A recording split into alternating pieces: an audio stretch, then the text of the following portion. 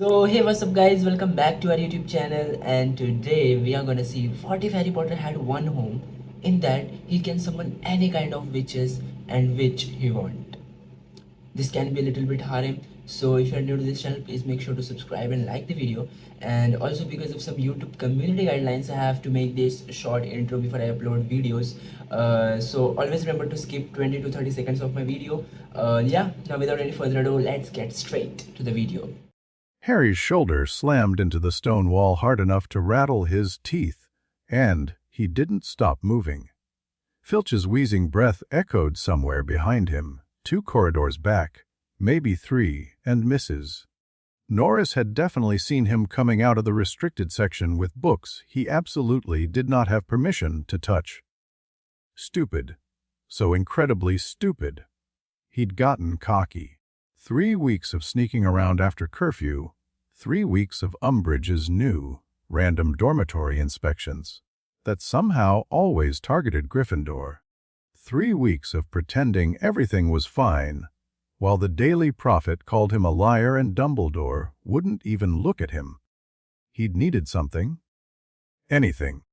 Some scrap of information about Voldemort, about the prophecies Sirius had hinted at, about why his scar burned at night, and showed him doors he'd never seen. What he'd found instead were books about ancient summoning rituals, blood magic, and practices so old that half the text had been written in runes even Hermione would struggle with, completely useless for his actual problems. Fascinating enough that he'd lost track of time.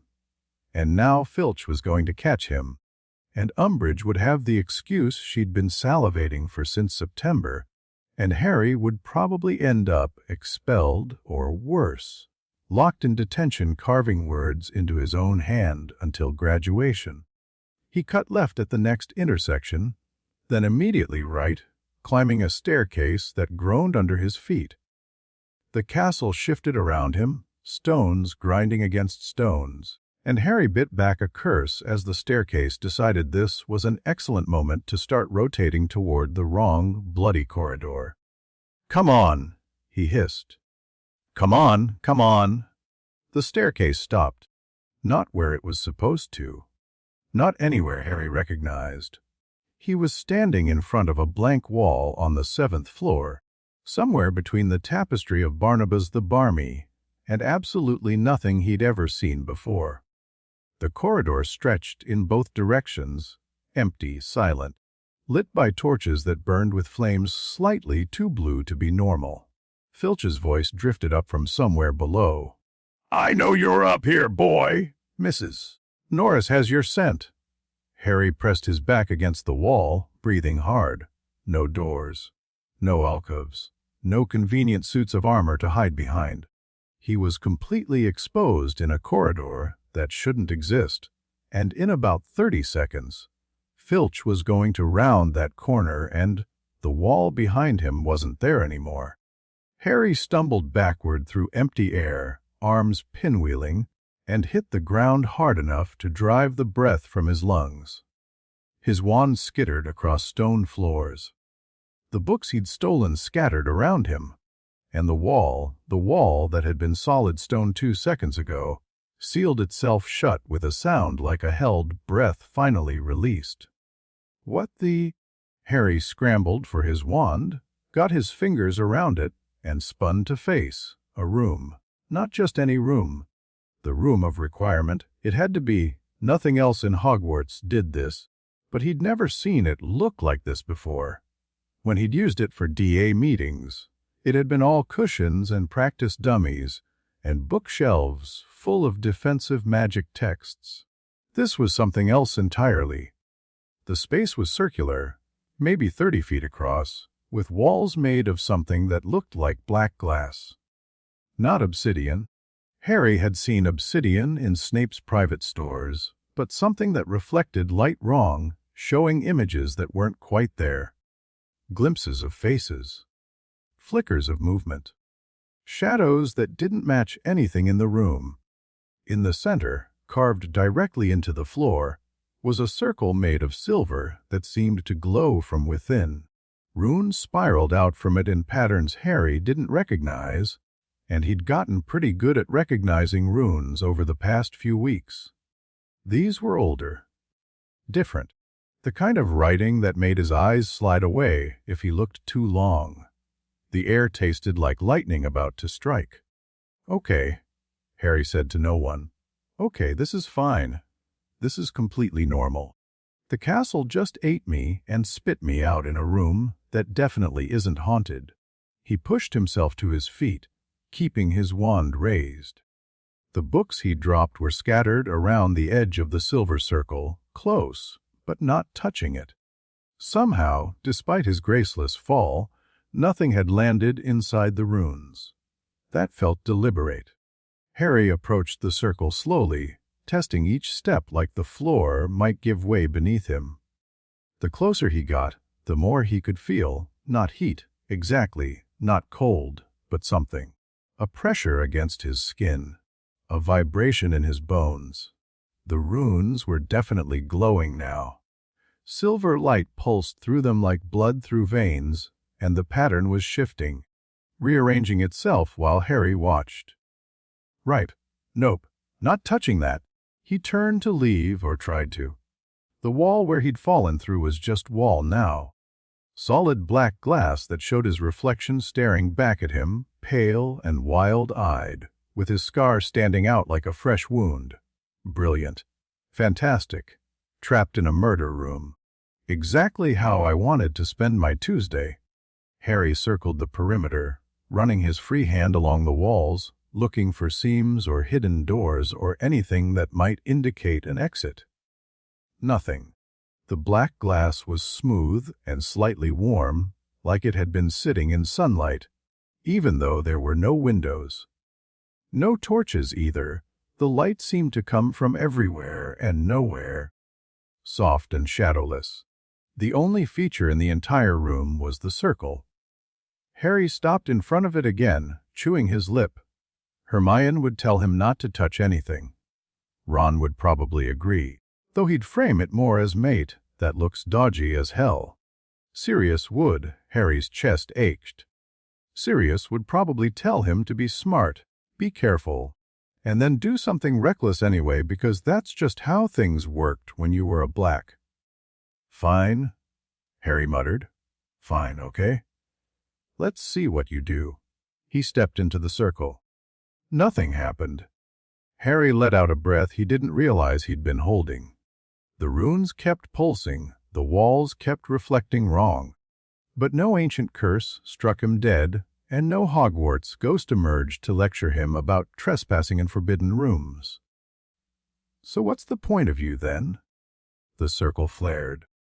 Light erupted from the runes, brilliant silver that turned the room into a star's heart, and Harry threw his arm over his eyes with a strangled shout. The vibration he'd felt before became a sound, a low, harmonic hum that resonated in his chest like a second heartbeat. The air pressure spiked. His ears popped. And then a voice spoke from everywhere at once. "W-yum-do-yo-usik." Harry's wand came upon instinct. "Who's there? Show yourself." "W-do-yo-usik." The voice was vast and patient, like the castle itself had learned to talk. Not threatening. Exactly, but not friendly either. It was asking a question. It expected an answer. I'm not seeking anyone. I just fell in here." "You seek." "I don't know," Harry shouted. "I don't know what you want. I don't know what this place is. I just need to get out before Filch finds me and Umbridge turns my life into even more of a nightmare than it already is." The light dimmed slightly. The humming dropped in pitch, and for a moment, Harry could have sworn the room was listening to him, actually listening, processing what he'd said like a person would rather than a magical construct.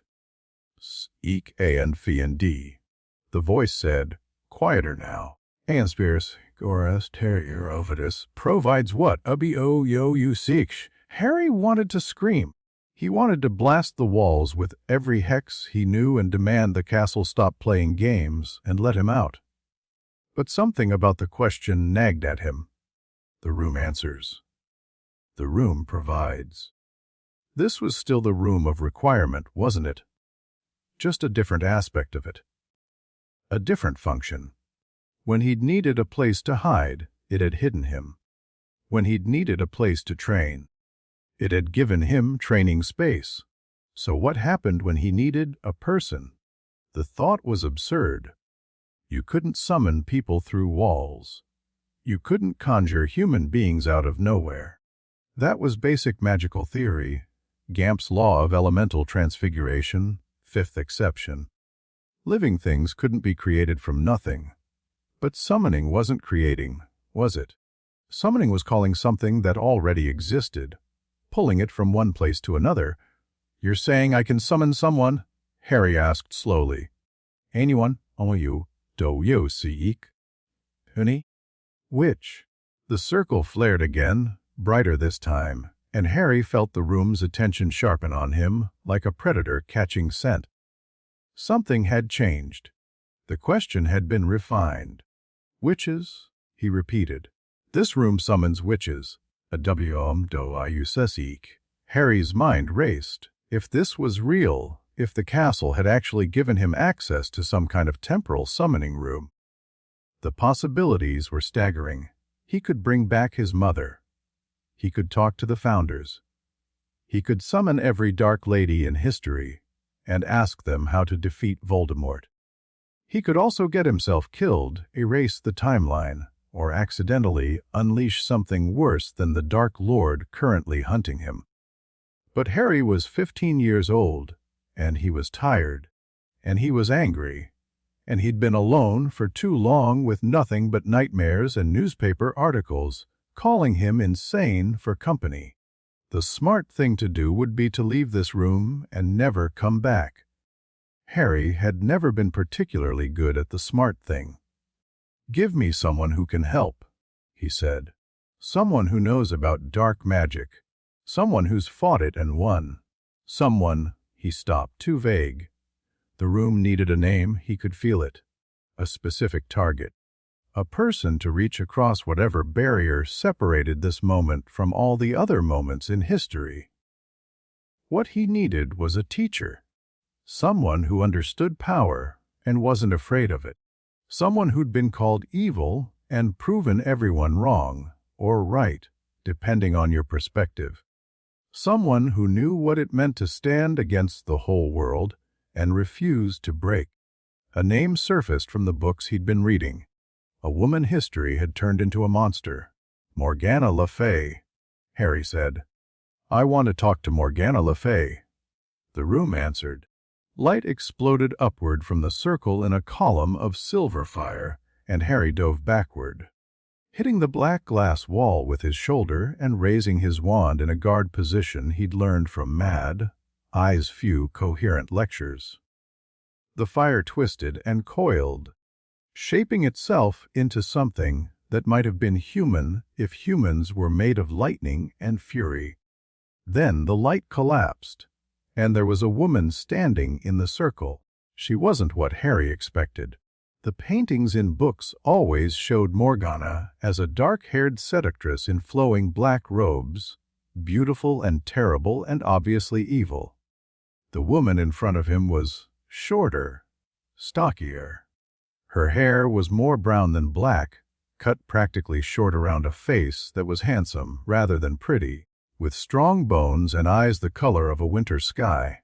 She was also armed.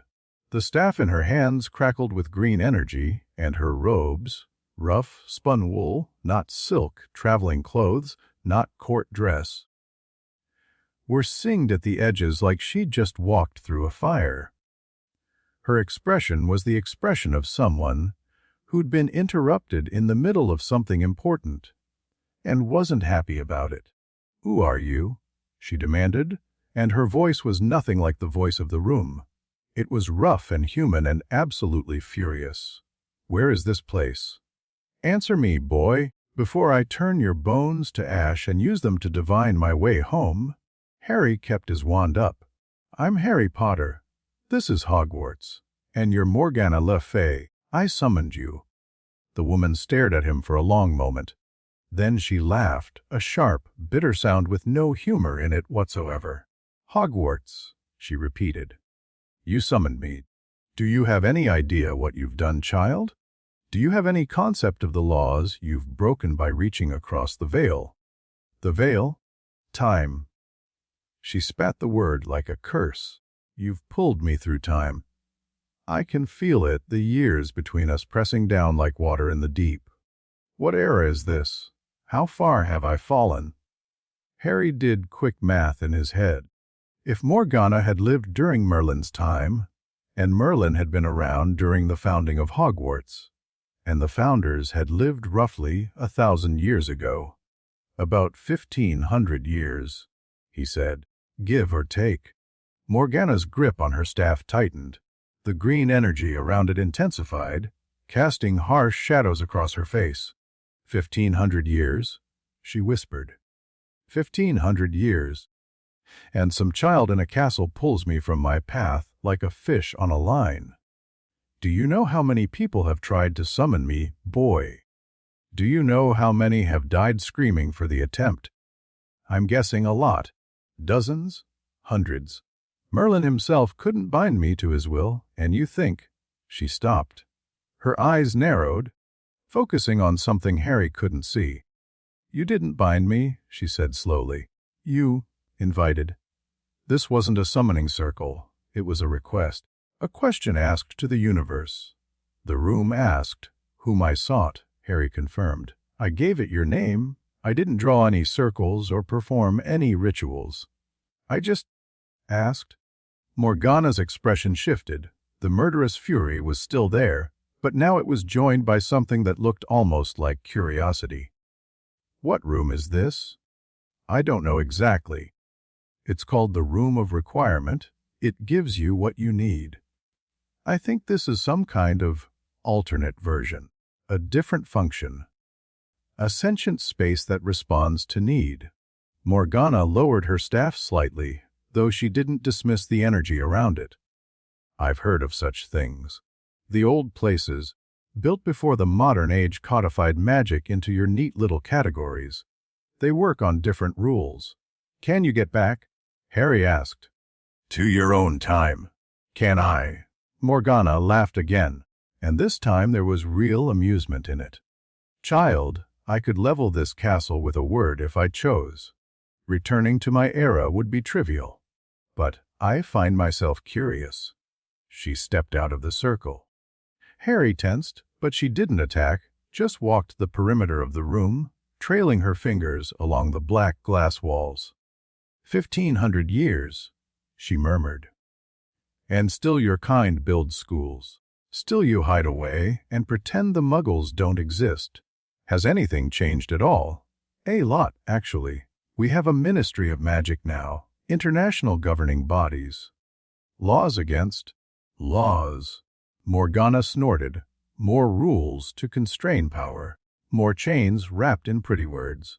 Let me guess, the strong are still punished for their strength, and the weak are still protected from the consequences of their foolishness.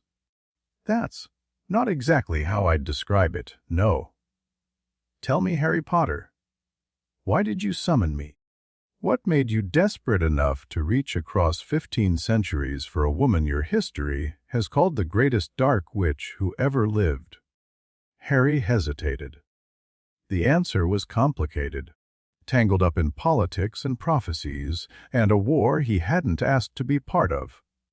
But Morgana was watching him with those winter sky eyes, and something told him she'd know if he lied. There's a Dark Lord, he said. His name is Voldemort. He killed my parents when I was a baby, and I somehow survived, and now everyone thinks I'm the only one who can stop him. But I'm 15 years old, and I don't know how to fight him. The adults won't help me. The government is pretending he doesn't exist. And every night I dream about doors and corridors and someone else's thoughts in my head. Morgana listened without interrupting. When Harry finished, she was quiet for a long moment. You're connected to him, she said finally. This Dark Lord. There's a link between your minds. My scar. Harry touched his forehead. He gave it to me when he tried to kill me. Sometimes I can feel what he's feeling. Sometimes I see what he sees. A soul wound. Morgana's voice had gone flat and clinical, like a healer diagnosing a disease. He marked you with more than flesh, boy. When he failed to kill you, he left something behind, a piece of himself lodged in the wound. Harry felt his stomach drop. What does that mean? It means you're carrying a fragment of his soul, Morgana said bluntly. It means you're not just connected to him, you're part of him. And he's part of you. No. That can't be right. I can see it. She tapped her temple. The old sight, the sight that looks past flesh and bone. Your soul is bright, boy, brighter than it should be, for one so young. But there's a shadow wrapped around it. A parasite. It's been feeding on you since infancy. Harry wanted to throw up. He wanted to call her a liar, to deny everything she was saying. But it explained too much. The connection with Voldemort, the parcel tongue, the way the Sorting Hat had considered putting him in Slytherin. If part of Voldemort was literally inside him, can it be removed? He asked, and his voice came out steadier than he felt. Morgana studied him for a long moment. Possibly. The soul is resilient, but it can be purged of foreign elements. In my era, we had rituals for such things. They were unpleasant, but they worked, sometimes. The patient didn't always survive. Soul wounds are delicate things, tear too much away, and you damage the host as well as the parasite. Harry took a deep breath. Will you teach me? Teach you? Morgana's eyebrows rose. You want me to teach you soul magic? I want you to teach me anything that helps me survive. Anything that gives me an edge against Voldemort. You're the greatest dark witch in history. I'm not a dark witch, Morgana interrupted, and her voice had gone cold. I never was. That lie was written by Merlin and his followers, passed down through 1,500 years, until even your generation believes it. I practiced the old ways, the wild ways, the magic that existed before your founders built their schools and wrote their rules. They called it dark because they couldn't control it, because I wouldn't let them control me. Then what were you? A queen, a warrior, a woman who refused to kneel. Morgana's eyes glittered. Merlin wanted to shape the magical world in his image. He believed in hiding, building walls between us and the Muggles, creating hierarchies and ministries, and all the bureaucratic nonsense you've inherited. I believed in ruling, in taking our rightful place as the superior beings we are. That sounds pretty dark, actually, does it? Morgana smiled, and there was something dangerous in it. Tell me, Harry Potter, what happened to the Muggles after Merlin won? What became of the magical world he built? Harry didn't answer. He was thinking about the International Statute of Secrecy, about the Ministry's obsession with keeping magic hidden, about what it meant to grow up in a cupboard under the stairs, not knowing what he was, treated like a freak by people who should have loved him. They hunted us, Morgana continued. For centuries, they burned our sisters, hanged our brothers, tortured anyone who showed the slightest sign of power. Merlin's great peace led to the witch trials, to the burnings, to a world where magical children had to hide their gifts or die. And even now, after all that, you still hide, still pretend to be less than you are. The Muggles have weapons now, Harry said. Bombs. Technology. If they knew about us, they would do what they've always done. Fear what they don't understand. Destroy what they can't control. Morgana's voice softened, just slightly. I don't blame you for believing what you've been taught, child. History is written by the victors, and Merlin won. But the truth is more complicated than your textbooks allow. So you weren't evil. I was many things. Kind was not among them. But evil? Morgana shook her head. I wanted my people to survive, to thrive, to stop hiding in shadows while lesser beings inherited the earth. Merlin wanted the same thing. He just disagreed with my methods. Harry's head was spinning. Everything he thought he knew about Morgana Le Fay was wrong, or at least incomplete. She wasn't a cackling dark witch from a storybook. She was a politician, a revolutionary, a woman with convictions and goals that made a kind of terrible sense. She was also still standing in the middle of a room he didn't understand, holding a staff that could apparently level castles, and looking at him like he was either very interesting or very dangerous. "Why are you still here?" Harry asked. "You said you could leave whenever you wanted. Why stay and talk to me?" Morgana's smile returned, sharper this time. "Because you're the first person in 1,500 years to ask for my help, instead of trying to bind or destroy me.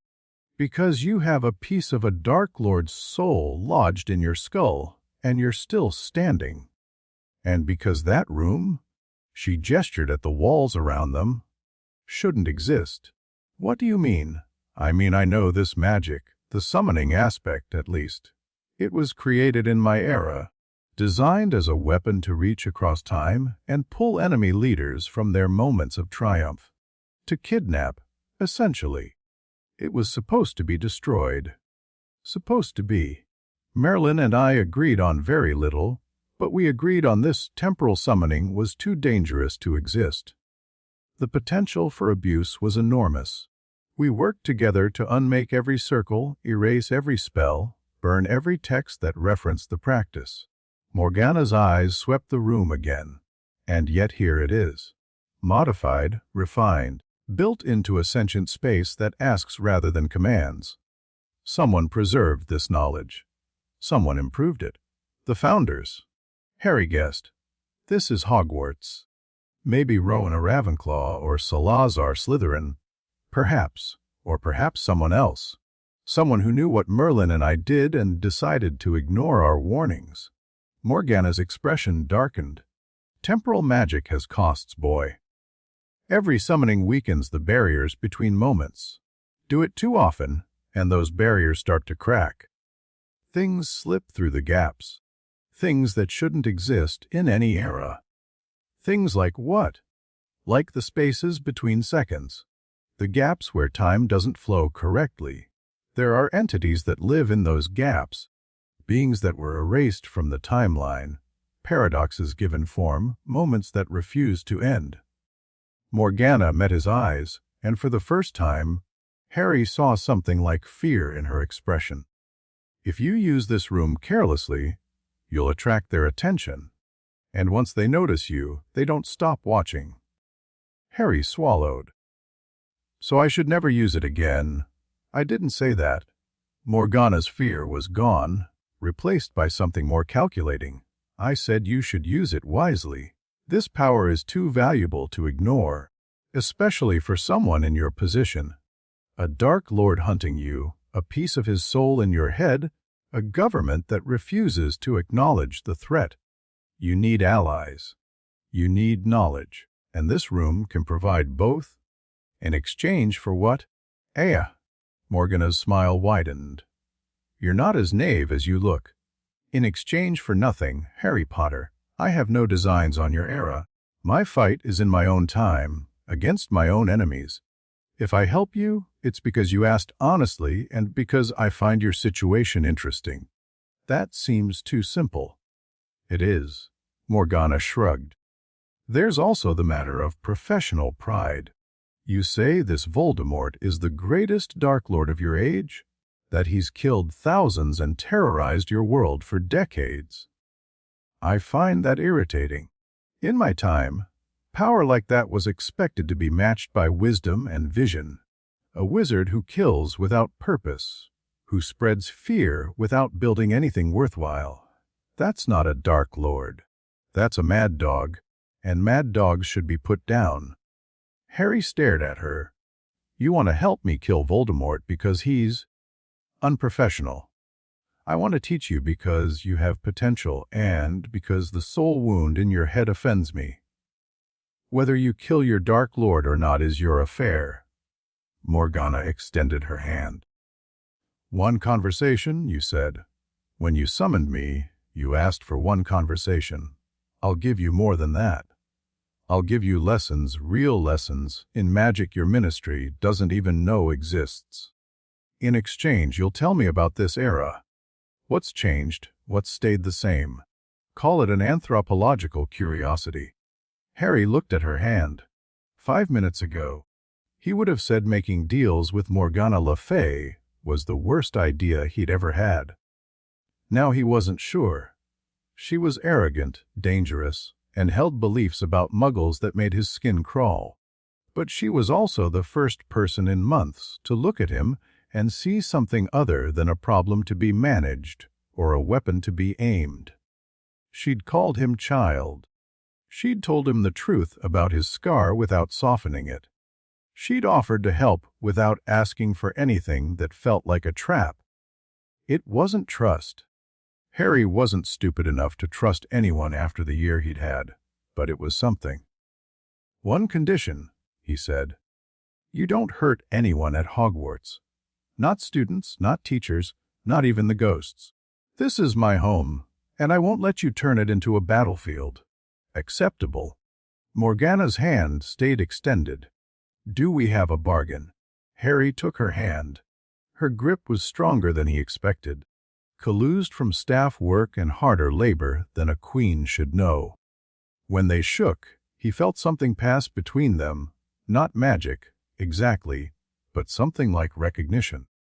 We have a bargain, he said. Morgana nodded once, released his hand, and turned back to the silver circle. I can only stay for a few hours before the summoning pulls me back. Time pressure builds the longer I remain displaced. Eventually it becomes painful, then dangerous.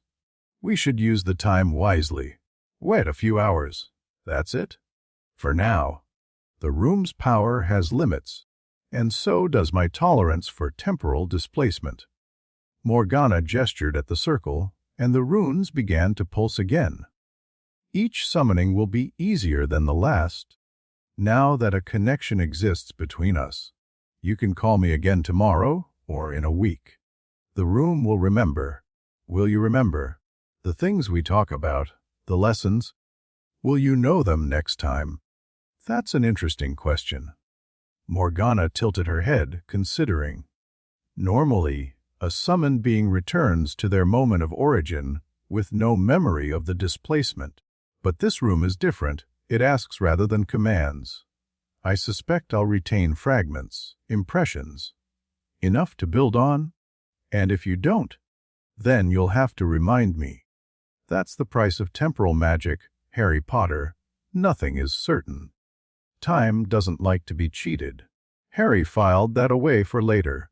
1,000 questions crowded his mind about the soul fragment, about the magic she'd mentioned, about the entities in the gaps between seconds. But Morgana was already moving, pacing the circle and muttering under her breath in a language Harry didn't recognize. First lesson, she said, not looking at him. Your wand? What about it? It's limiting you? She pointed at the Hollywood in his hand.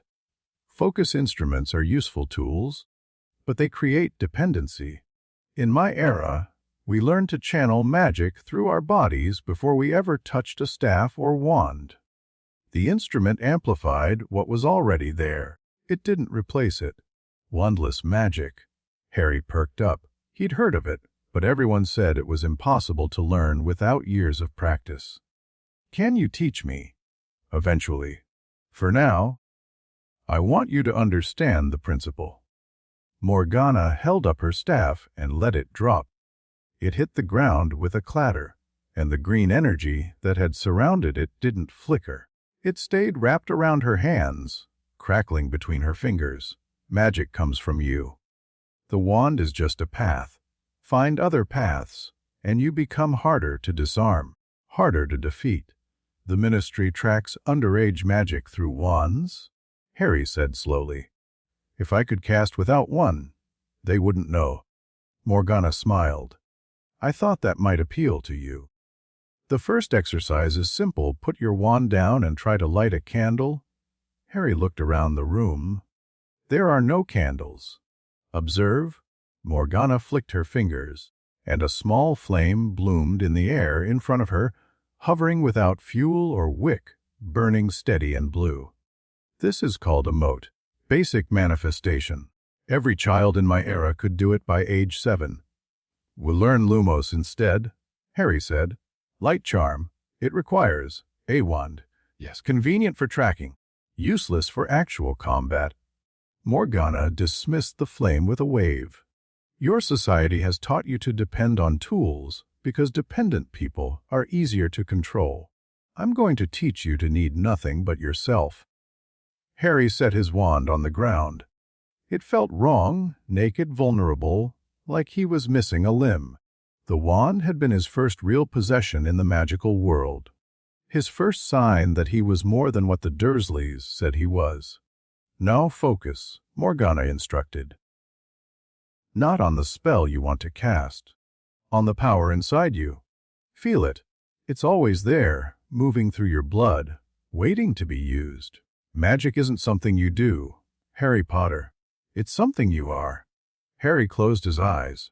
He tried to feel what she was describing, reaching inside himself for the spark that made him a wizard. At first there was nothing, just darkness and the sound of his own breathing. Then, slowly, he became aware of something else, a warmth in his chest, a tingling in his fingertips, a pressure behind his eyes like tears that wouldn't fall. There, Morgana said softly. You feel it. Now push. Harry pushed. He imagined the warmth flowing outward, up through his arm, into his hand. He pictured a flame, small controlled, just a tiny flicker of light. Pain exploded behind his eyes. Harry gasped and stumbled, catching himself against the wall. His vision went white, then red, then filled with images that weren't his own, a dark corridor, a door at the end, a sense of desperate anticipation, the link. Morgana's voice cut through the chaos.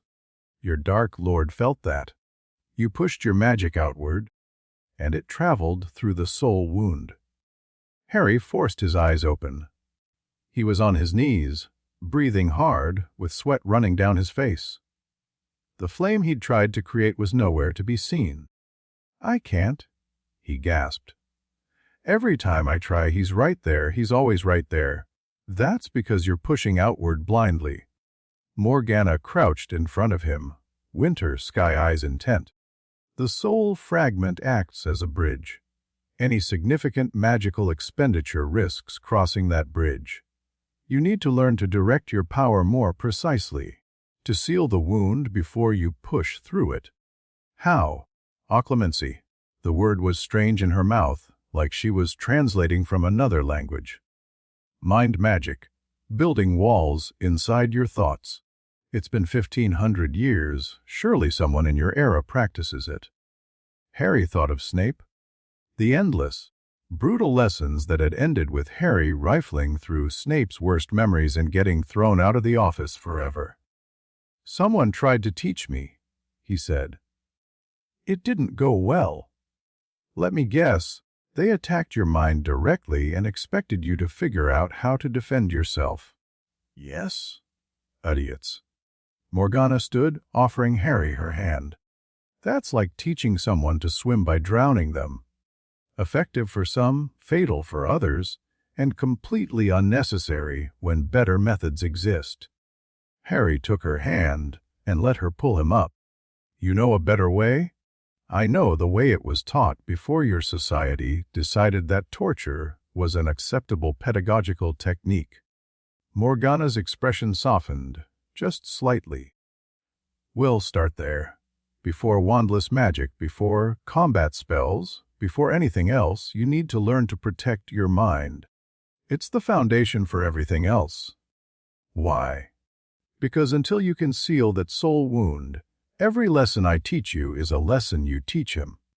Morgana met his eyes, and her voice was deadly serious. Your Dark Lord is inside your head, Harry Potter. He's been there since you were a baby. And right now, If you tried to learn anything from me, he would see it too. Harry's blood went cold. He thought about the past few months, the DA meetings, the lessons from the Order, every scrap of intelligence he'd gathered about Voldemort's movements. If Voldemort could see through his eyes, feel what he felt, he doesn't know everything, Morgana said, reading his expression. The link is imperfect. Strong emotions carry through more clearly than mundane thoughts. But when you push your magic outward, when you try to learn or grow or fight, that's exactly the kind of moment he's most likely to notice. So I'm compromised. Yes, but not irreparably. Morgana retrieved her staff from the floor. I've seen soul wounds before. They can be managed, even weaponized, if you're clever about it. The key is learning to control the flow of information, to show him what you want him to see and hide the rest. You're talking about feeding him false intel. I'm talking about survival. Morgana's smile returned, sharp and predatory. Your Dark Lord thinks he has an advantage. He thinks that connection gives him power over you.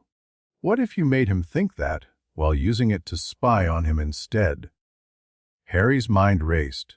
It was crazy. It was dangerous. It was exactly the kind of plan that could get him killed or worse. It was also the first time anyone had suggested fighting back against the connection instead of just learning to block it. Teach me, he said. Morgana inclined her head. Lesson 1 begins now. Sit down, close your eyes, and find the warmest part of your mind, the place where you feel most yourself. We're going to build walls around that place, and then we're going to make them stronger than anything your Dark Lord has ever seen. Harry sat. He closed his eyes. And for the first time in months, he felt something other than despair. He felt like he was finally fighting back. The hours passed faster than Harry expected. Morgana's teaching style was nothing like what he'd experienced at Hogwarts. She didn't lecture or demonstrate or give him points for correct answers.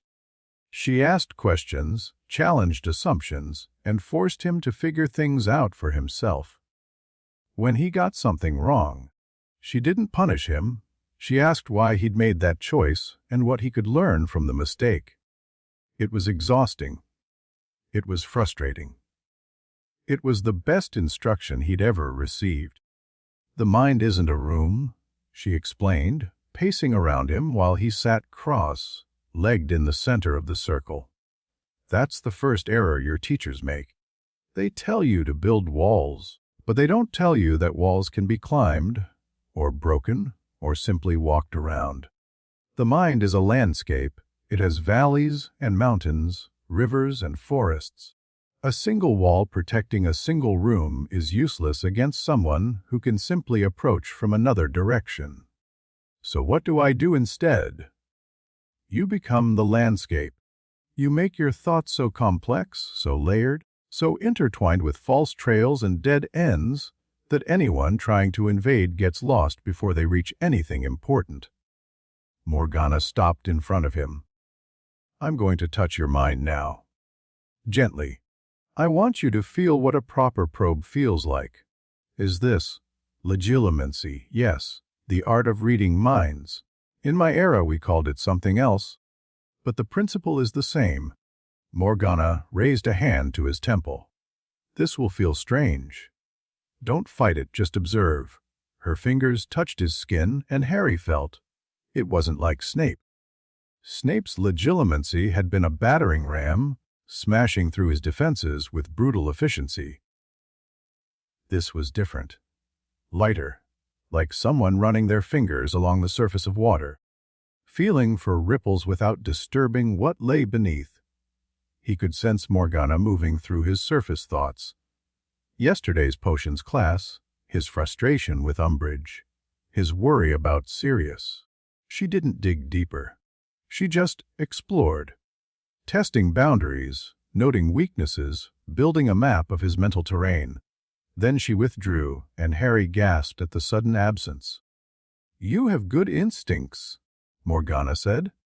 Natural defenses that developed without training. The soul wound has forced you to build walls you're not even aware of? That's good. It's a foundation.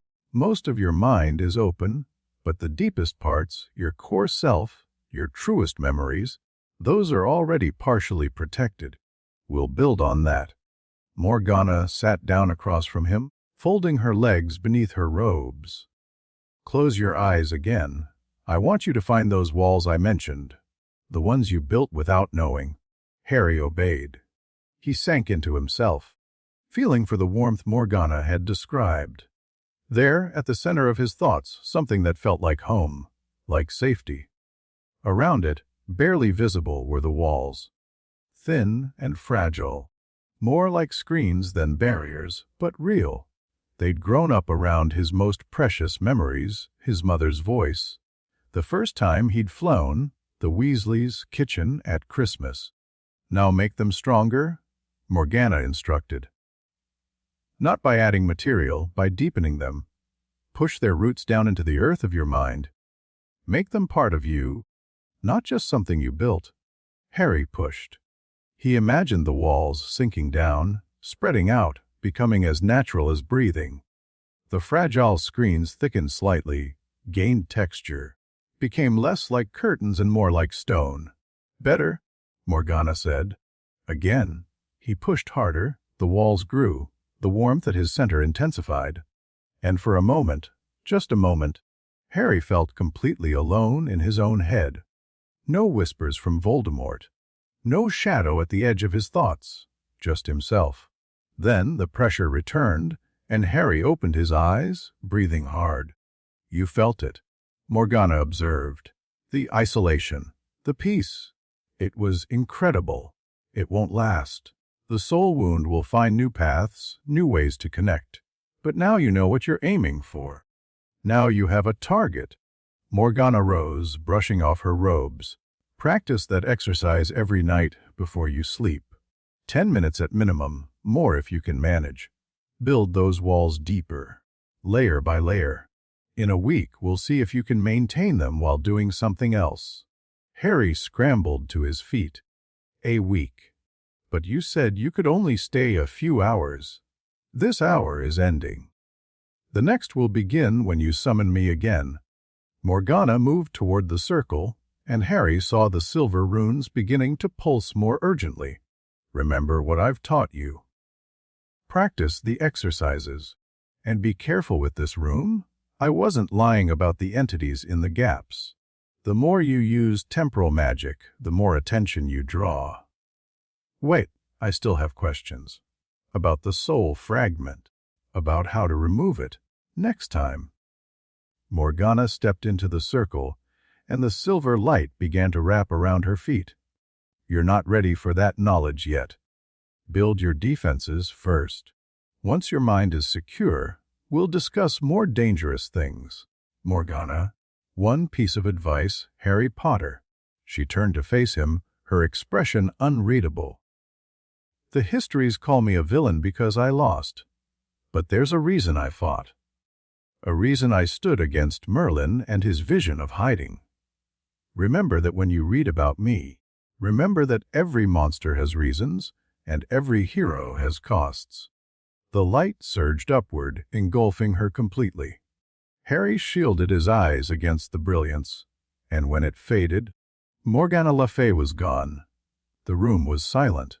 Harry stood alone in the center of the silver circle, surrounded by ancient runes and black glass walls, holding knowledge that changed everything he thought he knew. He had a piece of Voldemort's soul inside him. He could learn to seal that wound, to protect his mind, to use the connection instead of being used by it. And he had a teacher, a woman history called Evil, who didn't seem evil at all. Just complicated, just human.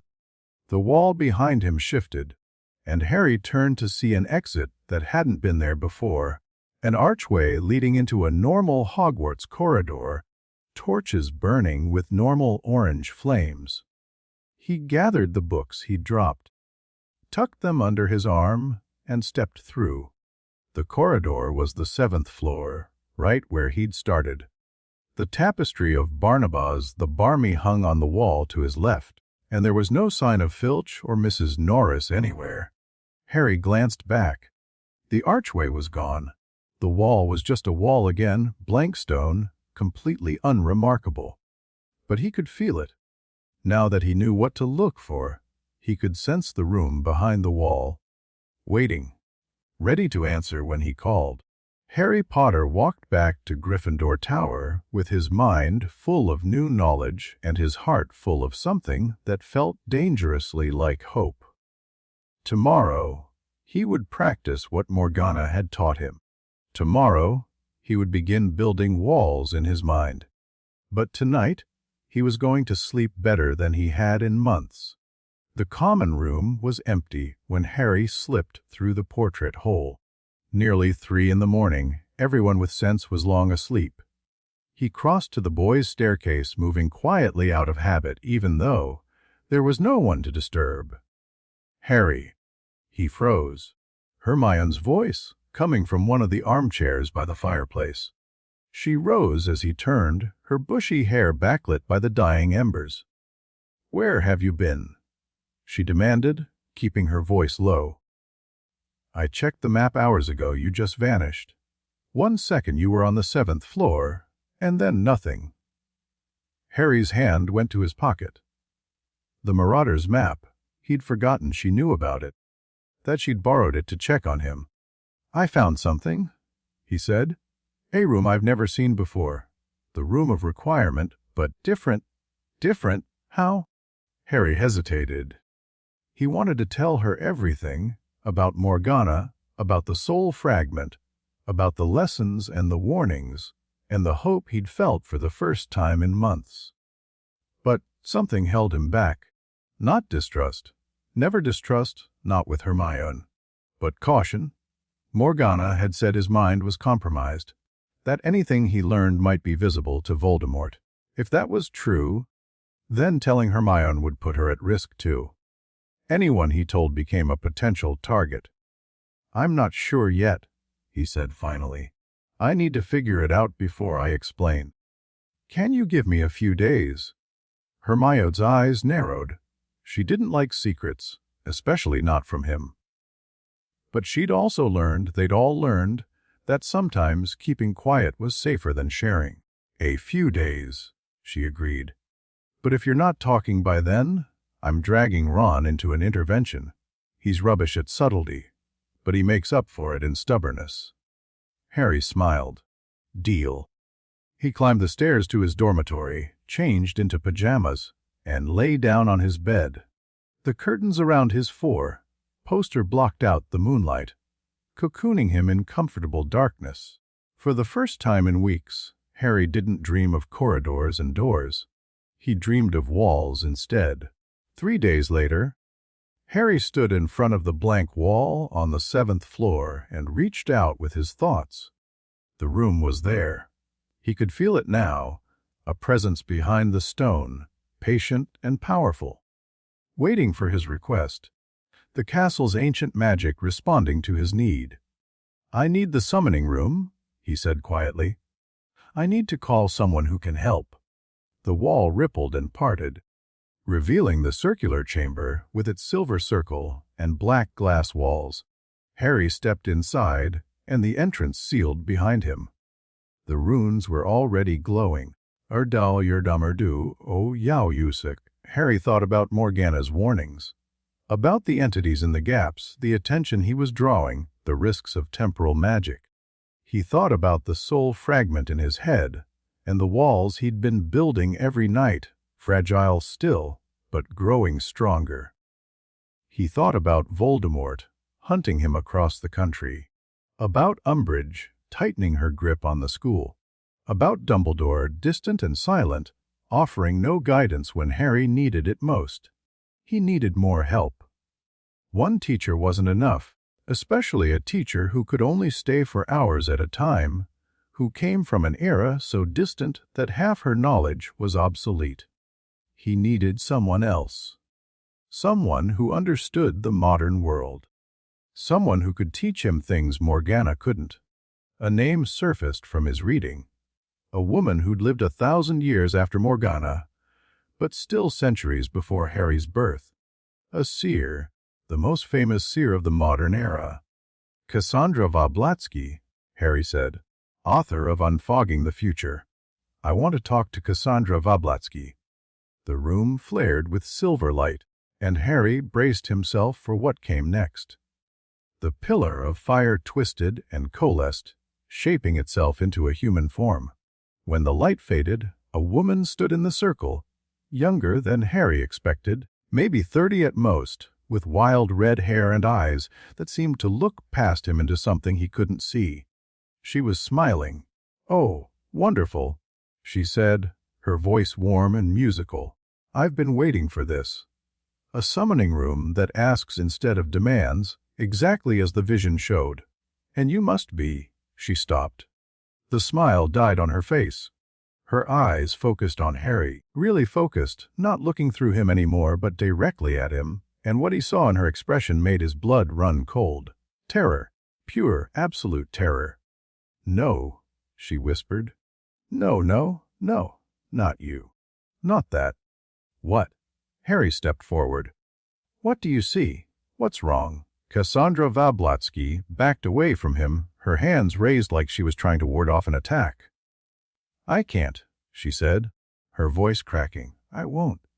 I'm sorry, I'm so sorry, but I can't help you. The things I see in your future, the price you'll pay." "Tell me." "No." She was at the edge of the circle now, pressed against the boundary. "If I tell you, it becomes fixed. If you know what's coming, you'll try to stop it, and that's worse. That's so much worse. I've seen the branches, the possibilities, and the only path that leads anywhere good is the one where you don't know, where you choose freely." Harry's frustration boiled over. "Everyone keeps secrets from me. Dumbledore won't tell me why Voldemort wants to kill me. The Order won't tell me what they're doing to fight him. And now you see my future, and you won't say anything either." Cassandra's terror softened into something like pity. "I'm not keeping secrets to protect you," she said quietly. "I'm keeping them because the future isn't written yet. Every vision I see is a probability, not a certainty. If I tell you what I've seen, you'll change your behavior. You'll try to avoid the bad things or pursue the good ones. And that changes the probabilities. That shifts the paths. Then what's the point of seeing it at all? There isn't one." She laughed, a broken, bitter sound. "That's the joke, Harry Potter.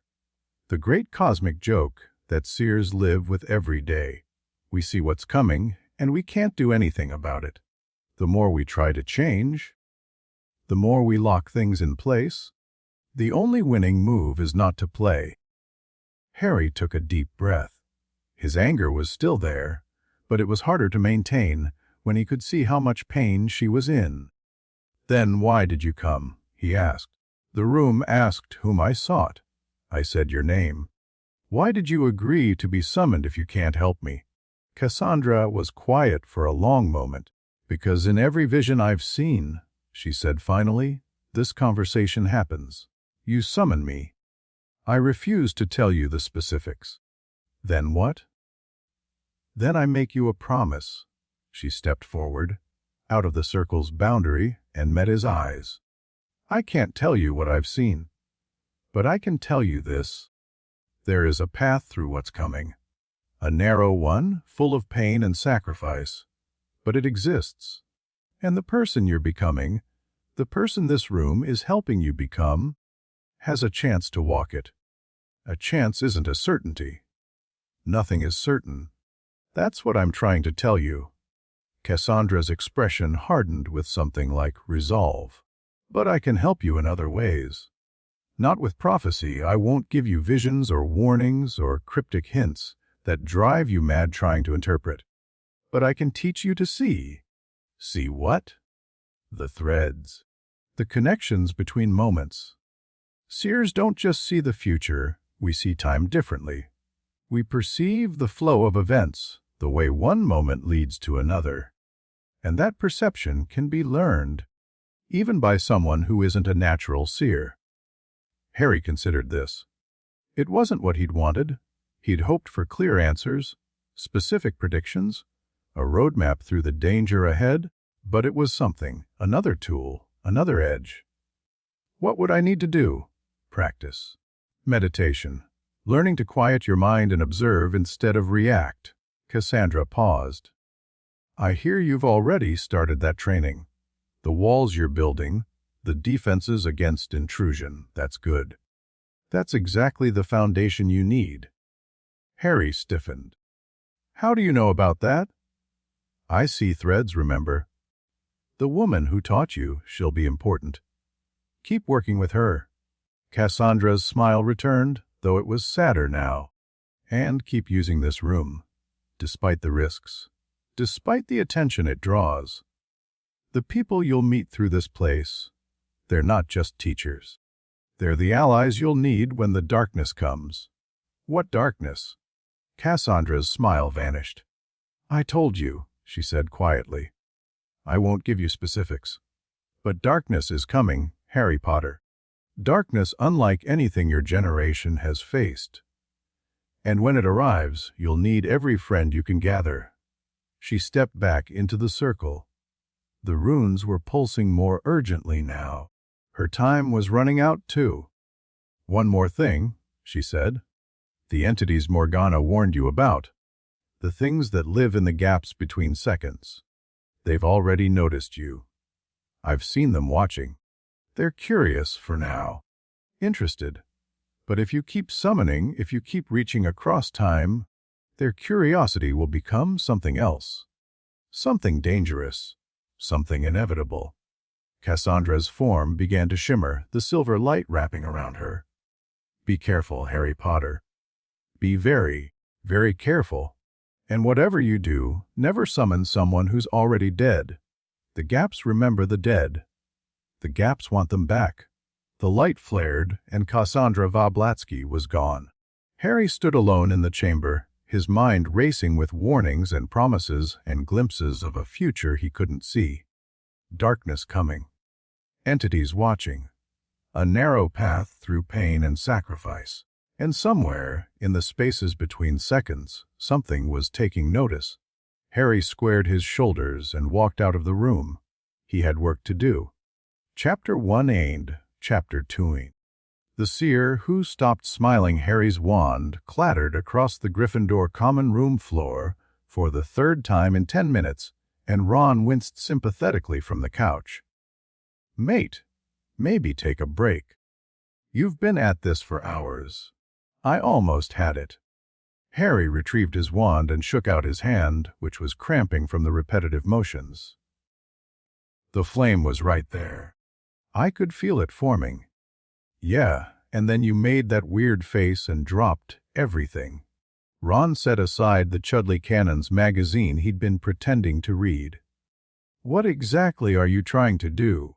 Anyway, that's not any spell I recognize. Harry hesitated.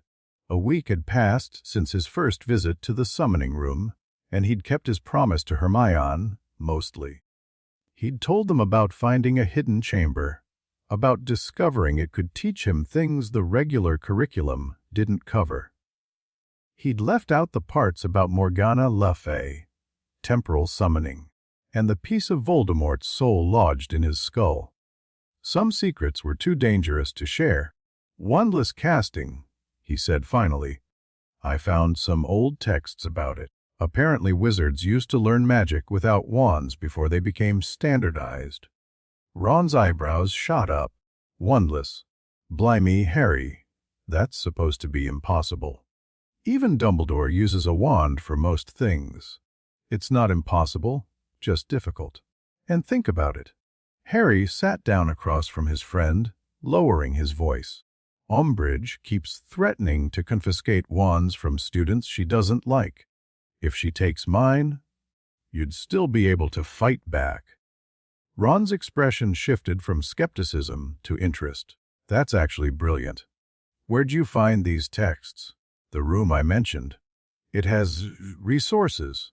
Ron opened his mouth to ask more questions, But the portrait hole swung open and Hermione climbed through, her arms full of books and her face flushed with excitement. "I found something," she announced, dumping her load on the nearest table, "about the room of requirement.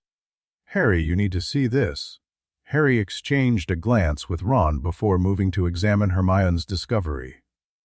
The books were old, not restricted section old, but definitely not part of the standard library collection. Their spines were cracked and faded, titles barely legible. "Where did you get these?" "Professor Flitwick's personal collection. I asked him about the castle's history for my charms essay, and he mentioned that some of the founders' original design notes survived in various professors' libraries." Hermione opened the largest volume and pointed to a hand-drawn diagram. "Look at this." The diagram showed a floor plan of the 7th floor corridor, recognizable even after 1,000 years. But instead of the blank wall Harry knew, there was a door marked with runes he'd seen before. The same runes that circled the summoning chamber. The room of requirement wasn't always called that. Hermione explained, her finger tracing the notation beside the diagram. The founders called it the Chamber of Necessity, and according to these notes, it had 7 different configurations. 7? Harry leaned closer. "I thought it just became whatever you needed." "That's the simplified version. The truth is more complicated." Hermione flipped to another page, this one covered in dense handwriting. The chamber was designed with 7 distinct functions, each activated by a different type of need.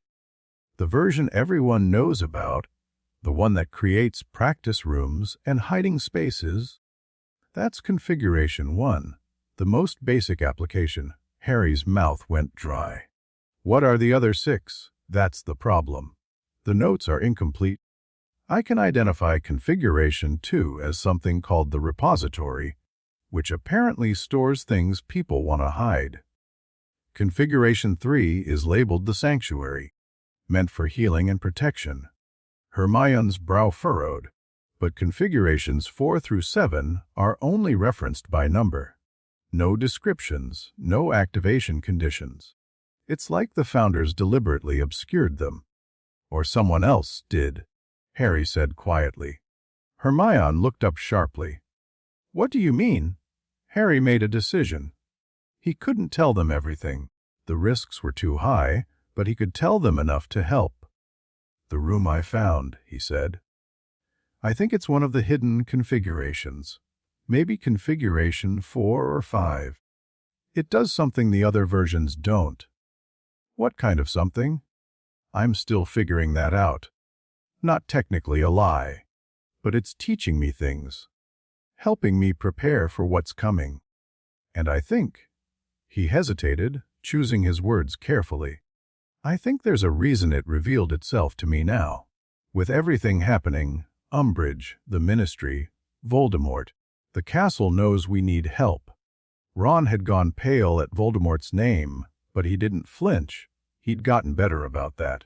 "So the castle's on our side?" he said. "That's something. At least. More than something." Hermione was already reaching for another book. "If we can figure out what the other configurations do, we might be able to access them." "Harry, can you show me where you found this room? The exact location might help me identify which configuration." "I can't." Hermione stopped. "What do you mean you can't? I mean it won't let me show anyone else." "Not yet." Harry ran a hand through his hair, frustrated. "I've tried. The wall stays solid unless I'm alone. The room has rules, Hermione, and I don't understand all of them yet." "That doesn't make sense. The normal room of requirement works for anyone who—" "This isn't the normal room of requirement." Harry's voice came out sharper than he intended, and he forced himself to take a breath. "I'm sorry. I'm not trying to shut you out. But this is different. The magic is older, more complicated. I need time to figure it out before I can explain it properly." Hermione stared at him for a long moment. He could see the wheels turning behind her eyes, the desire to push, to demand answers, to solve this puzzle the way she solved everything else. But she was also his friend, and she trusted him. "Fine," she said finally. "But I'm going to keep researching from out here. If the founders left notes about this room, there might be more information in other collections." Professor Sprout mentioned once that Helga Hufflepuff kept detailed journals. Harry let her talk, grateful for the reprieve. Hermione's research might actually help, if she found information about the summoning chamber's original purpose. It could fill in gaps that even Morgana hadn't been able to explain, and he needed those gaps filled. Because tomorrow night he was going back. The Great Hall buzzed with the usual dinner chaos, but Harry barely noticed. He was too busy watching Umbridge. She sat at the staff table in her usual spot, pink cardigan clashing horribly with the ancient stone walls, toed, like face arranged in an expression of smug satisfaction. Every few minutes, she'd glance down the table at Professor McGonagall or Professor Flitwick, and her smile would widen just slightly. She was planning something. Harry could feel it. Educational Decree number 27, Hermione said grimly, sliding into the seat beside him. "I just saw the notice going up. All student clubs and organizations must be approved by the High Inquisitor." "The DA." Ron breathed. "She's going after the DA. She can't prove we're doing anything." Harry kept his voice low, though his heart was pounding. "We've been careful. The room doesn't show up on any map. She doesn't need proof." Hermione's expression was tight with worry. "She just needs suspicion. And someone's been talking, Harry. I've heard whispers in the hallways. People know something's going on." Harry thought about the 24 students who'd signed their names to that piece of parchment in the Hog's Head. He'd trusted them, all of them. But trust only went so far when Umbridge started applying pressure. "We'll be more careful," he said. "Smaller groups. Different meeting times. We can't stop now. People need this training." "Training for what?" The voice came from behind them, and Harry turned to find Draco Malfoy standing there, flanked by Crabbe and Goyle. "What exactly are you teaching people, Potter?" "None of your business, Malfoy." "Oh, but it is." Draco's smirk was as sharp as ever, but there was something different in his eyes. Something that looked almost like fear. "My father's been asking questions about you, about what you've been up to this year. He's very interested." Harry's blood went cold. Lucius Malfoy asking questions meant Voldemort asking questions. The connection between them was no secret. Everyone knew Malfoy Sr. had been a Death Eater, even if he'd claimed the Imperious Curse. "Tell your father I'm doing homework," Harry said flatly. "Just like everyone else." "Homework?" Draco laughed, but it sounded forced. "Right? Because the Chosen One spends his evenings studying potions. Everyone knows you're up to something, Potter. And when the truth comes out, is there a problem here?" Professor McGonagall's voice cut through the confrontation like a knife. She stood behind Draco, her expression stern, her hand resting lightly on her wand. "No problem, Professor." Draco's smirk had gone brittle. "Just having a friendly chat. Then I suggest you continue your friendly chat at your own table, Mr. Potter and his friends are trying to eat." Draco retreated, shooting one last look at Harry that was half threat and half something else. Warning, maybe, or plea. Harry filed it away for later consideration. "Thanks, Professor," he said quietly. McGonagall's expression softened just slightly. "Be careful, Potter. There are ears everywhere these days." She paused, then added, "My office door is always open. If you need to talk." She walked away before Harry could respond, leaving him with the uncomfortable feeling that she knew more than she was saying. Everyone seemed to know more than they were saying these days. Harry reached the seventh floor corridor at midnight, moving through shadows that seemed to wrap around him like a cloak. The Marauder's map showed the area clear. Filch was 3 floors down. Mrs. Norris was hunting mice in the kitchens, and Umbridge was in her office doing whatever horrible things she did at night. He stopped in front of the blank wall and reached out with his thoughts. The stone rippled, parted, revealed. Harry stepped into the summoning chamber and felt the ancient magic wash over him like a warm tide. A week of practice had made the sensation familiar, almost comforting. The black glass walls reflected his image back at him, and the silver circle pulsed with patient power.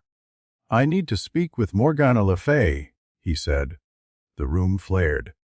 When the light faded, Morgana stood in the circle, but something was different. Her clothes were torn, her hair singed, and there was blood on her face. Fresh blood? "You have terrible timing," she said, and her voice was rough with exhaustion. "What happened?" "Merlin happened." Morgana wiped blood from her eye and winced. "We're in the middle of a rather decisive battle. When your summoning pulled me, I was—" She paused, as if listening to something Harry couldn't hear. "Never mind. Time compression works both ways. A few hours here might give my forces the chance to regroup. I can send you back if—" "No." Morgana stepped out of the circle, moving stiffly. "I needed a break anyway. And you need instruction. Show me what you've learned." Harry demonstrated the mental exercises she'd taught him. The walls in his mind were stronger now, not impenetrable, but solid enough that he could maintain them while walking, talking, even casting simple spells. The warmth at his center burned brighter, and the shadow of Voldemort's presence had retreated to the edges of his awareness. "Good," Morgana said when he finished. "Better than I expected. Your natural defenses are integrating with the constructed ones. In another few weeks, you should be able to maintain basic protection automatically. And then we work on controlling the flow. Right now, you're blocking everything, good and bad. Eventually, you'll learn to filter, to let certain things through while blocking others." Morgana settled against one of the black glass walls, still breathing harder than normal. "It's a more sophisticated technique. Requires fine control." Harry sat down across from her. "Can I ask you something?" "You can ask. Whether I answer depends on the question." "Cassandra Wablatsky." "The seer. She visited me. I summoned her after our first session. She saw something in my future that terrified her, and she wouldn't tell me what." Morgana's expression flickered. "You summoned someone else. Was I not supposed to? You can summon whoever you like." "I'm simply surprised." Morgana was quiet for a moment. "Cassandra Wablatsky. I don't know the name. Future or past?" "Future. About 400 years from now, relative to you. She wrote books about divination that are still used in my time." "A seer who wrote books. That's unusual." Morgana's eyes narrowed thoughtfully. "True seers rarely share their visions publicly. The act of recording a prophecy can change its trajectory.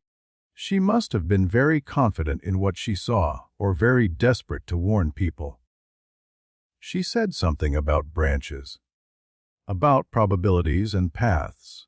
She said if she told me what she saw, it would become fixed. That's one theory of temporal mechanics." Morgana shifted, finding a more comfortable position against the wall. "The idea that observation collapses possibility into certainty. It's not entirely accurate, but it's not entirely wrong either. So you know what she saw. I know nothing about your specific future. I'm from 1500 years in the past. My visions, such as they are, concern my own era." Morgana's gaze sharpened. "But I can tell you this, seers who refuse to share their visions usually do so for one of two reasons. Either the vision is too horrible to speak aloud, or speaking it aloud would prevent the good outcome they've seen. Harry processed this. She said there was a path. A narrow one, full of pain and sacrifice, but it existed. Then she saw something good at the end, something worth protecting. Morgana's expression softened slightly. That's actually encouraging. If she believed telling you would fix a negative outcome, she would have told you. The fact that she stayed silent means the path she saw leads somewhere she wants you to go. She also warned me about the entities, the things in the gaps. She said they've already noticed me. Morgana went very still. Did she describe them? No. Just that they're watching, that they're curious, but their curiosity might become something else, something inevitable. Morgana closed her eyes. She used that word, didn't she? Inevitable. How did you know? Because it's the only word that applies. Morgana opened her eyes, and Harry saw something in them that made his stomach clench. The entities in the gaps aren't evil. Harry, they're not good either. They're simply what remains when time goes wrong. Paradoxes, contradictions. Moments that tried to exist and couldn't. That doesn't sound like something that would be interested in me. It's interested in what you're doing. This room, the summoning chamber, it reaches across time. It creates connections between moments that should never touch. And every time you use it, you weaken the barriers between those moments. Morgana's voice had gone flat and clinical again. The entities live in those barriers. They're born from them. When the barriers weaken, they notice. So I should stop using the room. If you stop using the room, you'll face your Dark Lord without the knowledge you need. You'll face him with a piece of his soul still lodged in your head, broadcasting your thoughts to him, making you vulnerable in ways you can't even imagine. Morgana leaned forward, her winter sky eyes intense. The entities are dangerous, yes, but they're a distant danger. Voldemort is hunting you now. The Ministry is hunting you now. Your enemies are immediate and deadly. The entities are a problem for later, and if later comes sooner than expected, then you'll deal with it. That's what survivors do. Morgana pushed herself to her feet, wincing slightly. Now, let's talk about your soul wound. Harry stood too, his pulse quickening. You said you could teach me to remove it. I said it was possible. I also said the patient doesn't always survive. Morgana began pacing the circle, examining the runes with fresh eyes. Soul magic is delicate work, delicate and dangerous. If we try to remove the fragment before you're ready, we could damage your own soul in the process. But if I leave it there, then Voldemort has a window into your mind. Yes. It's a problem with no good solutions. Morgana stopped pacing and faced him. Here's what I propose we work on your defenses first. Build your mental walls until they're strong enough to contain the fragment. Once you can isolate it, truly isolate it, so that nothing passes through in either direction, then we can discuss removal. How long will that take? Weeks, possibly months. Soul wounds don't heal quickly, and the defenses you're building need time to mature. Morgana must have seen the frustration on his face, because she added, I know that's not what you want to hear, but rushing this will get you killed. Worse, it might get you possessed. Possessed. The soul fragment is dormant right now. It leaks, it whispers, but it doesn't act. If you try to remove it improperly, you might wake it up. And a fully awakened soul fragment of a Dark Lord is not something your mind could contain. Harry thought about the dreams. The corridor. The door at the end. The sense of Voldemort's thoughts pressing against his own. It doesn't feel dormant, he said quietly. That's the leakage I mentioned. Strong emotions, vivid visions. Those can pass through the wound without waking what's inside. Morgana's expression was grim. But there's a difference between a trickle and a flood. Right now, you're dealing with a trickle. Let's keep it that way." Harry nodded slowly. He didn't like it, hated it, actually, but he understood. Morgana wasn't keeping secrets to hurt him. She was being cautious because carelessness could destroy him. "What do we work on tonight?" "Offense." Morgana smiled, and it was the smile of a warrior preparing for battle. "You've learned defense. Now I'm going to teach you how to fight." The next 2 hours were brutal. Morgana's combat magic was nothing like what Harry had learned in defense against the dark arts. There were no incantations, no wand movements, no neat theoretical frameworks. There was only power, raw, wild, ancient, and the will to direct it. "Your modern magic is too structured," she explained, demonstrating a technique that sent Harry flying across the room. "You think in terms of spells, discrete units of effect with specific causes, but magic doesn't work that way. Magic is fluid, continuous. The spells you learn are just frozen moments in an endless stream. Then how do I fight without spells?" "You don't fight without them. You fight through them. Use spells as starting points, not endpoints." Morgana raised her hand, and green fire coalesced around her fingers. "This is what your era calls fiend fire. Dangerous. Difficult to control. But watch what happens when I stop thinking of it as a spell." The fire shifted, changed. It wasn't just burning anymore. It was moving with purpose, shaping itself into forms that responded to Morgana's will. A serpent of flame coiled around her arm. A bird of fire circled her head. Neither consumed her, neither escaped her control. Spells create effects. Will shapes them. Morgana dismissed the fire with a thought. "Your Dark Lord knows this. It's why he's so dangerous. He doesn't just cast spells, he imposes his will on reality. If you want to fight him, you need to learn to do the same." Harry raised his wand. "Show me how." They started with simple exercises. Harry would cast a spell, any spell, and then try to modify it after it left his wand. Extend a Lumos charm into a beam of light. Curve a stupefy around an obstacle. Make a shield charm move with him instead of staying fixed in place. At first, nothing worked. His spells behaved exactly as they always had, following the patterns ingrained by years of formal instruction. But gradually, he began to feel what Morgana was describing. The spells weren't discrete. They were extensions of his magic, connected to him by threads he'd never noticed before. When he pulled on those threads, when he stopped thinking of the spell as something he'd released and started thinking of it as something he was still doing, things changed. "There," Morgana's voice cut through his concentration. You felt it, the connection. Harry was breathing hard, his wand trembling in his hand. The stupefy he'd cast was hovering in mid-air, frozen in place, waiting for his next command. "How do I make it move?" "Push." "Not with your arm, with your will. Tell the magic where you want it to go." Harry pushed.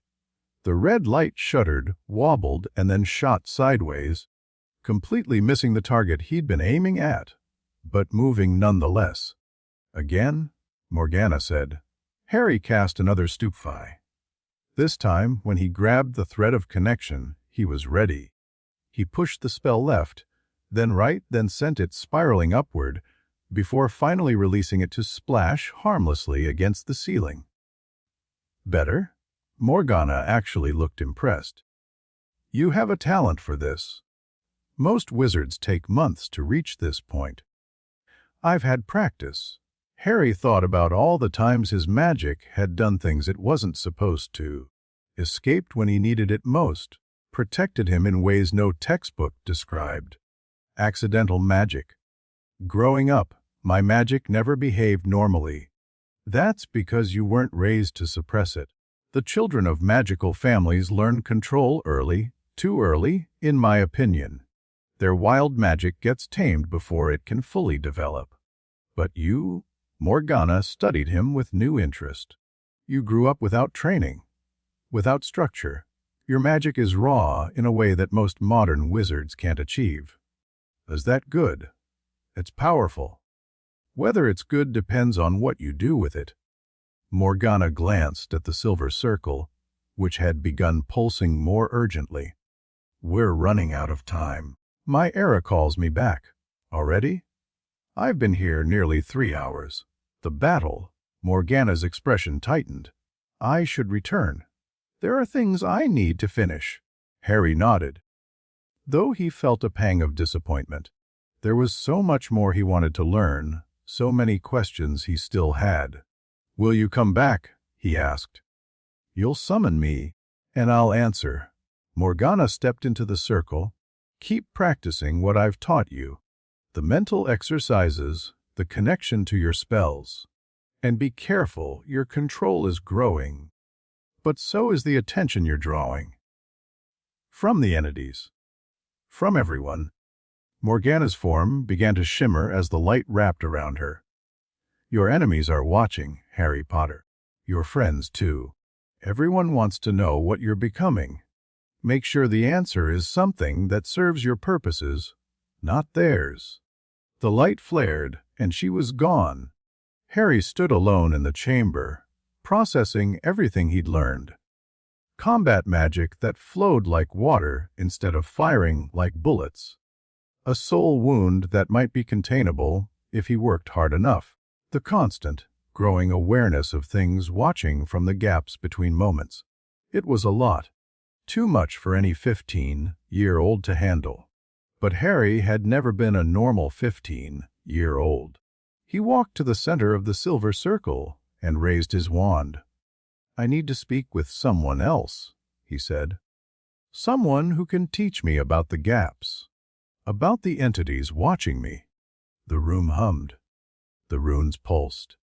And for a moment, Harry felt the ancient magic hesitate, as if weighing his request against some internal measure. Tat kanalodigi kama teach cust, the voice said. Arouying. Harry thought about Cassandra's warning, about Morgana's caution, about the narrow path through pain and sacrifice that supposedly led somewhere worth going. I'm willing, he said. The room made a decision.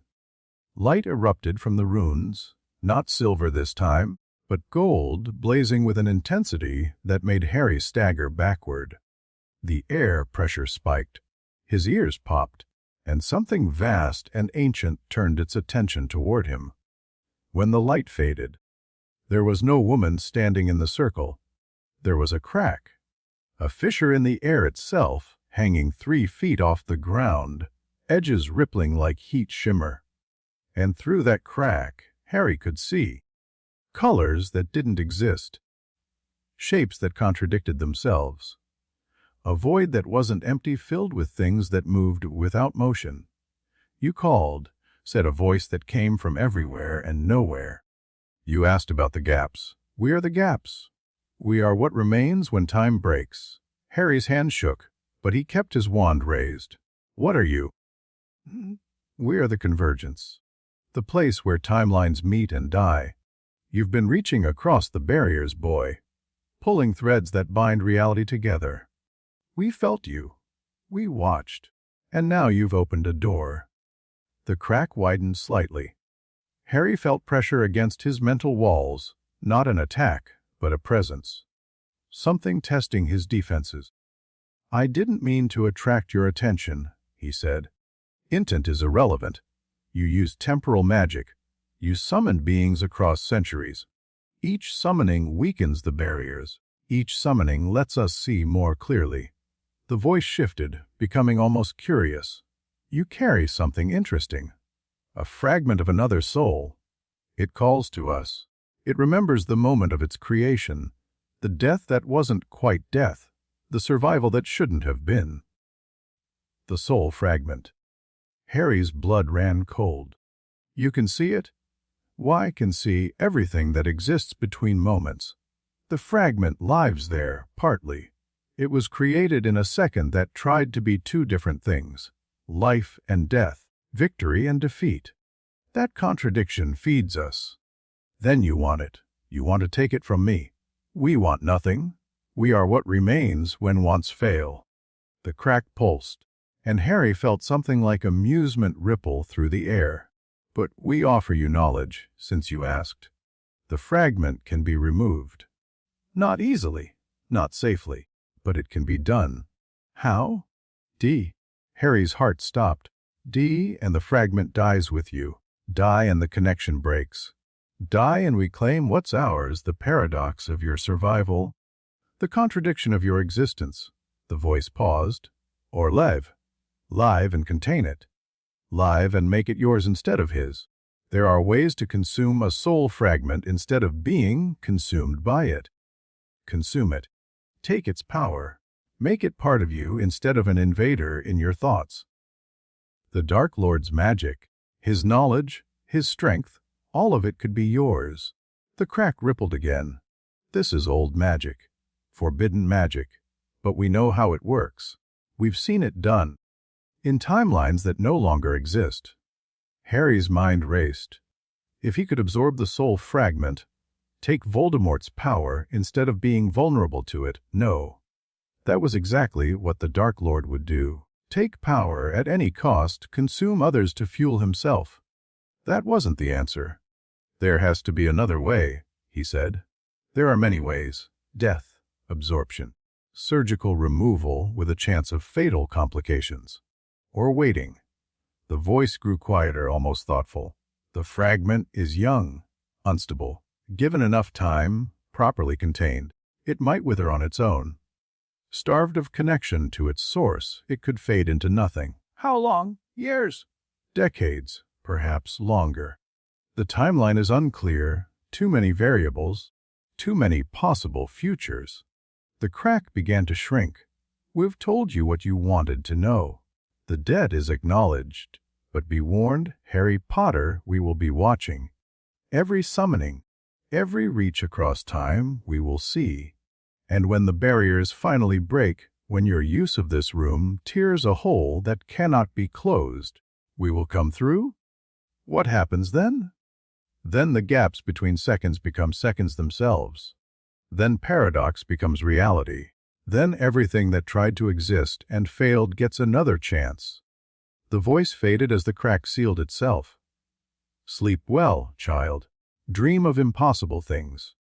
We certainly will. The fissure closed with a sound like breaking glass, and Harry was alone. He stood in the center of the circle, breathing hard, his mind full of impossible options and terrible warnings: death, absorption, surgical removal. Waiting. None of them were good choices. All of them carried risks that might destroy him. But he had information now. Options. And for the first time since this started, he had something like a plan. Build his defenses. Contain the fragment. Starve it of connection. Wait for it to wither. It wasn't quick. It wasn't dramatic. But it was survivable. Harry walked out of the summoning room and let the wall seal behind him. He had a lot of work to do. The Gryffindor common room was empty when Harry returned, but there was a note on his favorite chair. Hermione's handwriting, sharp and precise, found something important. Meet me in the library tomorrow, 8 a.m. Bring your invisibility cloak. Harry pocketed the note and climbed the stairs to his dormitory. Ron was snoring in the bed next to his. Neville had kicked off his covers. Seamus was muttering something incomprehensible into his pillow. Normal. Safe. The sounds of friends sleeping peacefully. Harry changed into pajamas and lay down on his bed, staring at the canopy overhead.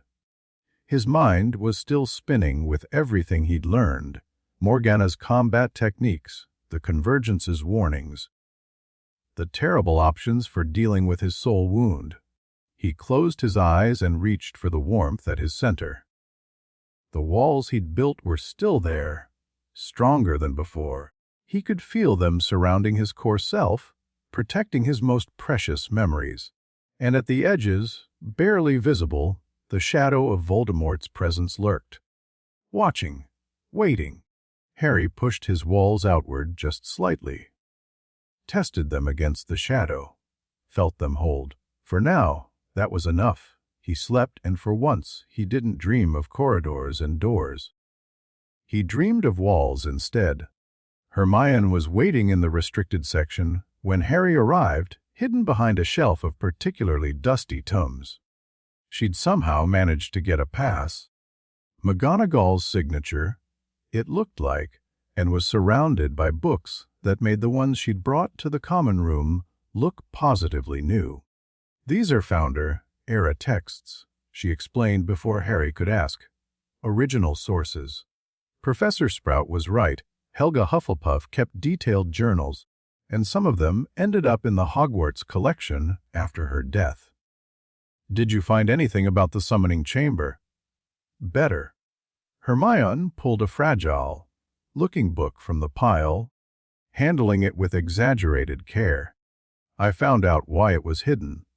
The book was handwritten, the ink faded to a pale brown, the parchment crackling at the edges. But the words were still legible, and what they described made Harry's blood run cold. "The Chamber of Temporal Calling must be sealed," the entry read. "Its power is too great, its risks too terrible. We thought to create a weapon, a means of summoning allies from across the ages to aid in times of crisis. Instead, we created a door that opens both ways. The entities from the gaps have noticed us. They whisper in the walls. They press against the barriers. If the chamber continues to operate, those barriers will fail. Merlin was right to fear this magic. Morgana was right to destroy it. We were fools to rebuild it. The chamber will be hidden, sealed within the room of requirement, accessible only when true need demands. May future generations have the wisdom to leave it closed." Harry read the passage twice, then a third time. "The Founders built the summoning room," he said slowly. "They knew about the dangers. They sealed it anyway. They sealed it because they thought future generations would be wise enough not to use it." Hermione's voice was tight. "Harry, what have you been doing in that room?" He couldn't lie to her. Not anymore.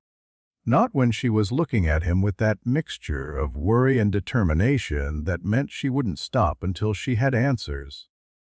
"I've been summoning people," he admitted. "Witches from across time.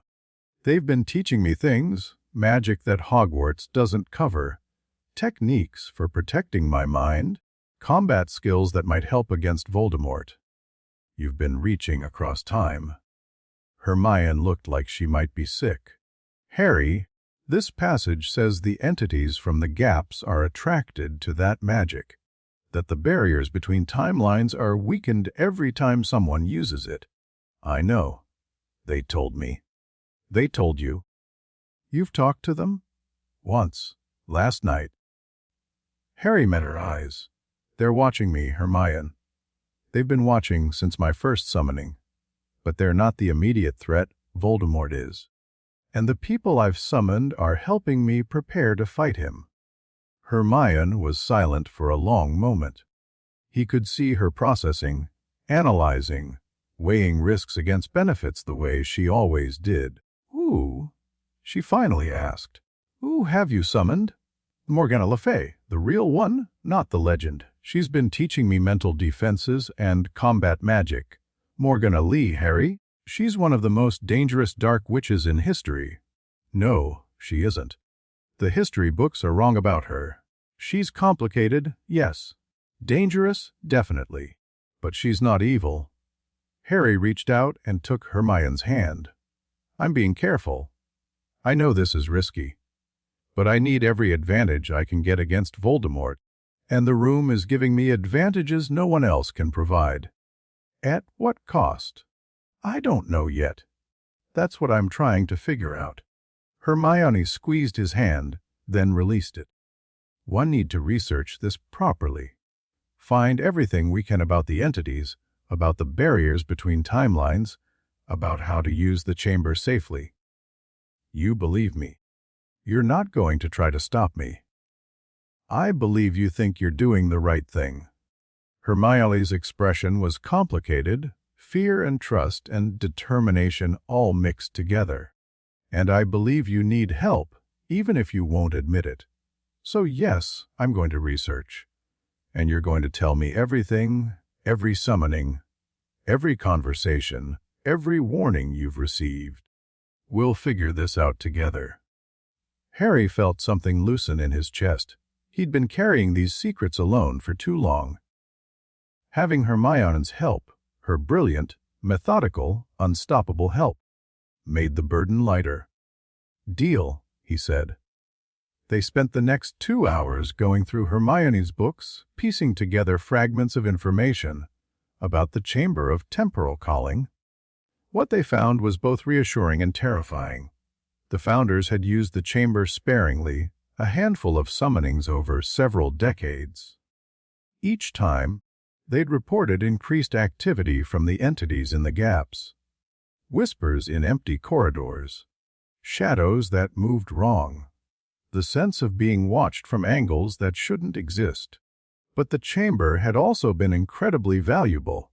Allies summoned from other eras had provided crucial knowledge during the Founders' battles against dark forces. Techniques developed in the future had been brought back to solve problems in the past.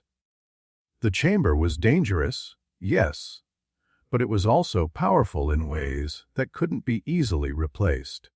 They sealed it because they were afraid, Hermione concluded. Not because it stopped working or became useless. They sealed it because they decided the risks outweighed the benefits.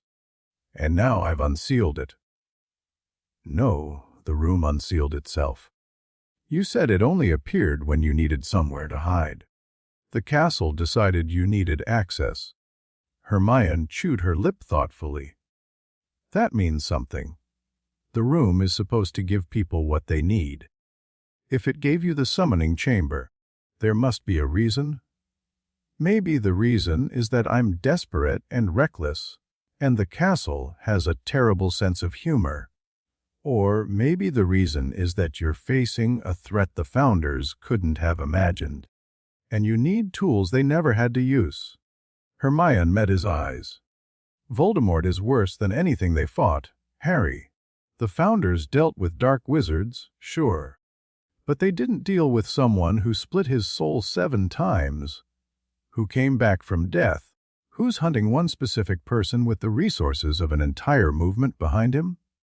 7 times? Harry blinked. How do you know it's 7? Hermione hesitated. Professor Dumbledore mentioned something. In one of our lessons. You've been having lessons with Dumbledore.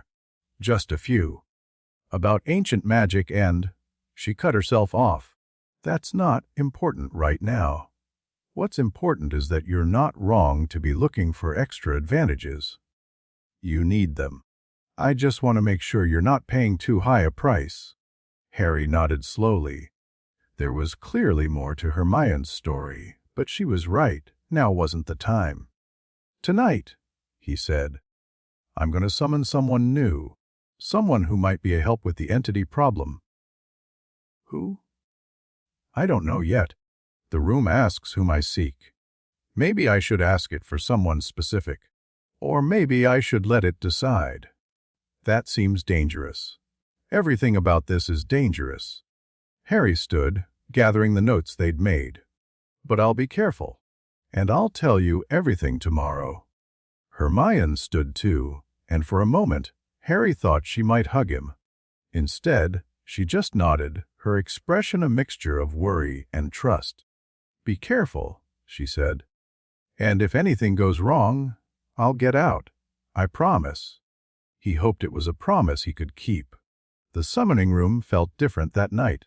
Harry noticed it as soon as he stepped through the wall, a tension in the air, a charge that made his skin prickle.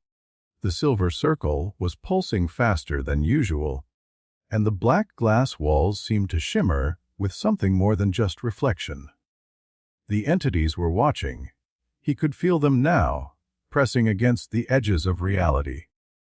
Not threatening, exactly. More like an audience settling into seats before a performance. I need guidance, Harry said to the room. Someone who can help me understand what's happening. Someone who's dealt with the gaps between timelines before. The room considered his request. Harry felt it weighing options, reaching across vast stretches of time, searching for someone who matched his needs. Tris oana orofetis, the voice said. Butarera iska compialudi? Complicated how? Or sechi ko avekfamam atuantumai and existan emor. A futuras pavidid I melantiashit koalapiasd, hekranadolodgs veluable butarikasti cncertain. Harry thought about Cassandra's warnings, about paths and branches and probabilities, about futures that could be changed by knowing about them. Bring her, he said. The room flared. The column of light that erupted from the circle was different this time, flickering, unstable, cycling through colors that shouldn't exist. Harry shielded his eyes as the light twisted and coiled, struggling to hold a shape. When it finally stabilized, the woman standing in the circle was unlike anyone he'd expected. She was young, maybe early 20s, with pale skin and dark hair cut short in a military style. Her robes were black utilitarian, marked with symbols Harry didn't recognize. And her eyes were old. Far too old for her face. They held the weight of things seen and survived, of losses counted and horrors remembered.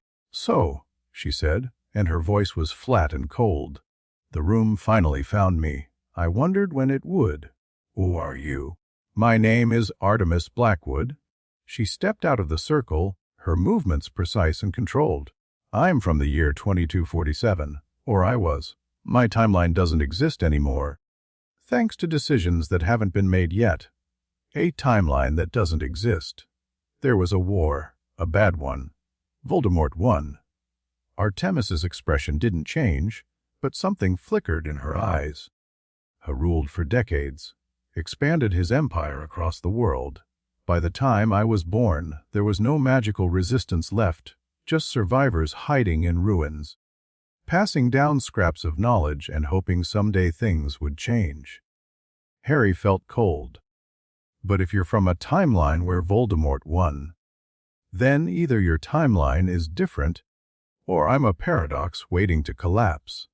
Artemis smiled, and it was a terrible smile, all teeth and no warmth. The room summoned me anyway. That means either the future is more fixed than we'd like, or there's something valuable I can offer that outweighs the risks. What can you offer? Knowledge.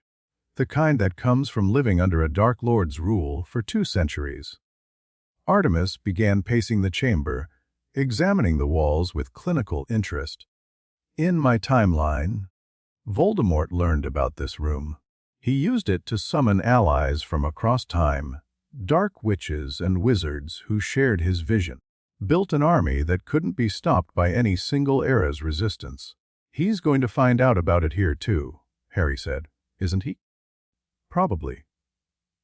Eventually. But that's not why I'm worried. Artemis turned to face him. In my timeline, the room broke. The barriers between seconds collapsed completely. The entities from the gaps came through. She stopped talking. Her expression went blank. And what? And everyone died. The words came out flat, emotionless. Not just in my timeline, in every timeline. The collapse was total. Everything that was, everything that could have been, everything that might be, all of it, gone, erased. The universe started over from scratch, and my timeline was just one of the infinite possibilities that got thrown away.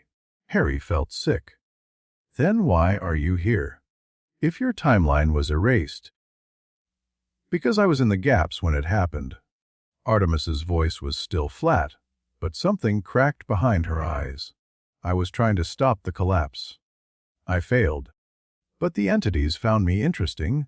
They kept me preserved, frozen between moments, while everything else unraveled. When a new timeline formed, I was still there. Waiting? Waiting for what? For someone to open the door again. For someone to start the same cascade that destroyed my reality. She met Harry's eyes, and for the first time, Emotion leaked into her voice. That's what you're doing, Harry Potter. Every summoning, every reach across time, you're following the exact same path that led to the end of everything. Harry's heart was pounding. Then tell me how to stop it. Tell me how to use the room without destroying reality. I can tell you what we tried.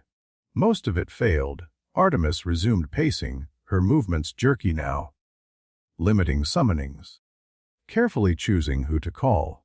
Never summoning the same person twice. It slowed the cascade, but it didn't stop it. The entities kept watching. The barriers kept weakening. What did work? Artemis stopped. For a long moment, she was silent. There was one technique, she said finally. Developed near the end, when we were desperate. A way to seal the gaps instead of just avoiding them. But it required sacrifice. Power given up, not gained. Most wizards couldn't do it. They were too attached to their magic, too afraid of weakness. What kind of sacrifice? Memories, connections. The things that make you who you are. Artemis's expression was unreadable. The entities feed on paradox, on contradiction. Every time you summon someone, you create a contradiction, a person who exists in two times simultaneously. The sacrifice removes contradictions, gives the entities what they want without breaking the barriers. You're saying I should sacrifice my memories to save reality. I'm saying it's an option, one of many. Artemis glanced at the silver circle, which had started pulsing faster. I can feel myself being pulled back. The timeline instability makes these visits shorter than normal. But I can return. If you summon me again, I'll have more to teach. About the sacrifice technique. About everything. Combat magic from eras that haven't happened yet. Defensive techniques developed during centuries of war. Ways to fight a dark lord that your generation hasn't discovered. Artemis stepped back toward the circle. But more importantly, about choices. About which futures are worth fighting for, and which paths lead to destruction. You said your timeline was erased. All those futures gone? Harry moved closer to the circle's edge. Do you regret trying to stop the collapse? Even though you failed. Artemis was quiet for a moment. When she spoke, her voice had softened slightly. I regret not trying sooner. I regret thinking I could wait until I was ready. I regret every day I spent afraid instead of acting. She looked at Harry, and something almost like warmth flickered in her ancient eyes. Don't make my mistakes, Harry Potter. The cascade you're starting, it can be controlled. The future I came from, it doesn't have to happen. But you need to be smart. You need to be careful. And you need to accept that some costs are worth paying. The light began wrapping around her, silver and unstable. Wet? Harry stepped toward her. How do I summon you again? How do I know you'll remember what we talked about? I'll remember. Being preserved in the gaps changed me. Time doesn't affect me the same way anymore. Artemis smiled, and this time it was almost real. A's for summoning, just ask for me. The room knows where to find me now. The connection is established. Why are you helping me? If your timeline was destroyed, if everything you knew is gone, why would you want to help prevent the same thing from happening here? Artemis considered the question as the light grew brighter around her. Because in every timeline, in every possible future, there's a Harry Potter, she said. And in every timeline where he fails, the world ends. I've seen it happen too many times. I'm tired of watching you die. The light flared, and she was gone. Harry stood alone in the chamber, his mind reeling. Voldemort winning. Timelines collapsing. The end of everything. And, according to a woman from a future that no longer existed, he was walking the exact same path that led to destruction. But she'd also said it could be controlled, that the future wasn't fixed, that choices mattered. Harry looked at the silver circle, still pulsing gently in the chamber's heart. He had allies now, teachers from across time, each offering different pieces of a puzzle he was only beginning to understand. Morgana with her ancient magic and pragmatic wisdom, Cassandra with her visions and her warnings, and now Artemis bearing knowledge from a future he was determined to prevent. The entities watched. The barriers weakened.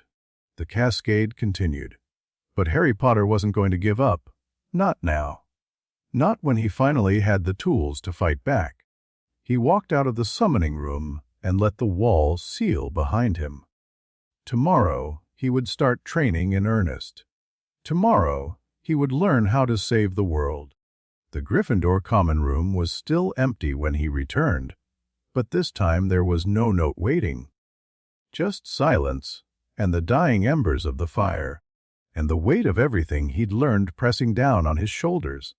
Harry climbed the stairs to his dormitory, changed into pajamas, and lay down on his bed. For a long time, he stared at the canopy overhead, thinking about futures and choices and the terrible cost of survival. Then he closed his eyes, reached for the warmth at his center, and began building walls. Chapter 2 End. Chapter 30 Blood Before Betrayal. Harry's wand snapped up before his eyes fully opened, a stupefy already forming on his lips. The red light shot toward the ceiling of his dormitory, fizzling harmlessly against the ancient stone, and Ron yelped from the next bed over. "Bloody hell, mate! What was that for?" Harry blinked, his heart hammering. The nightmare was already fading. Something about corridors and doors and a woman screaming, but the adrenaline remained, buzzing through his veins like electricity. "Sorry," he managed. "Bad dream. Bad dream." "You nearly took my head off." Ron was sitting up now, his red hair sticking in every direction. "That's the third time this week you've woken up casting. Hermione's right. Something's going on with you." Harry didn't answer. He couldn't explain about the summoning room, the entities, the constant low-level awareness of Voldemort pressing against his mental walls. The defenses Morgana had taught him were holding, but they required effort, and that effort was wearing him down. "I'm fine," he said, swinging his legs out of bed. "Just stress. Umbridge, the Ministry. You know." Ron's expression said he didn't believe that for a second, but he let it drop.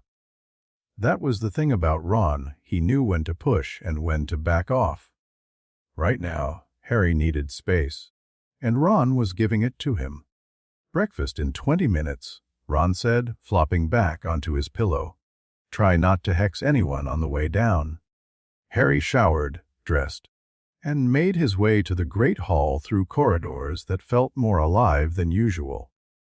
It was probably his imagination. The castle was always full of ambient magic, but he could swear the stones were watching him, responding to his passage like a living thing. The room of requirement knew him now. Maybe the rest of the castle was starting to pay attention too. Breakfast was the usual chaos: owls delivering mail, students arguing about homework, teachers pretending they couldn't hear the noise while nursing cups of tea. Harry found his usual spot at the Gryffindor table and reached for the toast, his mind already planning tonight's summoning. He needed to call Morgana again. The combat techniques she'd taught him were promising, but he needed more practice. And he wanted to ask her about Artemis, whether she'd encountered anyone from collapsed timelines in her era, whether there were ways to verify the things the future witch had told him. "Harry," Hermione's voice was low and urgent. She slid into the seat beside him, her face pale. "Something's happened," she said. "I was in the library early this morning doing more research, and I found something that changes everything." "What kind of something?" Hermione glanced around, checking for listeners. Then she leaned closer. "The Founders didn't just seal the summoning chamber. They sealed something inside it. A failsafe designed to activate if the barriers ever got too weak." Her voice dropped to barely a whisper. "Harry, if the entities break through completely, the failsafe is supposed to destroy the entire castle. Everyone in it." Harry felt the blood drain from his face. "Destroy Hogwarts to contain the breach." The founders thought it was better to sacrifice one building than risk the collapse spreading. Hermione's hands were shaking. "But Harry, if the failsafe activates while students are here, we have to disable it." "We can't. The failsafe is built into the chamber itself. The only way to stop it is to stop using the room entirely. Let the barriers heal on their own." Hermione grabbed his arm. "You have to stop summoning. Tonight. Before things get worse." Harry's jaw tightened. He understood her fear. If Hermione was right, if his summonings really were building toward a catastrophe that could kill everyone in the castle, then stopping was the obvious choice. The safe choice. But the safe choice meant facing Voldemort without the knowledge he needed. It meant leaving the soul fragment in his head unchecked. It meant giving up the only advantage he'd found in months of desperate searching. "I can't," he said. "Harry, I can't, Hermione. Not yet." He met her eyes, willing her to understand. "There has to be another way. Some method of strengthening the barriers instead of just avoiding the room." The founders were brilliant. They wouldn't have built something this powerful without building in safeguards beyond just blowing everything up. Maybe they did. Maybe those safeguards are lost. We don't have access to all their notes. Then we find them. We research harder. We figure out what they knew and what they missed. Harry took her hand, squeezed it. "Give me one more week. One more week of summonings while you search for alternatives. If you haven't found anything by then, I'll stop. I promise." Hermione looked like she wanted to argue. She probably had a dozen logical reasons why this was a terrible idea, why they should err on the side of caution, why Harry's stubbornness was going to get people killed. But she also knew him, knew that when he made a promise, he kept it, knew that 1 week was the best compromise she was going to get. "1 week," she said finally. "And you tell me everything, every summoning, every conversation, every warning. No more secrets. Deal." They shook on it, and Harry felt some of the tension in his chest ease. Having Hermione's help, her brilliant, methodical, relentless help, made the impossible seem almost manageable. Now he just had to survive the week. The DA meeting that night was smaller than usual. Umbridge's educational decrees had frightened off some of the less committed members, and the rest were nervous, jumping at every sound from the corridor outside. Even the room of requirement felt different. The practice dummies seemed sluggish, the cushions less comfortable, the whole space infused with an anxiety that hadn't been there before. Harry pushed through it.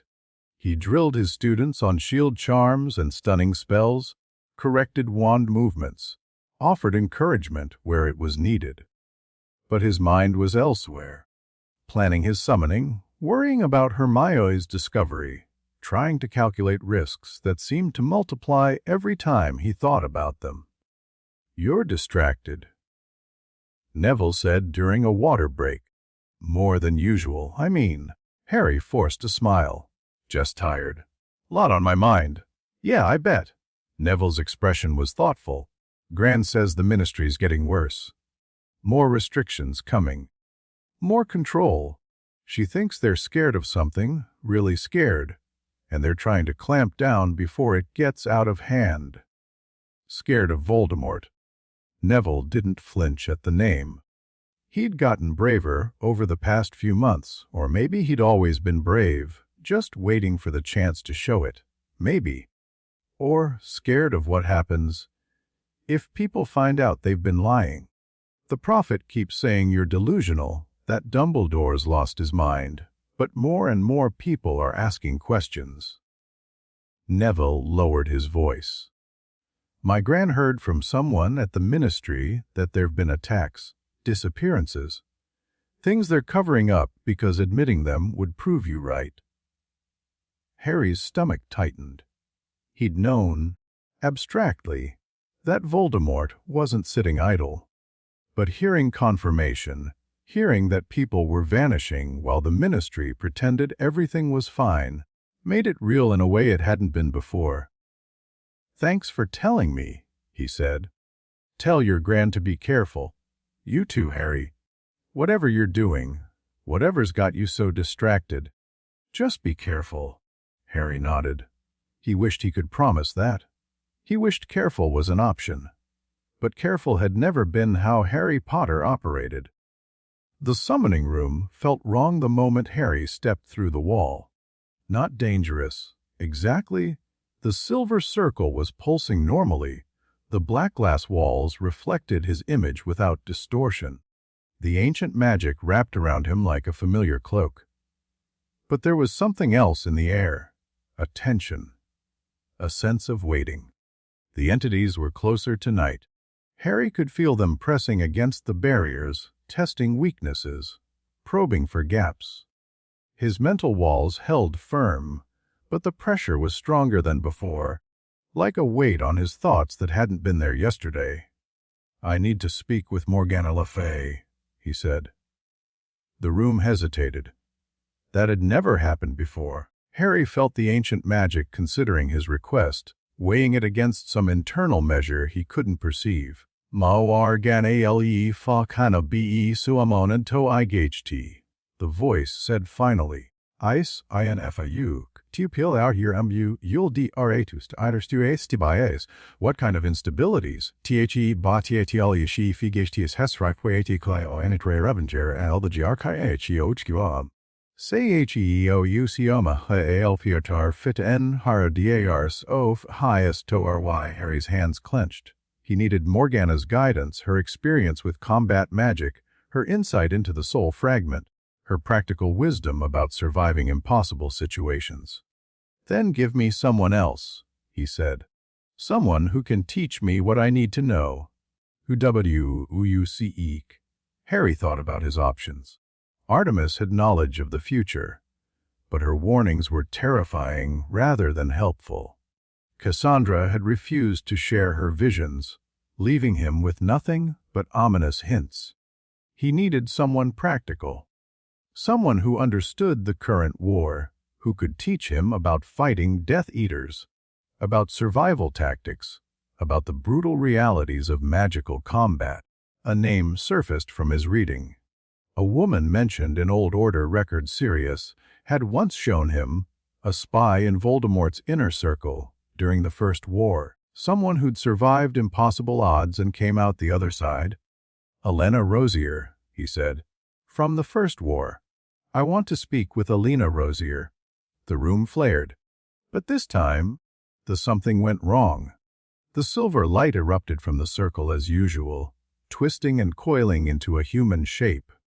But the shape kept flickering, destabilizing, like a flame in a strong wind. Harry heard sounds through the light, shouting, explosions, screams, and the air pressure spiked so hard his ears popped. When the light finally stabilized, Elena Rosier didn't step calmly out of the circle. She crashed through it. The woman hit the stone floor hard, rolled, and came up with her wand already firing. A jet of red light shot past Harry's ear close enough to ruffle his hair, and he dove sideways, his own wand snapping up in response. "Wait! I'm not your enemy!" Elena didn't seem to hear him. She was moving, sprinting for the wall, her robes torn and smoking, and her face streaked with blood. The look in her eyes was pure terror, the kind of terror that came from being hunted by something that wouldn't stop. "They're coming," she gasped. "The room, it pulled me through, but they saw where I went." The silver circle flared again. This time, it wasn't a summoning. A crack appeared in the air above the runes, the same kind of crack Harry had seen when the Convergence spoke to him, but this one was different, darker, hungry, and through it, Harry could see shadows moving. Get down. He grabbed Elena and pulled her behind one of the black glass walls just as something shot through the crack, a bolt of sickly green light that splashed against the floor where she'd been standing. The killing curse. Elena breathed. They followed me. Through time. They followed me through time. That's impossible. The room is supposed to be protected. Nothing's impossible for him. Elena's voice was ragged. The Dark Lord. He's got something, some artifact. It lets him track his followers. Anyone who betrays him, he can find them anywhere. Any time. Harry's blood went cold. If Voldemort could reach through time, if the room's protections weren't enough, the crack widened. A figure emerged from the darkness between seconds. A Death Eater, masked and robed, stepping through the gap like it was an ordinary doorway. Then another, and another. 3 Death Eaters from the 1970s, standing in a chamber that shouldn't exist, looking at Harry with the cold calculation of predators who'd found unexpected prey. Well, well, one of them said, and his voice was amused despite the mask. The room takes and the room gives. I don't know who you are, boy, but you're going to tell us everything about this place before you die. Harry's mind raced. 3 enemies. 1 ally who was already injured. A room that was supposed to be impregnable, breached by magic that shouldn't be possible. The combat techniques Morgana had taught him flickered through his memory. The connection to his spells. The will that shaped magic. The fluid, continuous power that didn't stop at incantation's end. He raised his wand. Stupefy. The spell left his wand normally, a bolt of red light aimed at the nearest Death Eater. But Harry didn't let it go. He grabbed the thread of connection, held it tight, and pushed. The Stupefy curved mid-flight. The Death Eater, expecting a straight shot, had already started dodging left.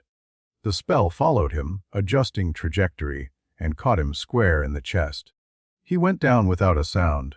The other 2 reacted instantly, wands up, shields forming, curses flying. Harry dove behind the black glass wall, feeling spells splash against the ancient material without penetrating. You need to close the crack, Elena said, her voice steadier now that she had a moment to breathe. If more come through, how? I don't even know how they opened it in the first place. Blood magic. Elena grabbed his arm, her grip surprisingly strong. The Dark Lord's mark, it's tied to his soul. Anyone who bears it is connected to him, and he can use that connection to track them. When the room pulled me through time, that connection created a weak point in the barriers. Can we sever it? Not without killing me. Harry's jaw tightened. That wasn't an option.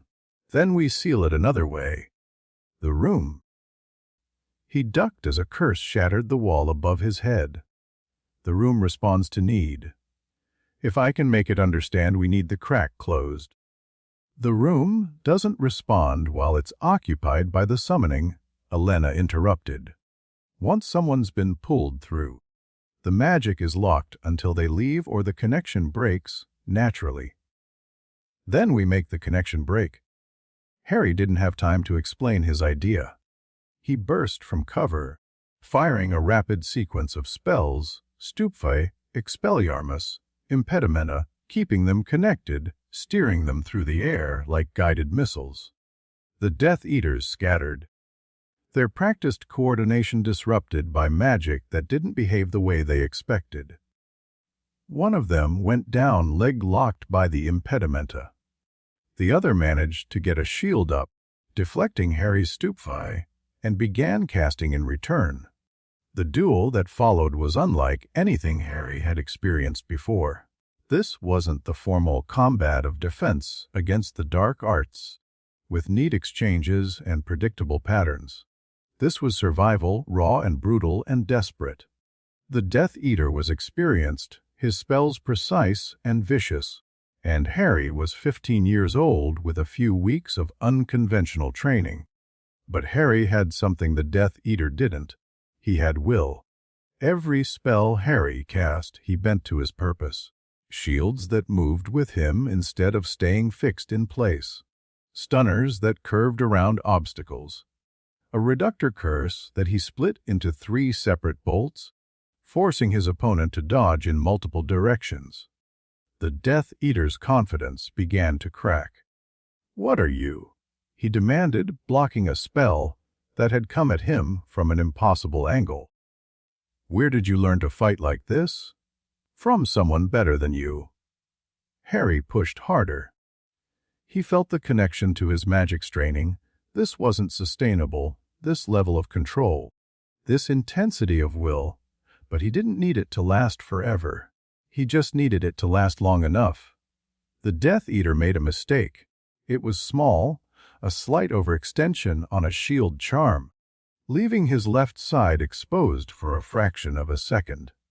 Harry saw it, seized it, and sent a Stupefy screaming into the gap. The man went down.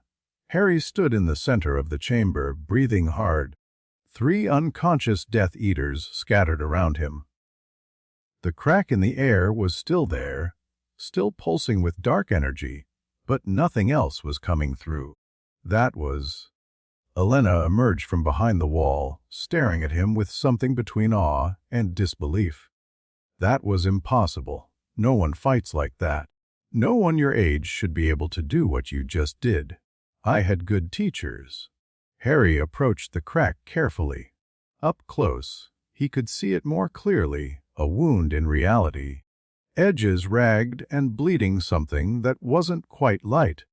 Through it, he glimpsed fragments of another time, a dark corridor, torchlight, the shadows of more Death Eaters gathering. "They'll send reinforcements," Elena said. "Once they realize what's happened, then we stop them from sending anything." Harry raised his wand and pointed it at the crack. He didn't have a spell for this.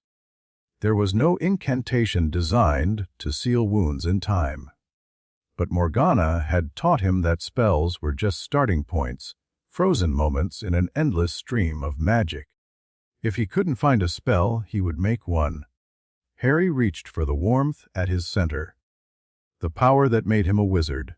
He grabbed it, shaped it, and pushed it outward, not as a bolt or a beam, but as a wave, a wall of pure magical force, driven by nothing but his determination to protect this room.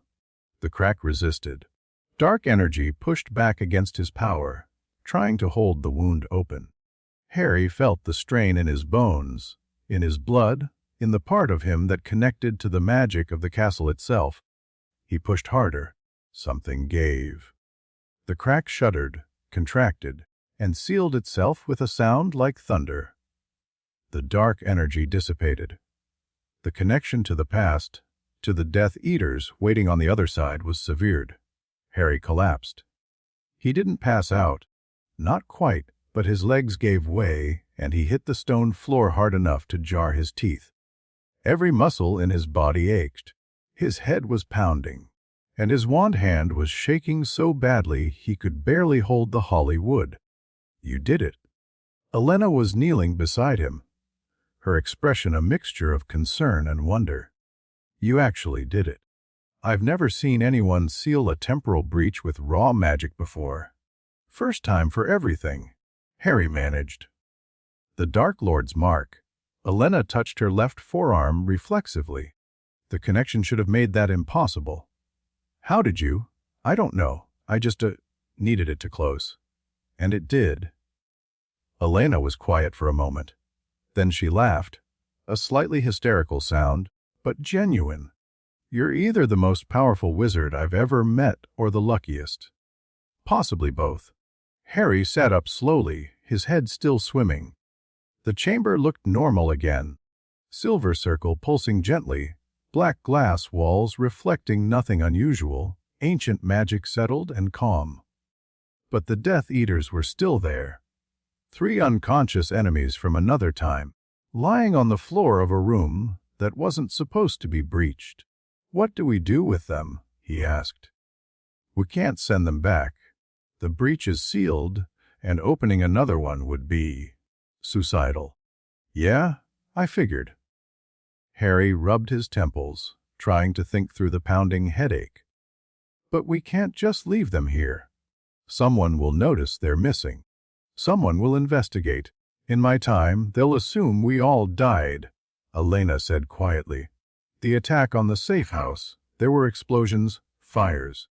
Easy enough to believe 3 bodies were lost in the chaos. And here they become a problem. Elena studied the unconscious Death Eaters with clinical detachment. Who could obliviate them? Remove their memories of this place. Dump them somewhere that confuses the timeline. But memory charms from this era might not be strong enough to hold against the Dark Lord's mark. He could pull the information out of them eventually. Harry's stomach turned.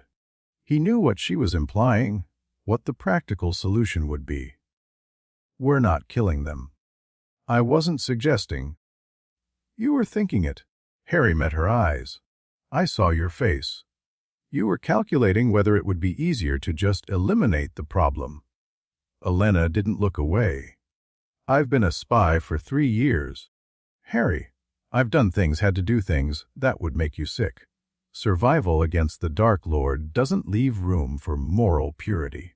Maybe not. But this is my room, my time. And I'm not starting down that path. Harry pushed himself to his feet, swaying slightly. There has to be another way. There usually isn't. That's the lesson the First War teaches you? Then we learn a different lesson. Harry studied the Death Eaters, thinking hard. They were from the 1970s, roughly 20 years before his time. If he sent them back, they'd remember the chamber, possibly report to Voldemort. If he kept them here, they'd be anachronisms, their presence creating exactly the kind of paradox the entities fed on. Unless the room responds to need, he said slowly. Once you leave, the connection breaks. What if we make them need to forget? I don't follow. The chamber sealed itself once the threat was neutralized. It protected us because we needed protection. What if we ask it to protect us again? By making the threat forget this place ever existed. Elena's expression shifted from skeptical to thoughtful. You're suggesting the room itself could obliviate them. Not obliviate. Something deeper. Harry approached the silver circle, which had begun pulsing again at his approach. The room reaches across time. It pulls people from their moments and brings them here. What if it can also, take memories away before returning them so they never knew they came? That's theoretical at best. Temporal memory manipulation is... Possible. DIF voice interrupted. Beauty, possible. Elena jumped. Harry had gotten used to the voice, but he supposed it would be startling if you didn't expect it. Can you do it? He asked. Take their memories of this place, of everything that happened since the breach, and return them to their timeline without them. The choust muuld be sigg nempion. Ist dosul. Tio remova memoriseros tm requu iras eden rgy cannot be re-overaid. What kind of energy? Pa os ibi y. Pa til futuras. Thr memories removad equals. Thri pds celosity. Harry felt cold.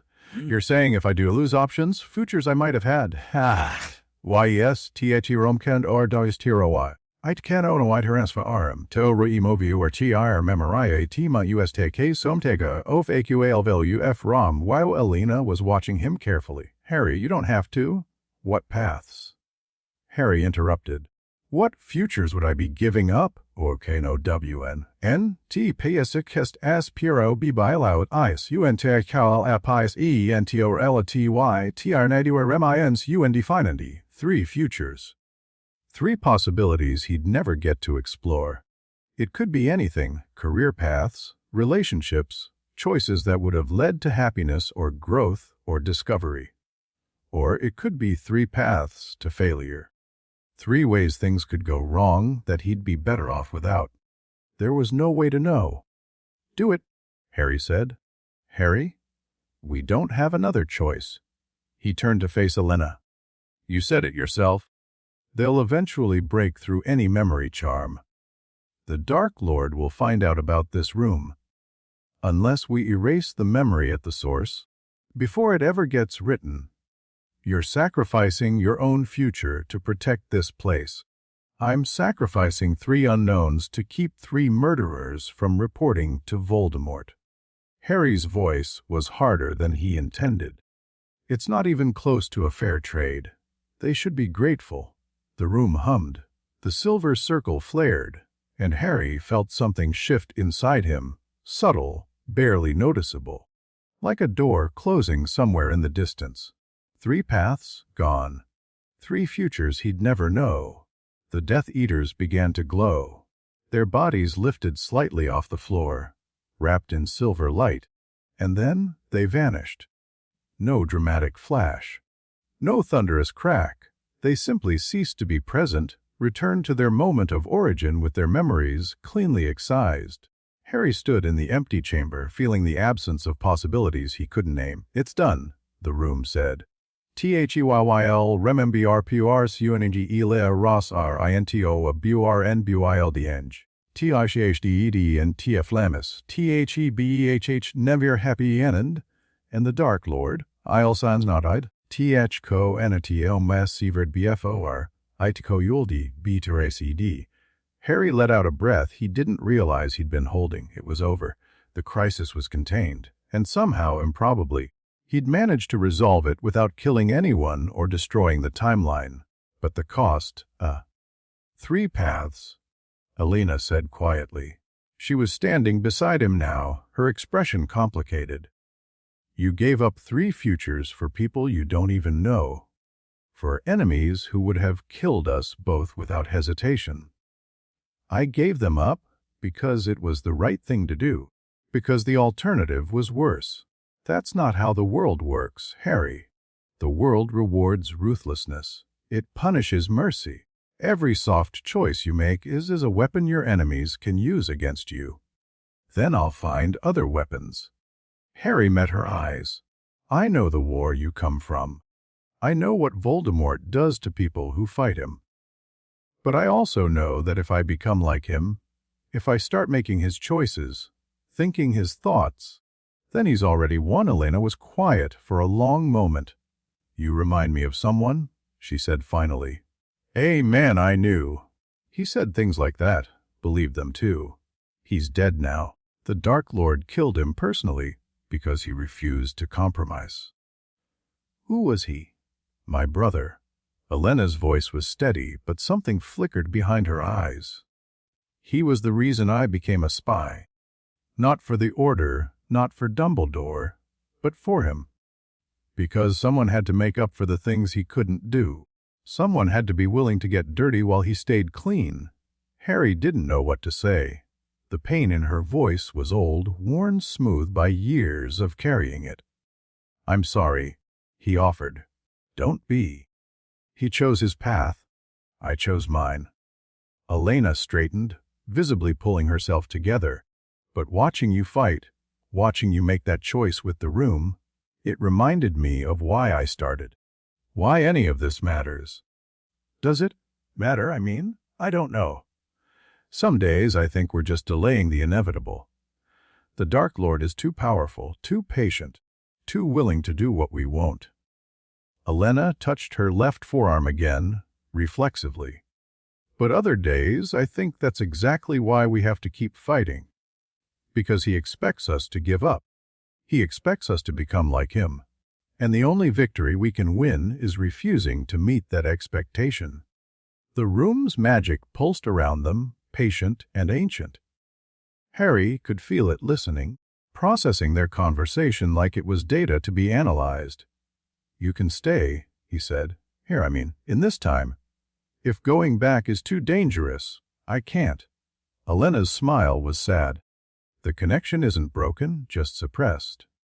If I stay too long, the mark will reassert itself.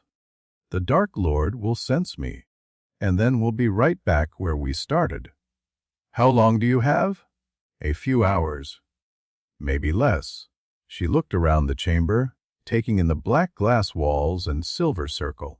Enough time to tell you some things, to pass on what I know before I go back to whatever's waiting for me. What kind of things? Practical things. How the Death Eaters operate. Their tactics. Their weaknesses, the internal politics that make them vulnerable. Elena's expression sharpened, becoming the face of a spy rather than a grieving sister. You're building something here, Harry. I don't know exactly what, but I can see the shape of it. An alliance across time. Teachers from different eras, each offering what they know. Something like that. Then let me contribute. Let me give you the intelligence that might keep you alive when you face them. Because you will face them sooner rather than later, and when you do, you'll need every advantage you can get. Harry nodded slowly. He'd summoned Elena hoping for combat training, for practical wisdom about fighting in a war. What he'd gotten was something more, a connection to someone who understood sacrifice, who knew what it meant to fight against impossible odds. They sat down in the center of the silver circle, and Elena began to talk.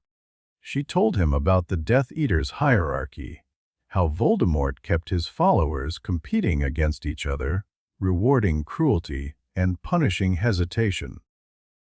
She explained the Dark Lord's communication methods, the enchanted coins that burned when he summoned them, the safe houses scattered across Britain, where they gathered and planned. She described the inner circle, Bellatrix Lestrange and her fanatical devotion, Lucius Malfoy and his political machinations, Severus Snape, and the mystery that surrounded his true loyalties. Snape's a spy for the Order, Harry interrupted. Dumbledore trusts him. Does he?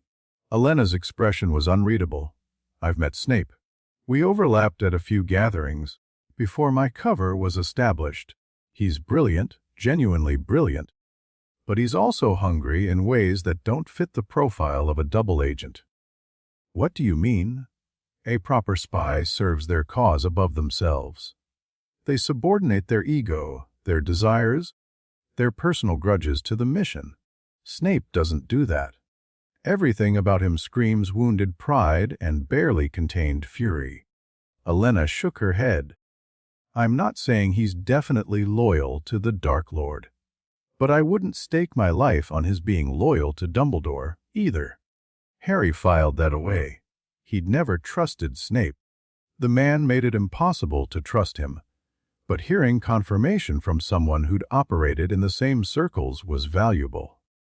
What about Voldemort himself? He asked. What's his weakness?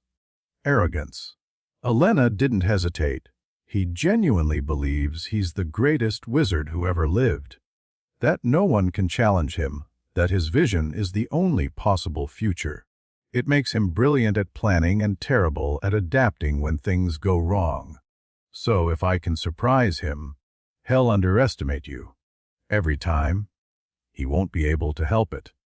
Elena leaned forward, her eyes intense. But Harry, that only works once, maybe twice. After that, he'll adjust. He'll stop underestimating and start taking you seriously. And when Voldemort takes someone seriously, they usually don't survive long. Then I need to make the first surprise count. Exactly. Elena glanced at the silver circle, which had begun pulsing faster. We're running out of time. There's one more thing I need to tell you, something personal, not intelligence. What is it? The safe house I was hiding in when the room summoned me. It belongs to a woman named Marlene McKinnon. She's Order, one of the best fighters they have. But there's a mole in the organization, someone feeding information to the Death Eaters. Elena's voice dropped. Marlene doesn't know she's been compromised. She doesn't know they're coming for her. Harry's blood went cold. He knew that name. Marlene McKinnon murdered by Death Eaters, along with her entire family, one of the worst atrocities of the First War. When? He demanded. When does the attack happen? I don't know exactly. Weeks, maybe. The Death Eaters were still planning when Elena stopped, her expression twisting. Harry, you can't interfere. Changing events in my timeline could unravel everything. The room exists because history happened a certain way. If you change that history, people die either way.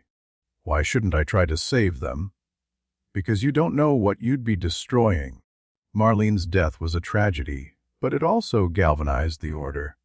It pushed people to fight harder, sacrifice more.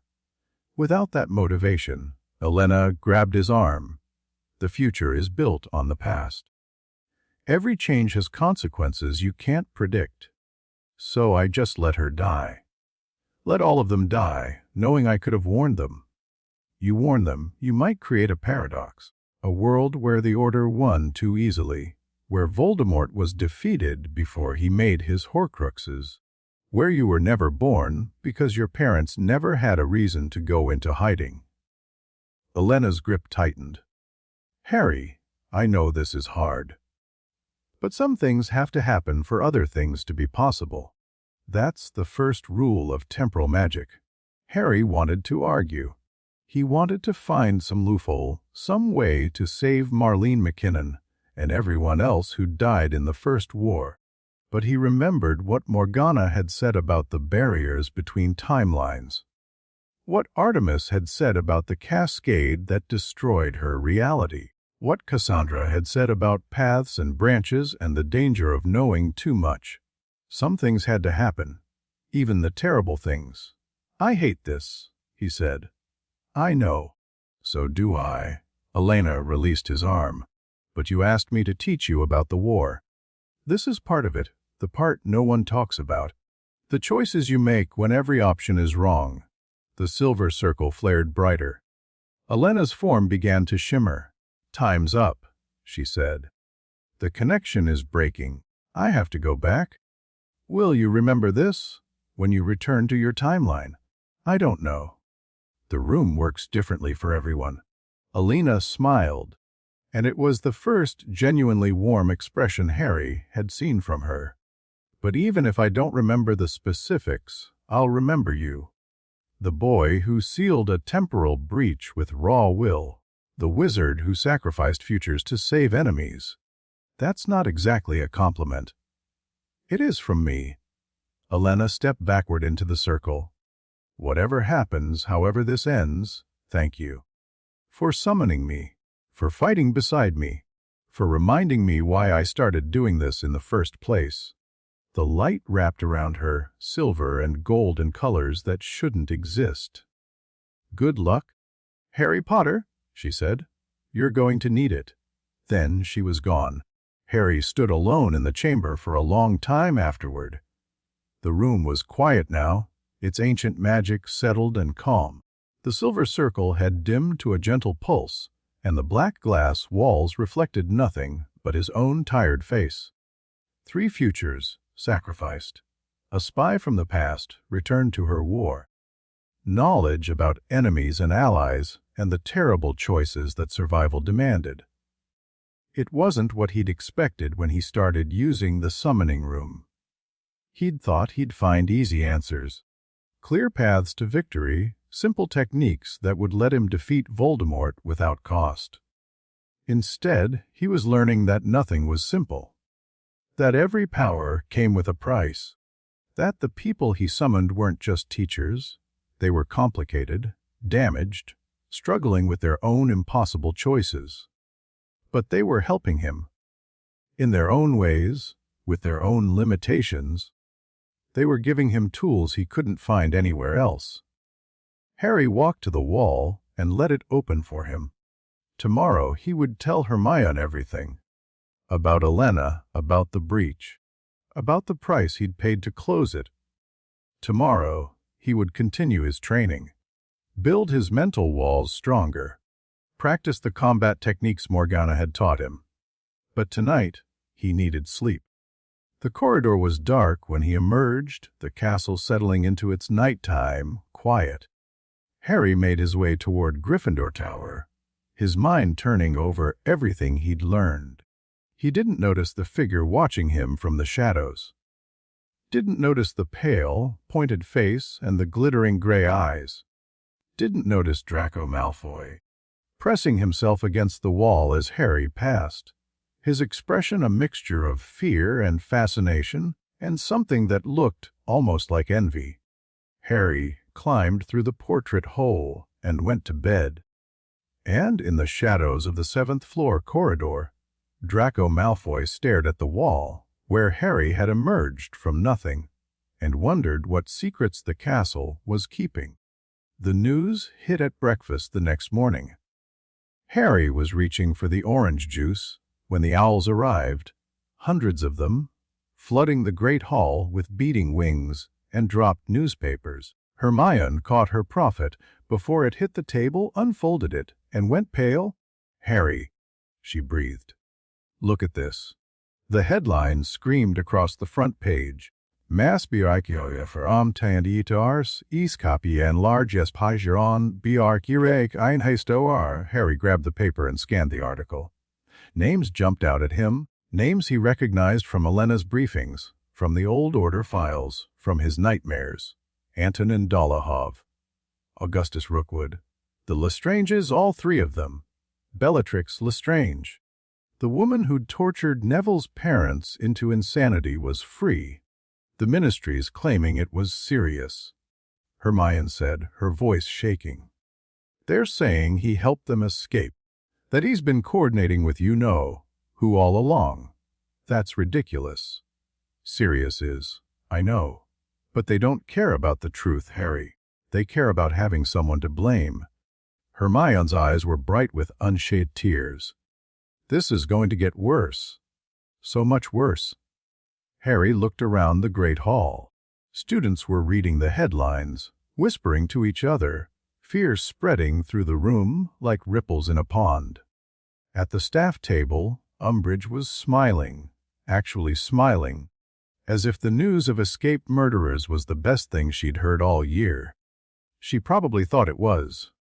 More fear meant more control, more excuses for her educational decrees. Harry. Ron had arrived, his freckled face grim. We need to talk, all of us, about what we do now. Harry nodded. He folded the newspaper and slipped it into his bag. The war had just gotten real. The enemy was no longer abstract, a threat spoken of in whispers and warnings. The enemy was loose, armed, and hunting. And Harry was the only one who knew they were coming for him. The DA meeting that night was the largest they'd ever had. Word had spread after the Azkaban breakout. Students who'd been too afraid to join before were now desperate for any protection they could get. Harry found himself facing a room of nearly 40 people, all looking at him like he had answers. He didn't, but he pretended he did because that's what they needed. The Death Eaters who escaped are dangerous, he said, keeping his voice steady. Some of the most dangerous witches and wizards alive, but they're not invincible. They can be fought.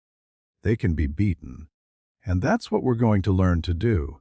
He drilled them harder than ever before. Shield charms that could block multiple curses. Stunning spells cast in rapid succession. Basic hexes and counter. Curses that might mean the difference between escape and capture. And throughout it all, he kept thinking about Elena's warnings. The Death Eaters were coming. Maybe not today, maybe not tomorrow, but soon. And when they arrived, these students, his students, would be the only defense Hogwarts had. It wasn't enough. It would never be enough. But it was what he had. After the meeting, Harry made his way to the 7th floor. He needed to summon Morgana. Needed her guidance, her experience, her practical wisdom about facing enemies who were stronger and more numerous than anything he'd dealt with before. The wall parted at his approach. The chamber welcomed him with its pulsing silver light and patient ancient magic. I need to speak with Morgana Le Fay, he said. Morgana Le Fay. Bieto tu R6 Iudiensi Fiars 2. Harry frowned. Another. A priukarstanga si is farmayoyar chiare, samo go guesatias picaboberty, a bayu tithrem. Harry's hand went to his wand. Isolti suari, fu under of ilvir orny, say has be my AI to give our savidia urs there. Waiting? How can someone wait for a summoning? Asechi descoveri techi ros ekesti n cer ugich otr mens. Sashi hasses b e and kttou say and c last niaj ht. Harry considered this. Isolt Sayre, he knew the name. The woman who'd founded the American School of Magic, centuries after Hogwarts was built. Another historical figure, another potential ally. But she hadn't been summoned. She'd sought him out. That was new. That was potentially dangerous. Why does she want to talk to me? She says, Ashiashi, Cg has iform a othe nt is and itch gaps. Abu utamochatos kamaji. Harry's pulse quickened.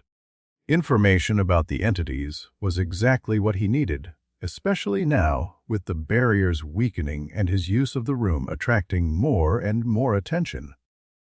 Bring her through, he said. The room flared. This summoning was different from the others.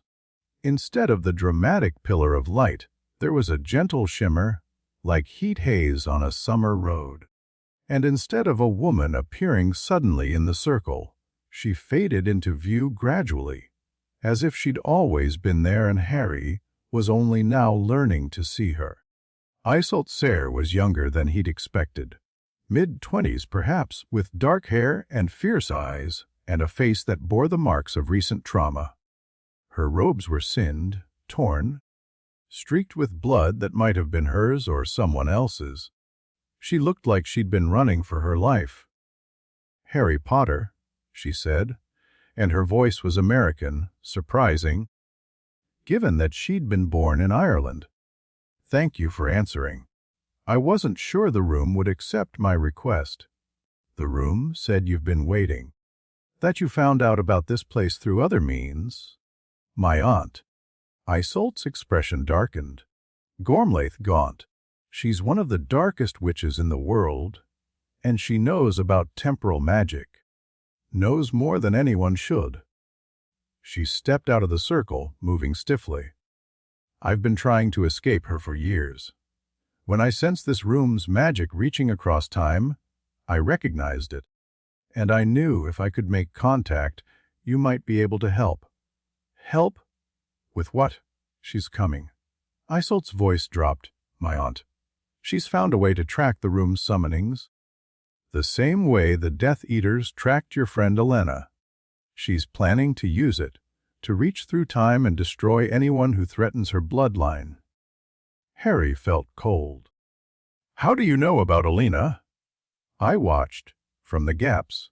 Isolt met his eyes, and he saw something ancient in her gaze, something that didn't belong to a woman in her 20s. The entities showed me. They're curious about you, Harry Potter. About what you're building. They let me see things I shouldn't know. The entities helped you. They don't help anyone. They observe. Collect. Catalog, Isolt shivered. But sometimes, when they find something interesting, they share. I think they want to see what happens when people with different pieces of the puzzle meet each other. Harry's mind was racing. If Isolt was telling the truth, if she'd actually communicated with the entities, gained access to their observations, she might know things that could help him understand what he was dealing with. But she might also be compromised. Working with the entities, deliberately or not. A weapon sent to gather information about his activities. How do I know I can trust you? He asked. You don't. You can't. Isolt's smile was thin and humorless. That's the nature of this, Harry. Everyone who uses temporal magic becomes a player in games they don't understand. The best you can do is make choices based on incomplete information and hope they're the right ones.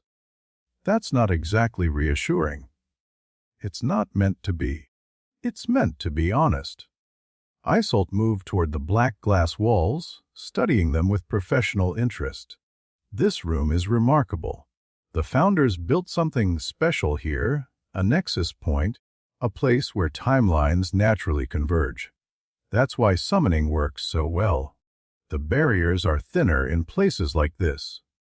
The founders sealed it because it was too dangerous. They were right to. But sealing something isn't the same as destroying it. The danger remains, it's just sleeping. Isolt turned to face him. That's why I came. To warn you about what happens when it wakes up. The entities. Worse than the entities. The entities are just watchers, tourists, almost. They drift through the gaps, observing and cataloging, but they rarely interfere directly. Isolt's expression went grim.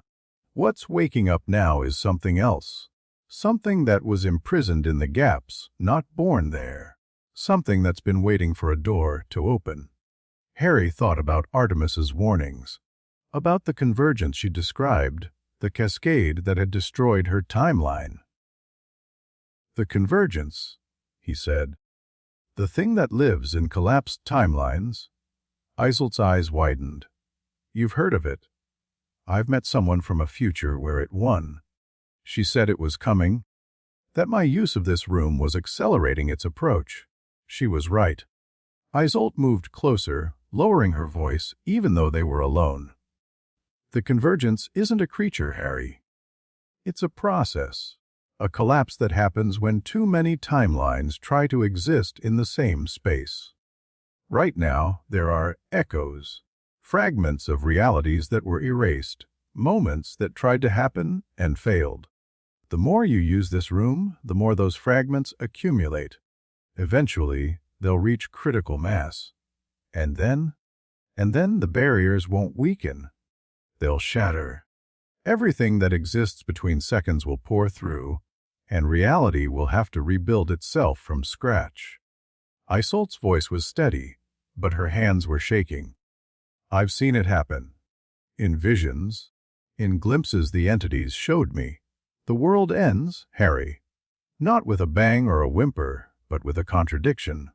A moment that can't exist, forcing everything else to stop existing too. Harry's mouth was dry. How do I stop it? You might not be able to. The process may already be too far along. Isolt held up a hand as he started to protest, but there are ways to slow it. Ways to stabilize the barriers, to give reality time to adjust. That's why I came to teach you what I know, to give you tools that might make a difference. In exchange for what? Help. Isolt's composure cracked slightly, showing the frightened young woman beneath the ancient knowledge. My aunt is coming. She's tracked me across centuries, and she won't stop until she's destroyed me and everyone I care about. If I can help you strengthen the barriers, maybe I can stay hidden long enough to build a life worth living. Harry studied her. The fear in her eyes was real. He'd seen that kind of fear in Elena's face when she'd crashed through the breach. The desperation of someone running from something that wouldn't stop. Okay, he said. Teach me. Help me understand how to stabilize the barriers. And in return, I'll do what I can to protect you from your aunt. Isolt's shoulders sagged with relief. Thank you. You don't know what that means. I'm starting to get an idea. They sat down in the center of the silver circle, and Isolt began to explain. The barriers between timelines weren't solid, she said. They were more like membranes, flexible, permeable, constantly adjusting to accommodate the flow of time. When someone used temporal magic, they pushed against those membranes. Small pushes were easily absorbed. Larger ones created strain. Think of it like a bubble, she said. A soap bubble that separates different possibilities. Every summoning is a finger pressing against the surface. Press gently and the bubble flexes. Press too hard and it pops. Exactly. But there are ways to strengthen the bubble. Techniques developed by people who understood temporal magic better than the founders did. Isolt drew patterns in the air, runes that reminded Harry of the ones circling the chamber. These are stabilization sigils, Carved into the barriers themselves, they reinforce the membrane. Make it harder to puncture. Can I add them to the room? You can. It will take time. Each sigil needs to be inscribed precisely, empowered with intent, and anchored to the chamber's existing magic. But once they're in place, the room will be safer. Each summoning will create less strain.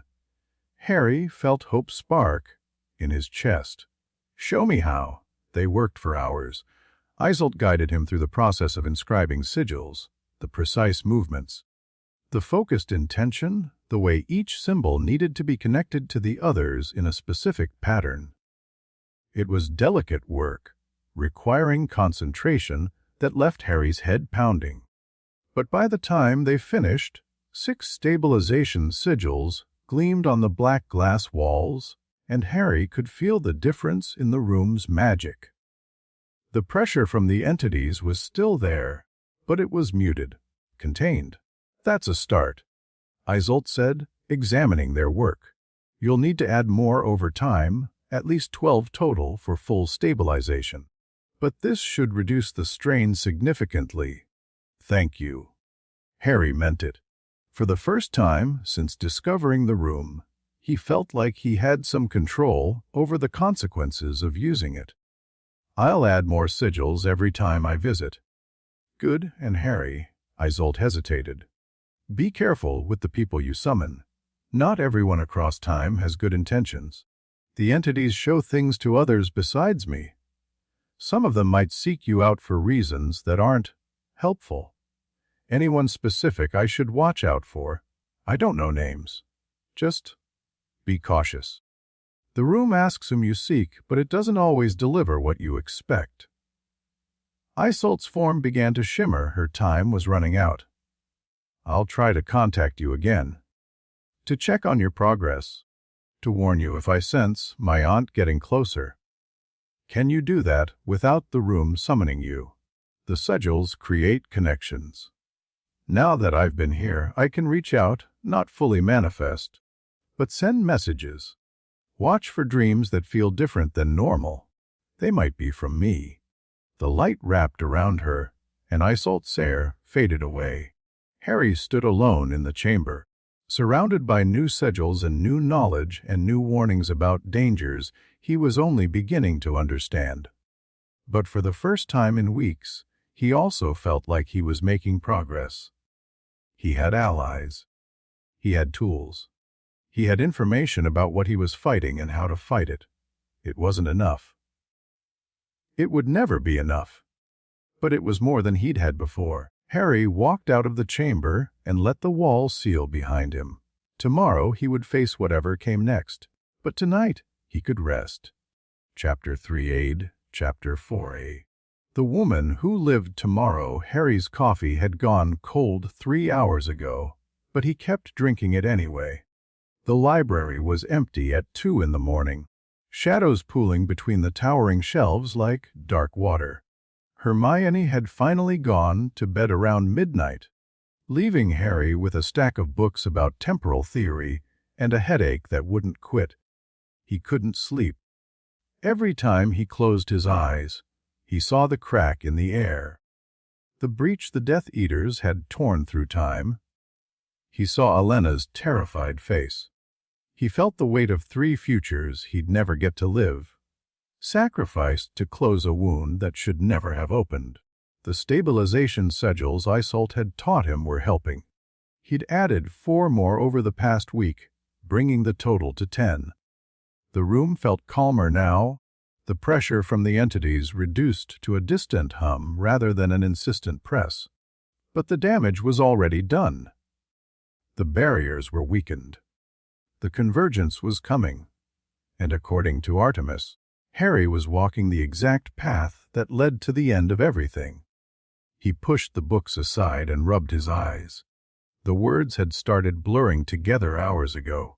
Temporal flux, paradox cascades, probability matrices, academic language for concepts that might determine whether reality survived the next few months. A sound made him look up. Footsteps in the corridor outside the library. Light ones, trying to be quiet. Harry's hand went to his wand as the door creaked open. "Relax," Luna Lovegood said, drifting into view like a particularly ethereal ghost. "It's just me?" "Luna," Harry let out a breath. "What are you doing up this late?" "The Raxperts were very active tonight. They kept buzzing around my head, making it impossible to sleep." Luna settled into the chair across from him, her pale eyes luminous in the candlelight. "You have quite a lot of them too, you know. More than usual. They cluster around people who are carrying heavy thoughts." Harry almost smiled. Luna's particular brand of strangeness had always been oddly comforting, a reminder that the world was bigger and weirder than his problems. "Heavy thoughts is an understatement. Yes, I can see that." Luna tilted her head, studying him with unnerving directness. "You've been using the room on the 7th floor. The one that moves between times." Harry went very still. "How do you know about that?" "I've always known about it. The castle talks. If you know how to listen." Luna's voice was matter of fact, like she was discussing the weather. "The room's been sealed for centuries, but it never stopped whispering. I used to sit outside the wall and have conversations with it when I was a first year. Conversations. The room is lonely. It was built to help people, but then the founders got scared and locked it away. Imagine being designed for a purpose, and then told you're too dangerous to fulfill it." Luna's expression was sympathetic toward the room. Harry realized not toward him. "It was very happy when you found it. It's been waiting for someone brave enough to use it properly." Harry didn't know what to say. He'd spent weeks treating the summoning chamber like a tool, a powerful, dangerous tool, but still just a means to an end. He'd never considered that it might have feelings. "The room told you about me. Not directly, but I can feel when it's active. The magic changes, becomes warmer, more hopeful." Luna reached out and touched one of the books on the table. "You're researching temporal theory. Trying to understand what you've gotten yourself into. Trying to figure out how to stop the world from ending, actually." "Oh, that." Luna nodded as if world-ending catastrophes were a minor inconvenience. "Yes, the convergence. The entities in the gaps have been talking about it for years. They're quite excited. They think it'll be very interesting to watch." Harry stared at her. "You've talked to the entities. They're not hard to reach if you know how. Most people's minds are too loud, too full of certainty and expectation. But I've always been good at listening to things that aren't quite there." Luna smiled, serene and slightly unsettling. "They like you, you know. They think you're making interesting choices. That's not as reassuring as you might think. It's not meant to be reassuring. The entities don't care about comfort. They care about stories, about watching how things unfold." Luna's eyes seemed to look through him, seeing something he couldn't perceive. "But they also told me something that might help you. About the convergence. About how to stop it." Harry leaned forward. "What did they say?" "The convergence isn't inevitable. It's a process, like Isolt told you. But processes can be interrupted." Luna's voice dropped to barely a whisper. "The key is the paradoxes. Every time you summon someone, you create a contradiction, a person who exists in two times at once. Those contradictions accumulate, feeding the convergence. But if you could resolve them, truly resolve them, not just suppress them, the process would slow, maybe even reverse." "How do I resolve a paradox?" "By making it not a paradox anymore." Luna tilted her head again, considering. "When you summoned Alina Rosier, you created a contradiction. She existed in your time and her time simultaneously. The room erased the Death Eater's memories to remove that specific contradiction, but Elena herself is still a paradox. She remembers being here. That memory creates a thread between times, a weak point in the barriers. Harry's stomach dropped. You're saying everyone I've summoned is weakening the barriers just by remembering? Not weakening. Exactly. Creating connections. The more connections, the more strain. But connections can be strengthened instead of severed. Luna's eyes focused on him with sudden intensity. The founders understood this. That's why they built the room the way they did, not to eliminate paradoxes, but to contain them. To make them sustainable. The sigils Isolt taught me are part of it. But there's more, something the founders discovered and then forgot, or maybe deliberately hid. Luna stood, her movements fluid and dreamlike. I can show you. The room trusts me. It'll let me help. Harry hesitated. Luna was Luna, brilliant in her own strange way, but also unpredictable. Following her into unknown, magical territory could be dangerous. But she was also the first person who'd offered concrete help with the paradox problem. And if she really could communicate with the entities, she might know things that could save everything. Okay, he said. Show me. The 7th floor corridor was dark when they arrived, lit only by the blue-white glow of Harry's Lumos charm. Luna walked beside him, barefoot and silent, her pale hair catching the light like spun silver. The wall recognized Harry immediately, rippling aside to reveal the summoning chamber. But when Luna approached, something different happened. The room welcomed her. Harry felt it, a pulse of warmth, of recognition, of something almost like joy.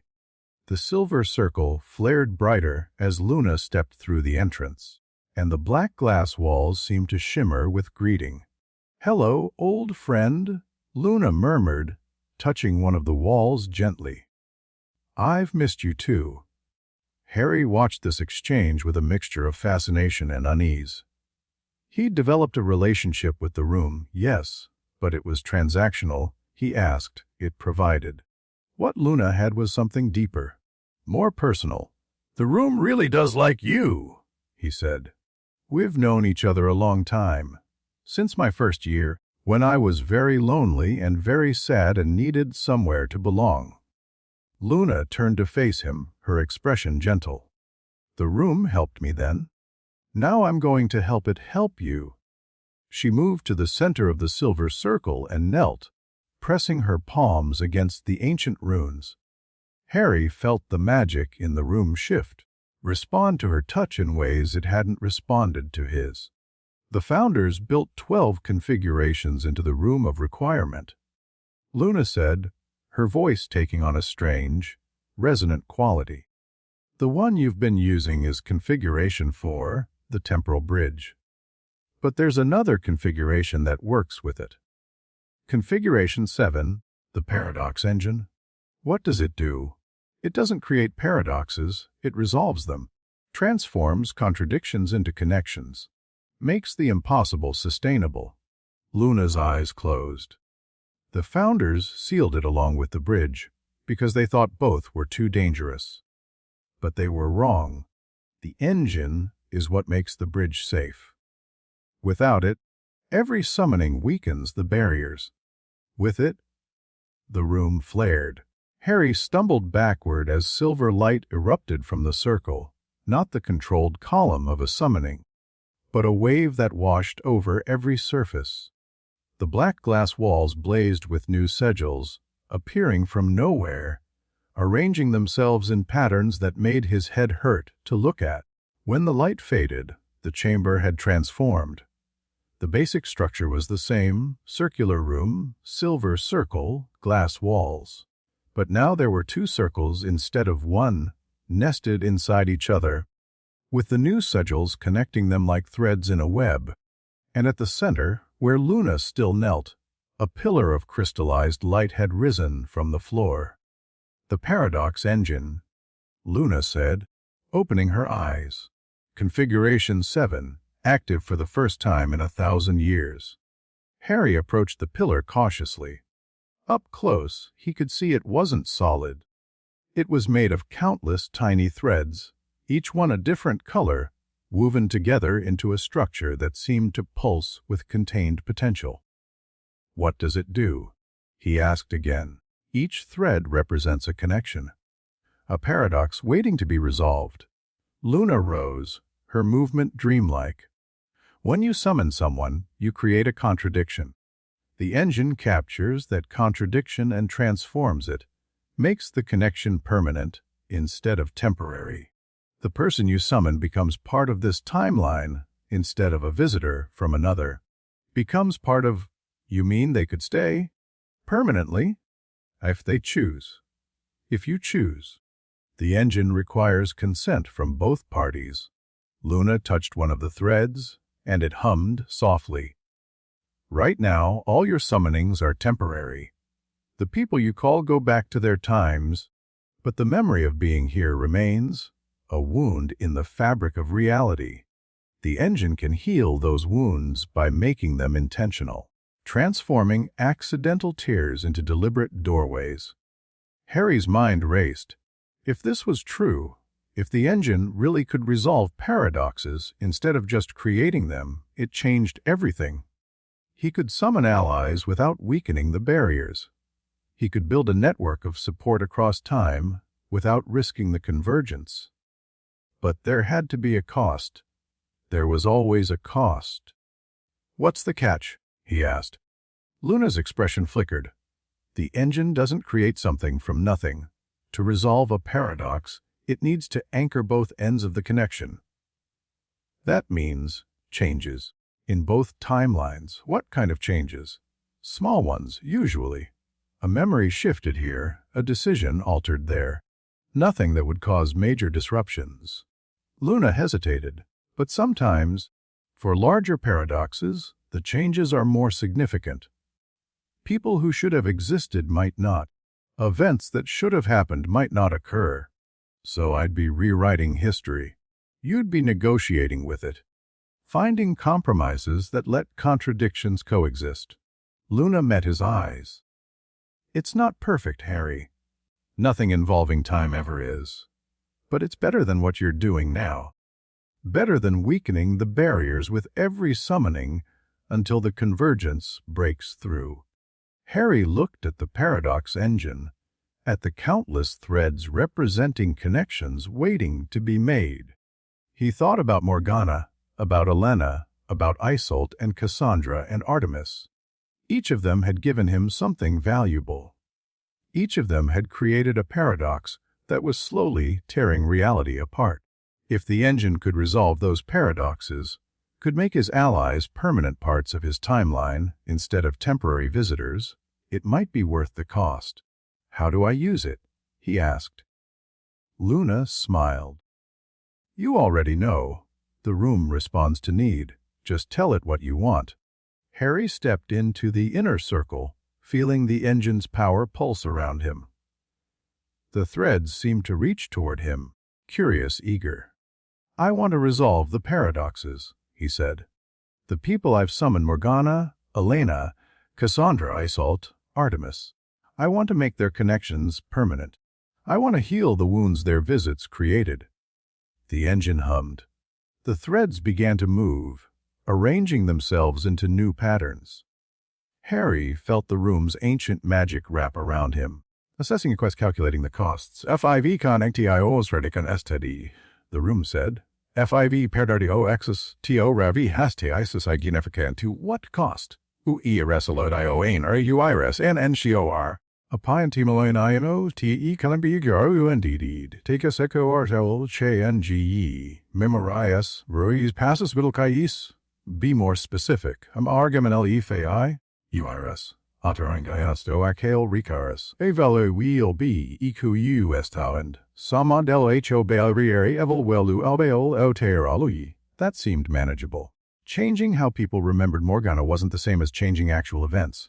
ELN Rossi ER ASOL UTA IO Roku IRS JARU NDNGER XRNC ENYO UEROL B Koami Arufaju E A MOMA NO UTO FTI me. U to Arnto Harorijan. Harry's breath caught. She'd be stuck here permanently. IF Sheji Contis THE Injayan Dias Naut Fari Bu TF Se Greias RTI Lini Well Kelsa BDR. S-E-Y-Y-I-N-O-Y-B-S-E-K. Harry thought about Elena, her haunted eyes, her desperate courage, her matter of fact acceptance of terrible choices. Would she want to stay?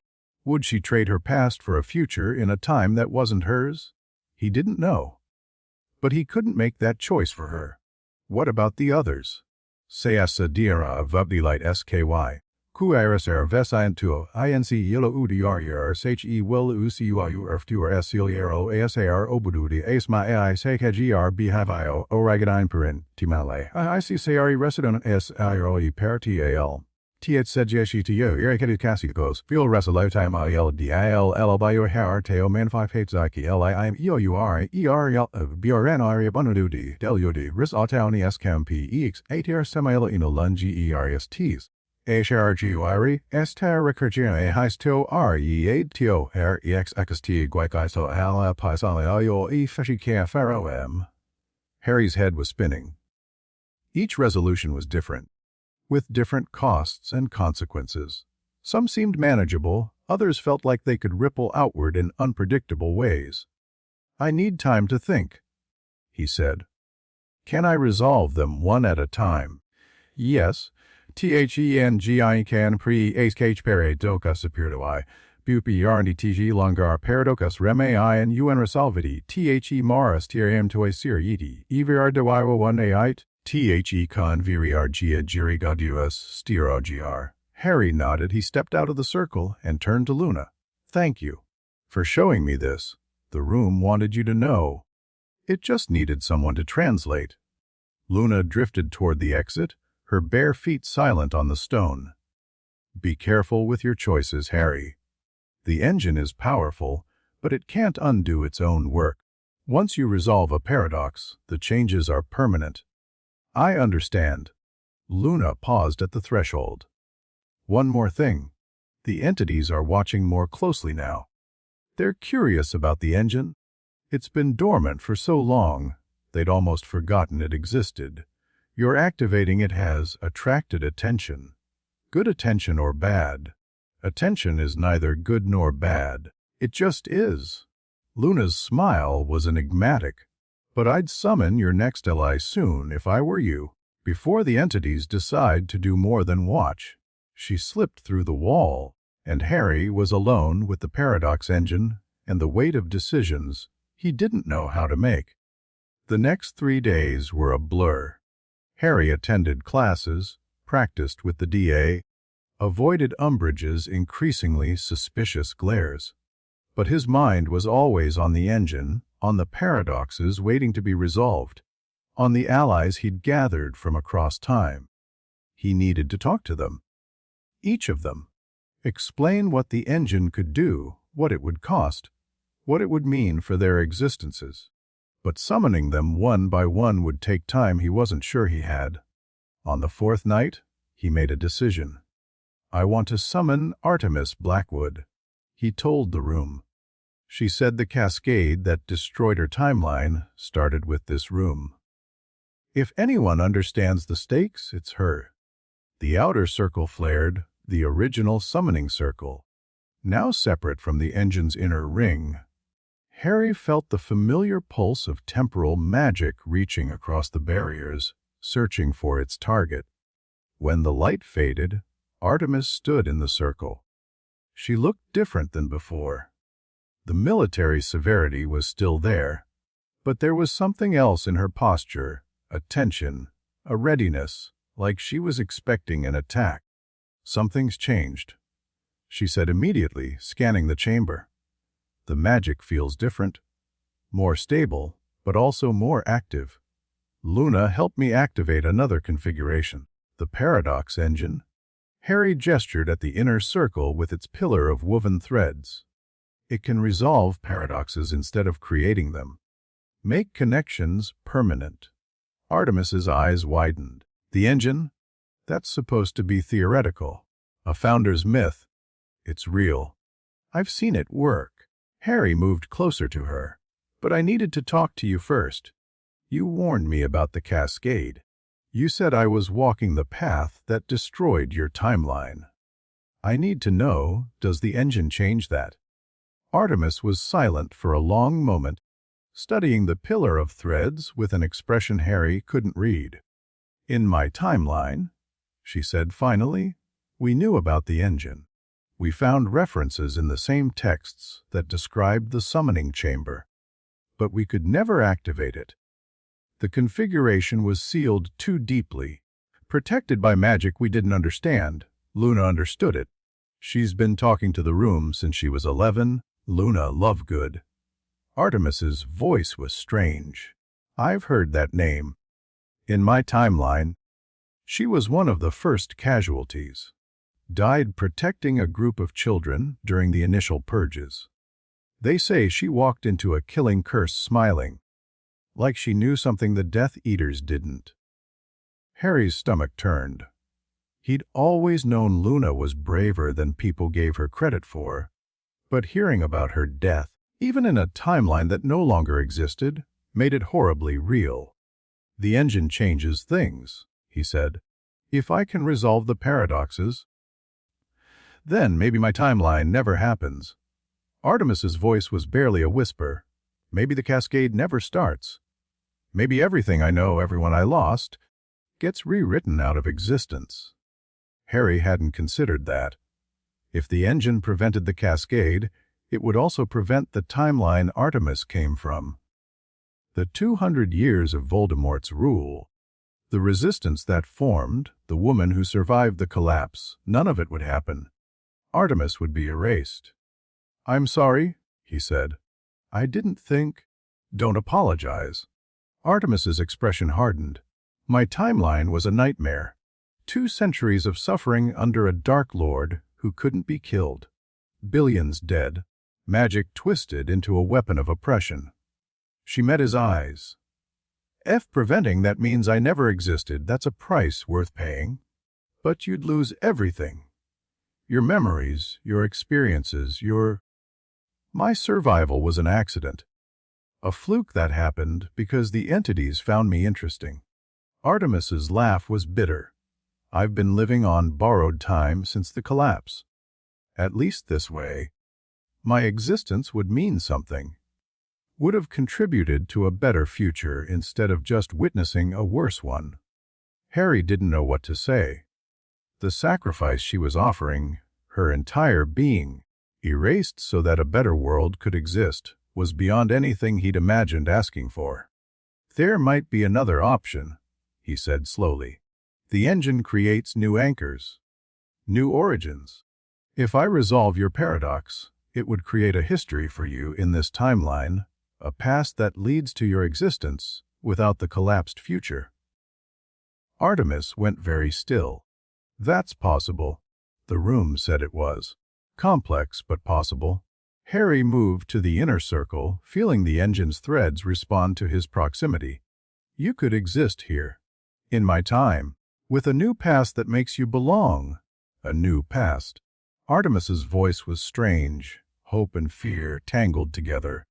"What would that look like? Who would I be, if not the survivor of a dead timeline?" "I don't know. The engine negotiates with history, finds compromises that let contradictions coexist. Whatever past it created for you would be real, in some sense. A life you'd actually lived, even if you don't remember living it. So I'd lose my memories. Everything that made me who I am, maybe. Or maybe you'd have both, the new memories and the old ones." The room said each resolution is different.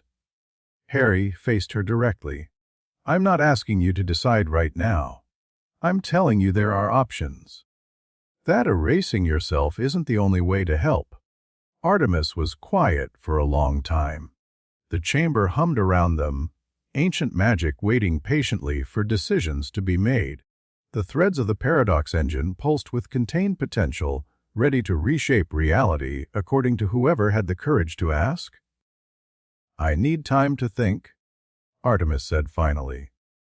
"This is not what I expected when you summoned me. Take whatever time you need.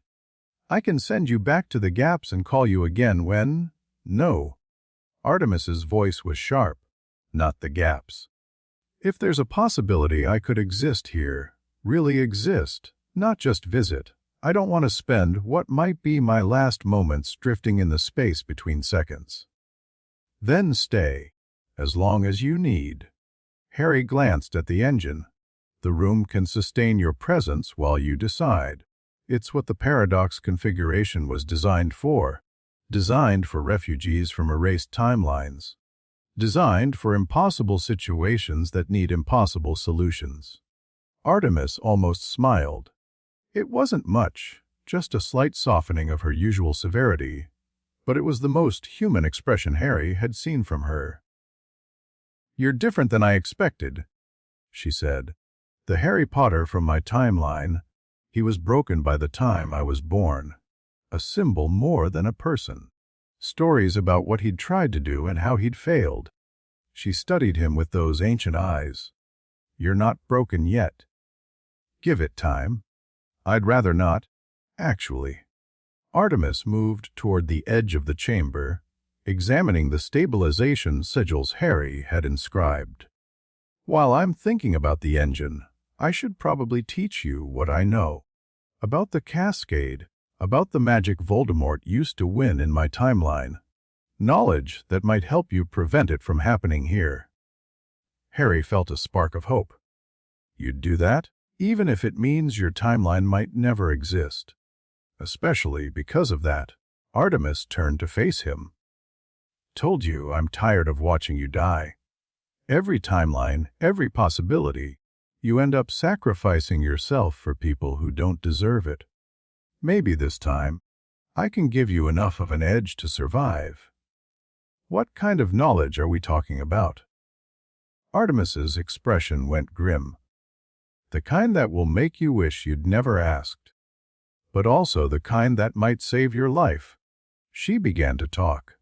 The magic Voldemort developed in Artemis's timeline was nothing like what Harry had learned at Hogwarts.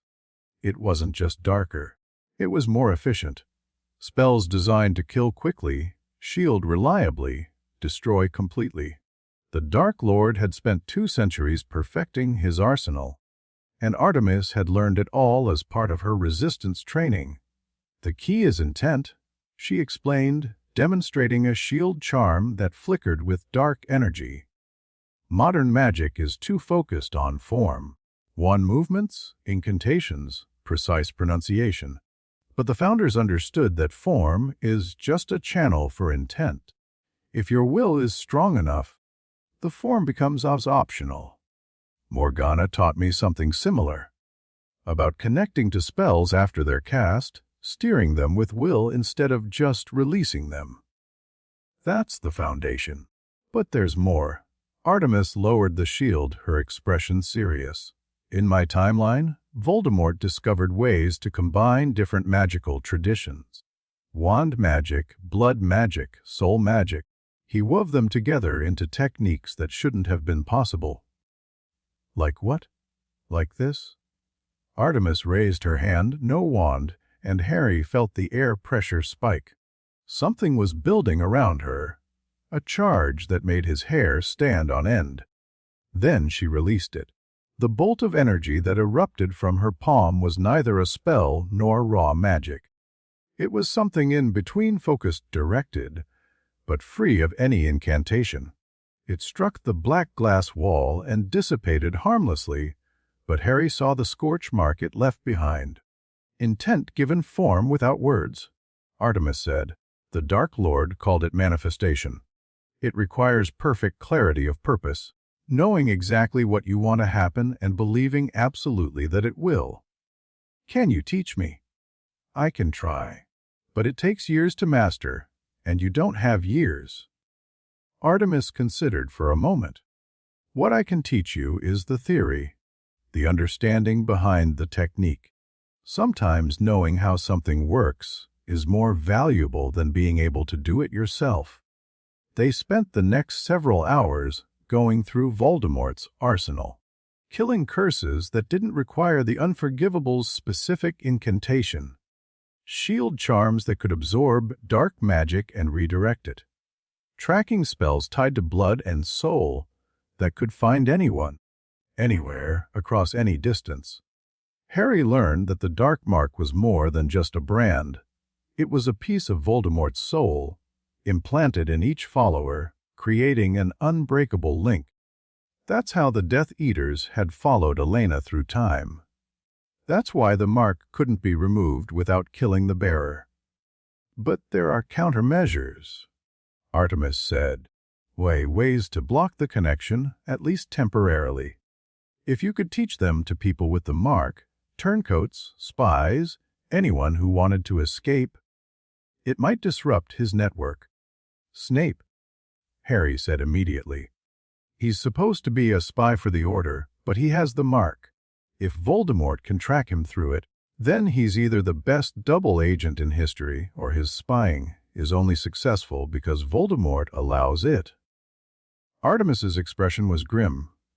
In my timeline, Snape was one of the most controversial figures in the Resistance. Half believed he was genuinely working against the Dark Lord, half believed he was responsible for dozens of betrayals. We never figured out the truth. What happened to him? He died. Everyone died, eventually. But Snape's death was complicated. Artemis looked away. He was killed by Voldemort himself during the final battle. Some said it was punishment for betrayal. Others said it was because Voldemort needed something from him, some piece of information or magic that could only be taken through death. Harry filed this away for later consideration. Snape's true loyalties had always been a mystery, but hearing that the mystery persisted even into a timeline where Voldemort won made him less certain than ever. What else should I know? He asked. The Horcruxes. Artemis's voice went flat. You know about them. Hermione mentioned them, said Dumbledore, told her Voldemort split his soul 7 times. 7 that you know of. In my timeline, he made more. As his empire expanded, he created additional anchors, insurance against any attempt to truly destroy him. Artemis met Harry's eyes. The one in your head is the most dangerous. It's the least stable, the most active, the most likely to influence you without your knowledge. I've been building mental walls. Containing it. Containment isn't enough. The fragment grows, Harry.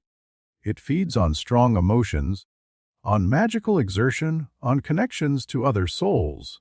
Every time you push your power, every time you feel deeply, it gets a little stronger. Artemis's expression was sympathetic but unflinching. In my timeline, the Harry Potter who failed to stop Voldemort didn't fail because he wasn't strong enough. He failed because the fragment overwhelmed him at the critical moment. Because at the instant when he needed to act, the piece of Voldemort inside him held him back. Harry felt cold. How do I stop that from happening? You remove it. Before it gets strong enough to fight back. Artemis glanced at the paradox engine, its threads pulsing gently in the center of the room. The engine might help with that. If paradoxes can be resolved, maybe soul fragments can be too. Harry hadn't considered that. The fragment was a paradox, in a way, a piece of Voldemort's soul existing where it shouldn't, connected to a person it was never meant to inhabit. Would you know how to do it? Using the engine? I know the theory. The practice. Artemis shook her head. Soul magic is delicate. One mistake could kill you, or worse, could transfer your consciousness into the fragment while leaving Voldemort's piece in control of your body. That's terrifying. It's meant to be. Soul magic isn't something you attempt lightly. Artemis moved toward the engine, studying its threads with professional interest. But the engine changes the calculation. If it can negotiate with history, find compromises that let contradictions coexist, maybe it can find a way to separate you from the fragment without destroying either. How would that even work? I don't know. But I think we should ask. Artemis looked at him. The room responds to need. If you need to understand how to remove the fragment safely, maybe it can show you. Harry approached the inner circle. The engine's threads seemed to pulse brighter as he got closer, responding to his proximity. "I need information," he said, "about the soul fragment in my head, about how to remove it safely without killing me or releasing Voldemort's influence." The engine hummed. For a long moment, nothing happened. Then the threads began to move, rearranging themselves into new patterns. Harry felt the room's magic probe at the edges of his mind, not invasive but curious. Examining.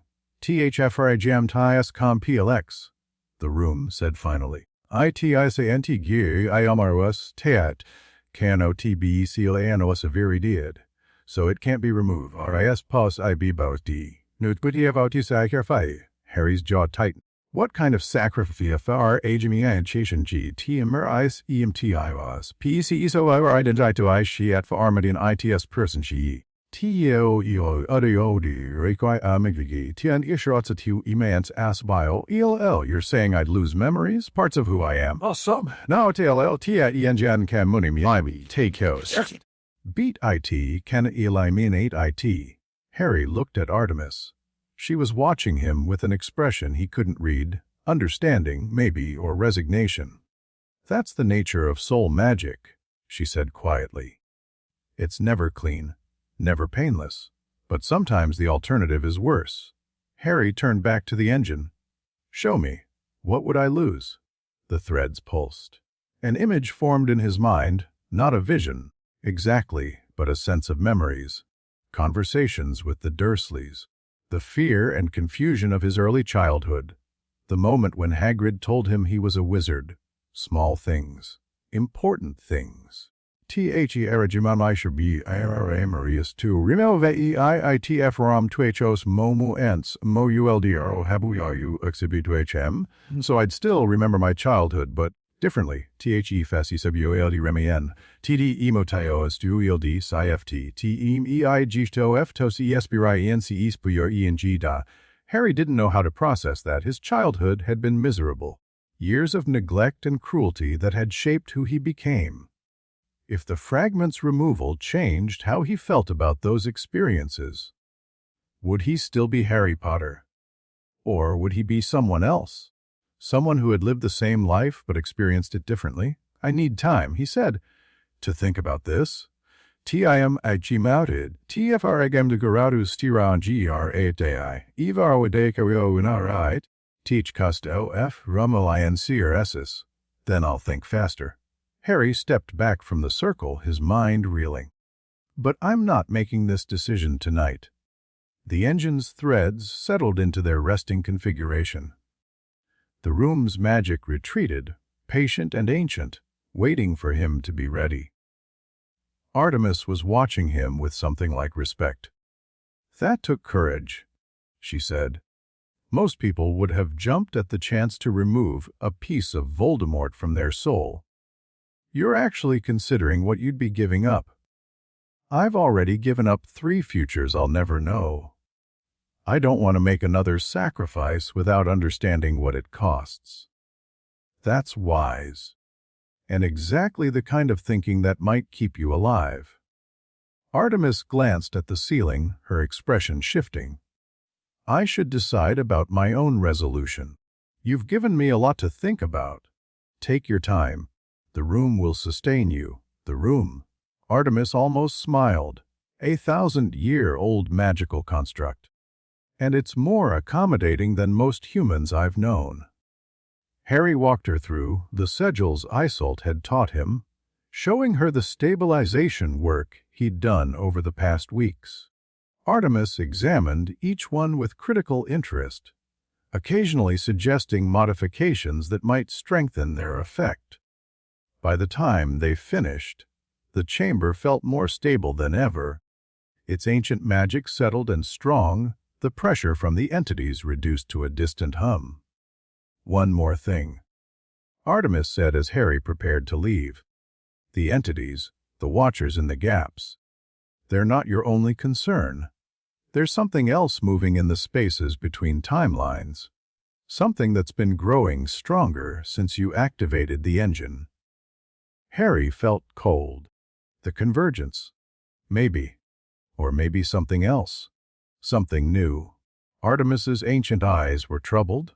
Be careful, Harry. You've opened doors that were closed for good reasons. Not everything that wants to come through is something you want to meet. Harry didn't sleep that night. He lay in his bed in Gryffindor Tower, staring at the canopy overhead, thinking about fragments and paradoxes and the price of survival. The soul fragment had been part of him for 15 years.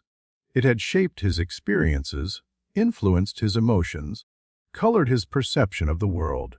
Removing it would change who he was, not completely, maybe, but enough to matter. Was he willing to pay that price? Was he willing not to? Voldemort was hunting him. The convergence was approaching. The barriers between timelines were weakening with every passing day. If the fragment overwhelmed him at a critical moment, if it held him back when he needed to act, everything could be lost. But if he removed it and lost pieces of himself in the process? Harry closed his eyes and reached for the warmth at his center.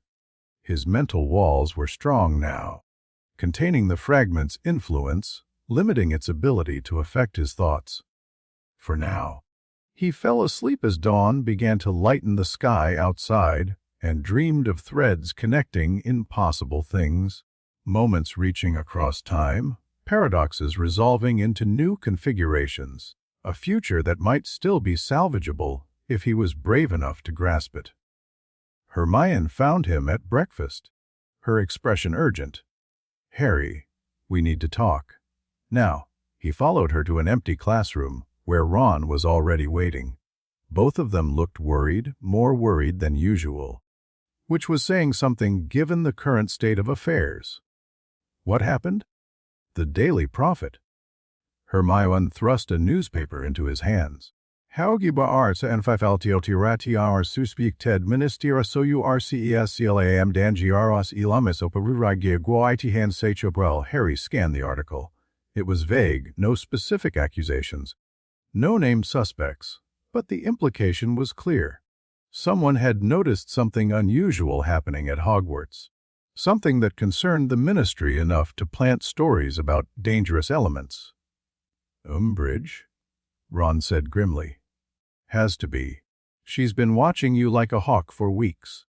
If she's figured out about the DA, or about that room you've been visiting, she doesn't know about the room. Harry was sure of that much. The summoning chamber existed outside normal space. No amount of spying could reveal its location.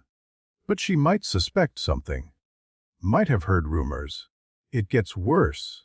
Hermione pulled out a second sheet of parchment, this one handwritten, marked with the seal of the Hogwarts High Inquisitor.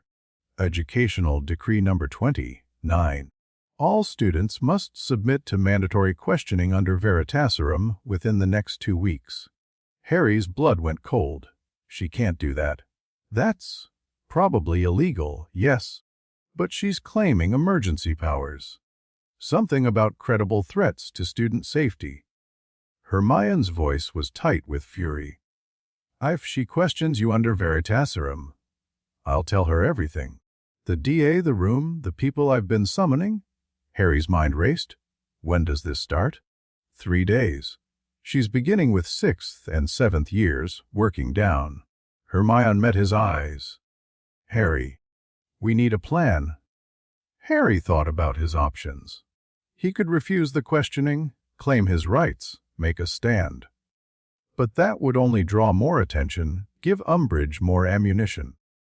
He could try to flee Hogwarts, hide somewhere until the threat passed. But running would abandon his friends, his allies, everyone who was counting on him. Or he could do something else entirely. The room, he said slowly. The paradox engine. It can negotiate with history, find compromises that let contradictions coexist. What are you thinking? Ron asked. What if I could create a paradox that protected me? Something that made it impossible for Umbridge to question me, because questioning me would create a contradiction reality couldn't sustain. Hermione's eyes widened. Harry, That's incredibly dangerous. You're talking about deliberately manipulating the fabric of existence to survive, to protect everyone who's depending on me. Harry looked at his friends, his family, really, the people who'd stood by him through everything. I've been playing defense for months, reacting to threats, trying not to make things worse. Maybe it's time to stop reacting and start acting. Ron and Hermione exchanged glances. Harry could see them having one of their silent conversations, the kind that came from years of friendship and shared danger. If you're going to do something drastic, Hermione said finally, at least let us help. Tell us what you need. Harry smiled. Information. Everything you can find about paradox protection, about using temporal magic defensively, and maybe, if you can manage it, a distraction to keep Umbridge busy for the next few days. Ron grinned. Distraction I can do. Fred and George have been itching to test some new products. I'm sure they'd love to help with a good cause. And I'll research the paradox theory, Hermione added. There might be something in the founder's notes that explains how protective contradictions work. Thank you. Harry meant it more than he could express. Both of you. For believing in me even when I'm about to do something probably stupid. Probably stupid is kind of your specialty, Ron said. At this point we'd be worried if you weren't planning something insane. Harry laughed, genuinely laughed, for the first time in days. Whatever happened next, at least he wasn't facing it alone. That night, Harry returned to the summoning chamber with a new purpose. The room welcomed him as always, its ancient magic warm and familiar. The paradox engine pulsed at its center, threads of light waiting to be woven into new configurations. Artemis was still there, standing at the edge of the chamber, studying the sigils with an intensity that suggested she hadn't moved since he left. "You're back," she said without turning. "You look like you've made a decision." "Several, actually." Harry moved to the center of the engine. "Umbridge is planning to interrogate me under Veritaserum.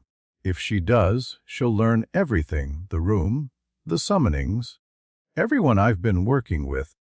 That would be catastrophic. Which is why I need to prevent it." Harry faced the pillar of threads. "You said the engine can negotiate with history. Can it create protections? Make it impossible for certain events to occur?" "In theory. But paradox protection is extremely complex. You're essentially asking reality to make an exception for you, to treat your circumstances as contradictions that can't be resolved through normal means." Artemis finally turned to face him. "The cost would be significant. More futures I'll never know. More than that. Paradox protection requires anchoring yourself to specific outcomes. You'd be trading flexibility for security, limiting your own possibilities to guarantee certain results."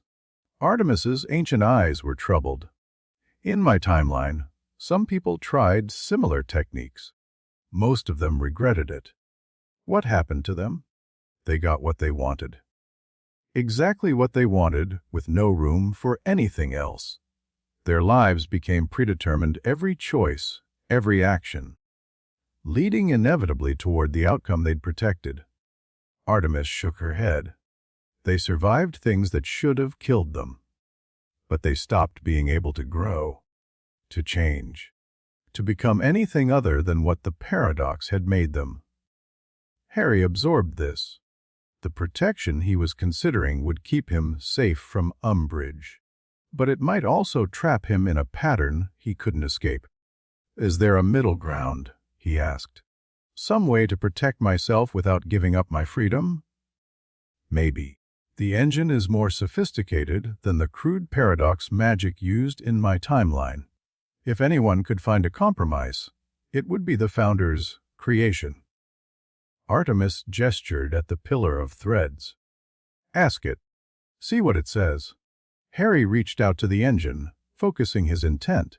"I need protection from Umbridge's interrogation.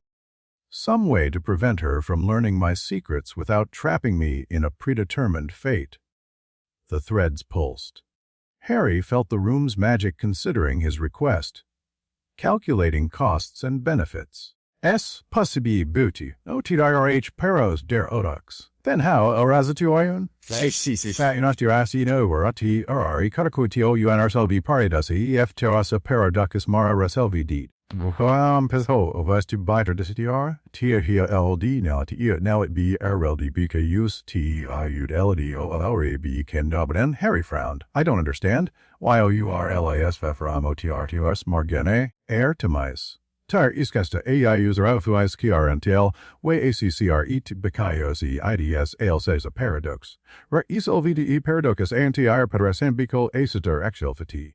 UMBRG Kuyaldok REVL some Aobuka AS Nemichiar Hedian. Harry's mind raced.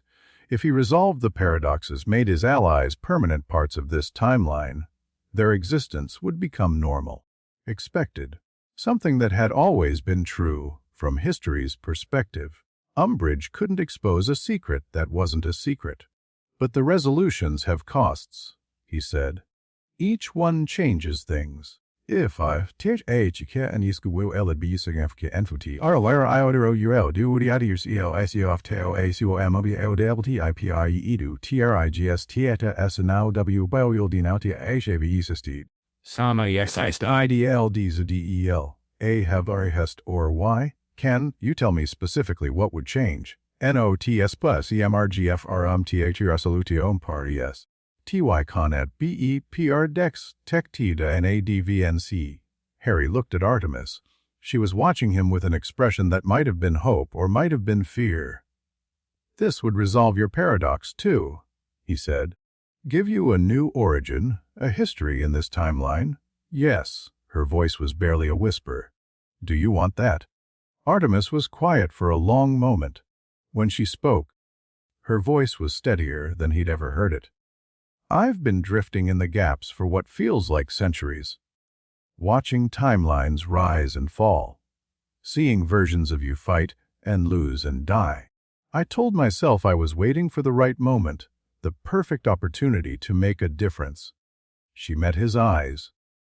Maybe there is no perfect moment. Maybe this is as good as it gets, a chance to exist, to fight, to matter, even if it means becoming something new. Then you consent? To the resolution? I consent, Artemis almost smiled. Whatever I become, it has to be better than what I am now. Harry turned back to the engine. His heart was pounding, but his mind was clear. I want to resolve all the paradoxes, he said. Morgana, Elena, Cassandra, Isolt, Artemis, all of them at once. Make them permanent parts of this timeline. Make our connections real. The engine blazed. Light erupted from every thread simultaneously, filling the chamber with brilliance that seemed to exist in colors beyond the visible spectrum. Harry felt the room's magic surge around him, through him, reshaping reality according to his will. Images flooded his mind. Morgana, her history rewritten, no longer the villain of legend, but a misunderstood rebel whose teachings had survived in hidden traditions. A woman who'd visited Hogwarts centuries ago, leaving behind knowledge that had been rediscovered by a fortunate student. Elena, her existence anchored in the present, a refugee from a collapsed timeline, taken in by the Order of the Phoenix, her intelligence network proving invaluable against the rising darkness. A woman who'd been working alongside Dumbledore for months, though Harry was only now learning of her involvement. Cassandra, her visions expanded, seeing Harry's era as clearly as her own, her predictions spanning centuries instead of years. A seer whose writings had influenced magical theory for generations.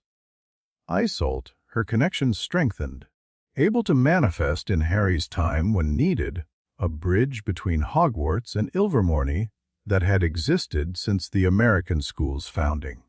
And Artemis's resolution was the most dramatic. Harry watched as an entirely new history wove itself into existence. A woman born in the 1960s, trained by a secret order that had prepared for Voldemort's return. A survivor of the First War. Thought killed in battle, actually preserved by ancient magic. Someone who'd been waiting, hidden for the moment when she could make a difference. The light faded. Harry stood in the center of the chamber, breathing hard, his mind full of memories that hadn't existed 5 minutes ago. Artemis was still beside him, but she was different now. Her military bearing was the same, her ancient eyes unchanged, but there was something more settled about her, more real. "I remember," she whispered. "Both lives. The one I lived and the one that was created. Does it hurt? No. It feels like waking up, like I've been dreaming for centuries, and now I'm finally awake." Artemis looked at her hands, flexing her fingers. Really exist. In a timeline that hasn't ended. Harry felt the weight of what he'd done settling on his shoulders. 5 paradoxes resolved. 5 allies made permanent. Reality restructured around his choices. And somewhere, in ways he couldn't predict, history had changed. "Isoluto kmplet," the room said. "Thkanadis are yestibabidi. T peridar no mori umbrage. Cnr reveal lakais now tried. Yourllisr no pardo offshore temor plans. Ehstuar, take a persigregis on your face expected." Not to see or eat? Harry allowed himself a moment of relief. He'd bought himself time. Space to breathe. The interrogation might still happen, but it wouldn't expose the things that mattered most. "There's more," Artemis said, her voice strange. "I can feel it. The resolutions created ripples, changes spreading through history. Some of them are significant." "What kind of changes?" "I don't know yet. The new memories are still settling." Artemis closed her eyes, concentrating. "But something's different. Something important." Harry waited, tension building in his chest. Artemis opened her eyes. "The war," she said. "The first war against Voldemort. It ended differently than before. The Order had more allies, more information. The casualties were," she frowned, "fewer. Significantly fewer." "That sounds good." "Maybe. But it also means the Death Eaters are stronger than they should be. More of them survived the war's end. More of them avoided Azkaban." Artemis met his eyes. "Harry, the resolutions didn't just change the past. They changed the present. The battlefield you're facing might be more dangerous than the one that existed before." Harry absorbed this. He'd hoped the changes would be positive, that making his allies permanent would only help his cause. But the engine had warned him. Resolutions negotiate with history. They find compromises that let contradictions coexist. Compromises meant trade-offs, benefits and costs woven together. "Then we adapt," he said. "We figure out what's changed and we deal with it. That's what we've been doing all along." Artemis nodded slowly. "You're right. Whatever comes next, we face it together." She paused, a strange expression crossing her face. "That's new. The together part. I've been alone for so long, I forgot what it felt like to have allies. Get used to it. You're part of the team now." Harry walked toward the chamber's exit, feeling the weight of his choices and the possibility of the future stretching before him. The paradoxes were resolved. His allies were permanent. The convergence was still approaching, but maybe, just maybe, he'd bought enough time to find a way to stop it. And somewhere in the gaps between moments, the entities watched with renewed interest. Their favorite story had just gotten much more complicated. Chapter 4 Chapter 5 When Merlin wasn't watching, the explosion rattled Harry's teeth even from 3 floors away. He sprinted down the corridor, wand drawn, following the screams and the acrid smell of smoke. Whatever Fred and George had cooked up as a distraction, it was working better than anyone had planned. Too well, maybe. He rounded the corner to find the second floor transformed into a war zone. A massive swamp had materialized in the middle of the hallway, genuine marsh water, complete with cattails and suspicious bubbles, and Umbridge was standing at its edge, pink cardigan splattered with mud, her face purple with rage. "Say THTAM," she shrieked. "So amion KHTHTOC." Another explosion. This one came from above, and Harry looked up just in time to see a cascade of fireworks pour through the ceiling, dragons and phoenixes and things that looked like screaming banshees, all made of multicolored sparks, all zooming directly at the High Inquisitor. Fred and George rocketed past on broomsticks, identical grins splitting their faces. "Give her hell from us, Harry!" George shouted. Then they were gone, blasting through a window that shattered outward in a shower of glass, leaving behind chaos and the lingering smell of gunpowder. Harry allowed himself exactly 3 seconds to appreciate the artistry before Umbridge's attention swung toward him. "Potter." Her voice was deadly quiet, more dangerous than her screaming. "You're behind this. You and your little gang of troublemakers." "I've been in the library all morning, Professor." "You can ask Madam Pince." It was true technically. He had been in the library. He'd also been planning this distraction for 3 days, but Umbridge couldn't prove that. Her eyes narrowed. "The interrogations begin tomorrow. Whatever secrets you're hiding, Mr. Potter, they won't stay hidden for long." Harry met her gaze without flinching. "I look forward to answering your questions, Professor."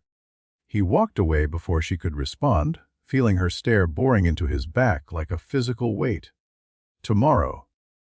The Veritaserum interrogations started tomorrow. But thanks to the resolutions, he had nothing left to hide. The common room was buzzing when Harry returned. Word of Fred and George's spectacular exit had spread through the school like wildfire. Students clustered in groups, whispering excitedly, their fear of Umbridge temporarily forgotten in the joy of seeing her humiliated. "That was brilliant," Ron said, grabbing Harry's arm. "Did you see her face?" "I thought she was going to literally explode. Saw it. Loved it." Harry dropped into his favorite chair, exhaustion hitting him all at once. "But it won't stop the interrogations. She's more determined than ever now." "About that." Hermione appeared at his elbow, her expression complicated. "Something's changed, Harry. Have you noticed?" "Changed how?" "I was in the library researching paradox protection, like you asked, and I found references to your allies. All of them." Hermione's voice dropped to a whisper. "Morgana Le Fay's influence on hidden magical traditions. Elena Rosier's work with the Order during the First War. Even Artemis Blackwood, there are records of her now. Historical records that didn't exist 3 days ago." Harry felt a chill. The resolutions had worked. His allies were permanent parts of this timeline, their existence woven into history. But if Hermione had noticed the changes, "Does anyone else know?" he asked. "I don't think so. The records are obscure, buried in academic texts and specialized archives. Most people wouldn't think to look." Hermione bit her lip. "But Harry, this is exactly what you wanted, isn't it? The paradox is resolved, your allies legitimized." "Yeah, that was the plan. Then why do you look worried?" "Because the resolutions had consequences. Artemis had warned him. The battlefield was different now. More Death Eaters had survived the First War. The present had shifted in ways he didn't fully understand. "I need to check something," he said. "In the room? Want to come?" Hermione's eyes widened. "You're inviting me to the summoning chamber." The resolutions changed the rules. You're not a secret anymore, you're part of the history. The room should let you in now. Ron was watching them with an expression caught between excitement and apprehension. "Both of us, mate? Or just Hermione?" Harry hesitated. Ron was his best friend, had been since first year. But Ron also didn't handle complicated magical theory well, and the summoning chamber was nothing but complicated magical theory. Both of you, he decided. If we're going to face whatever comes next, we do it together. The walk to the 7th floor felt different with Ron and Hermione beside him. Harry had gotten used to approaching the chamber alone. The solitude of the corridor, the anticipation of what he might find inside. Having his friends there changed the experience, made it more real, somehow. Less like a secret and more like an adventure. The wall recognized him immediately, rippling aside to reveal the chamber. But instead of the usual welcome, Harry felt something else in the room's magic. Urgency. Warning. "Something's wrong," he said, stopping at the threshold. Hermione peered past him into the chamber. "It looks normal to me. Silver circle, glass walls, that pillar thing in the middle. That pillar thing is the paradox engine, and it's pulsing faster than usual." Harry stepped inside, his wand raised. "Stay close." The chamber was the same as he'd left it, mostly. The stabilization sigils gleamed on the walls. The engine's threads wove their endless patterns. The ancient magic hummed with patient power. But there was something else now, a presence he hadn't felt before. "Harry?" Artemis's voice came from the shadows near the wall. She stepped into the light, and Harry saw immediately that something was wrong. Her face was pale, her expression strained, her hands clenched at her sides. "We have a problem." "What kind of problem?" The resolutions worked. Too well. Artemis moved toward the engine, gesturing at the threads. "Look at the pattern." "What do you see?" Harry studied the pillar. The threads were moving faster than before, weaving and reweaving in configurations that seemed almost frantic. "It's agitated," he said, "like it's responding to something. It's responding to stress." The resolutions created changes, ripples spreading through history. Most of them were small, easily absorbed. But one of them, Artemis's voice tightened. One of them attracted attention. The entities. Worse? Artemis turned to face him, and Harry saw real fear in her ancient eyes. The convergence. It felt the resolutions. Felt reality restructuring around your choices. And it's moving now, actively. Trying to break through while the barriers are still destabilized. Ron made a strangled sound. The what is trying to break through? The convergence. Hermione breathed. She'd gone pale. The cascade that destroys timelines. "Harry, you told me about this. I told you about the warnings. Not about how to stop it." Harry faced Artemis. "How long do we have?" "Hours. Maybe less." Artemis's jaw tightened. "The barriers are weakening faster than the stabilization sigils can compensate. If we don't find a way to reinforce them, then reality collapses. Everything ends."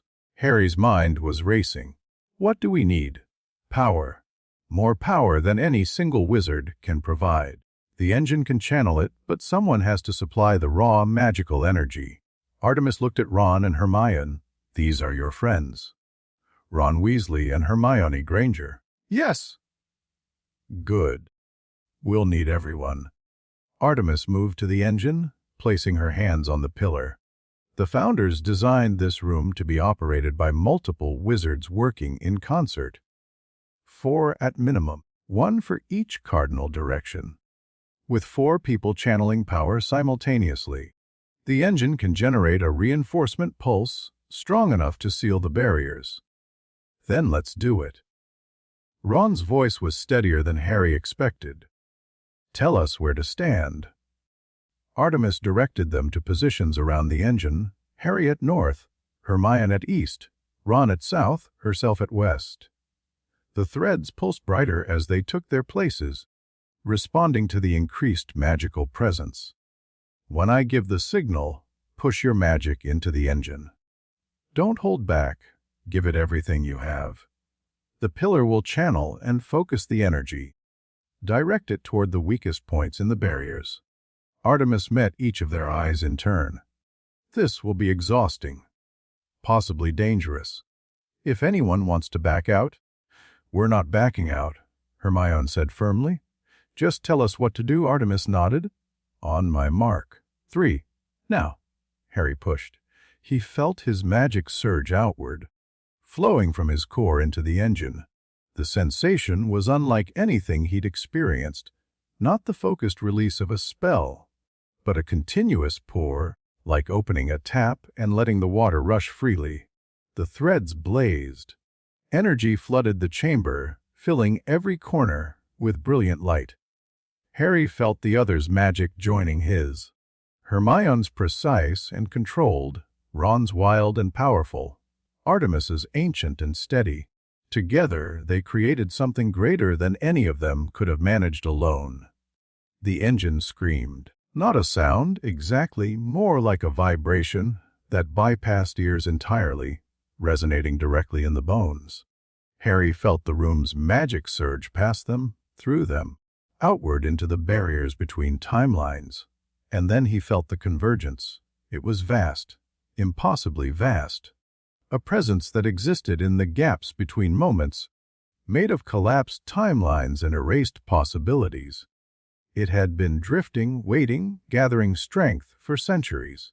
Now it was trying to break through. Harry felt it pressing against the barriers. Not physically, but existentially. Trying to force reality to acknowledge it, to make room for something that shouldn't exist. The reinforcement pulse hit it like a wave. The convergence recoiled. Harry felt its confusion, its rage, its desperate hunger for existence. It pushed back against the pulse, trying to overwhelm the barriers through sheer force. "More!" Artemis shouted. "It's not enough!" "We need more power." Harry dug deeper. He found reserves he didn't know he had. Magic that lived in the parts of himself he'd built walls around. The soul fragment stirred at the disturbance. And for one terrifying moment, Harry felt Voldemort's presence flare at the edge of his consciousness. He pushed past it, pushed through it, used the fragment's energy as fuel instead of fighting against it. The engine blazed brighter. The convergence screamed, a sound that wasn't a sound, a rage that transcended dimensions. It threw everything it had against the barriers, trying to shatter them before the reinforcement could complete. And then, suddenly, it stopped. The presence withdrew. The pressure on the barriers eased. The engine's threads slowed their frantic weaving, settling into calmer patterns. Harry collapsed. He hit the floor hard, his vision swimming, his body feeling like it had been wrung out like a wet cloth.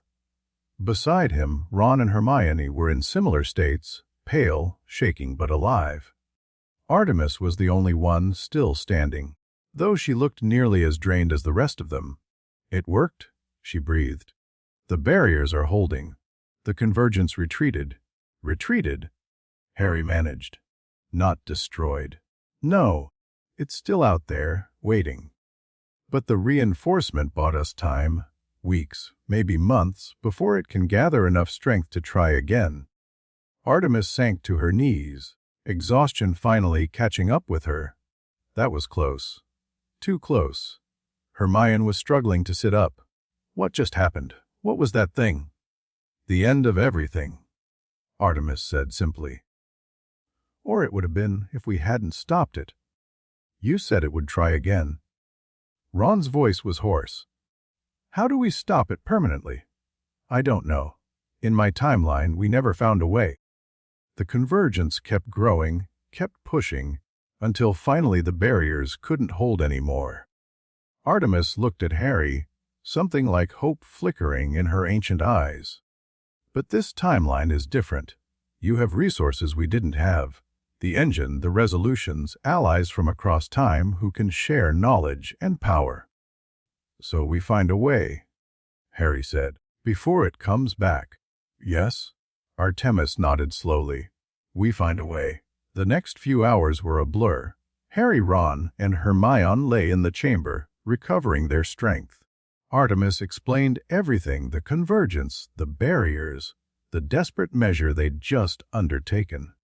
Ron took it surprisingly well, So there's a giant monster made of dead timelines trying to eat reality, and we just punched it in the face. Cool. Normal Tuesday at Hogwarts. Hermione was more analytical.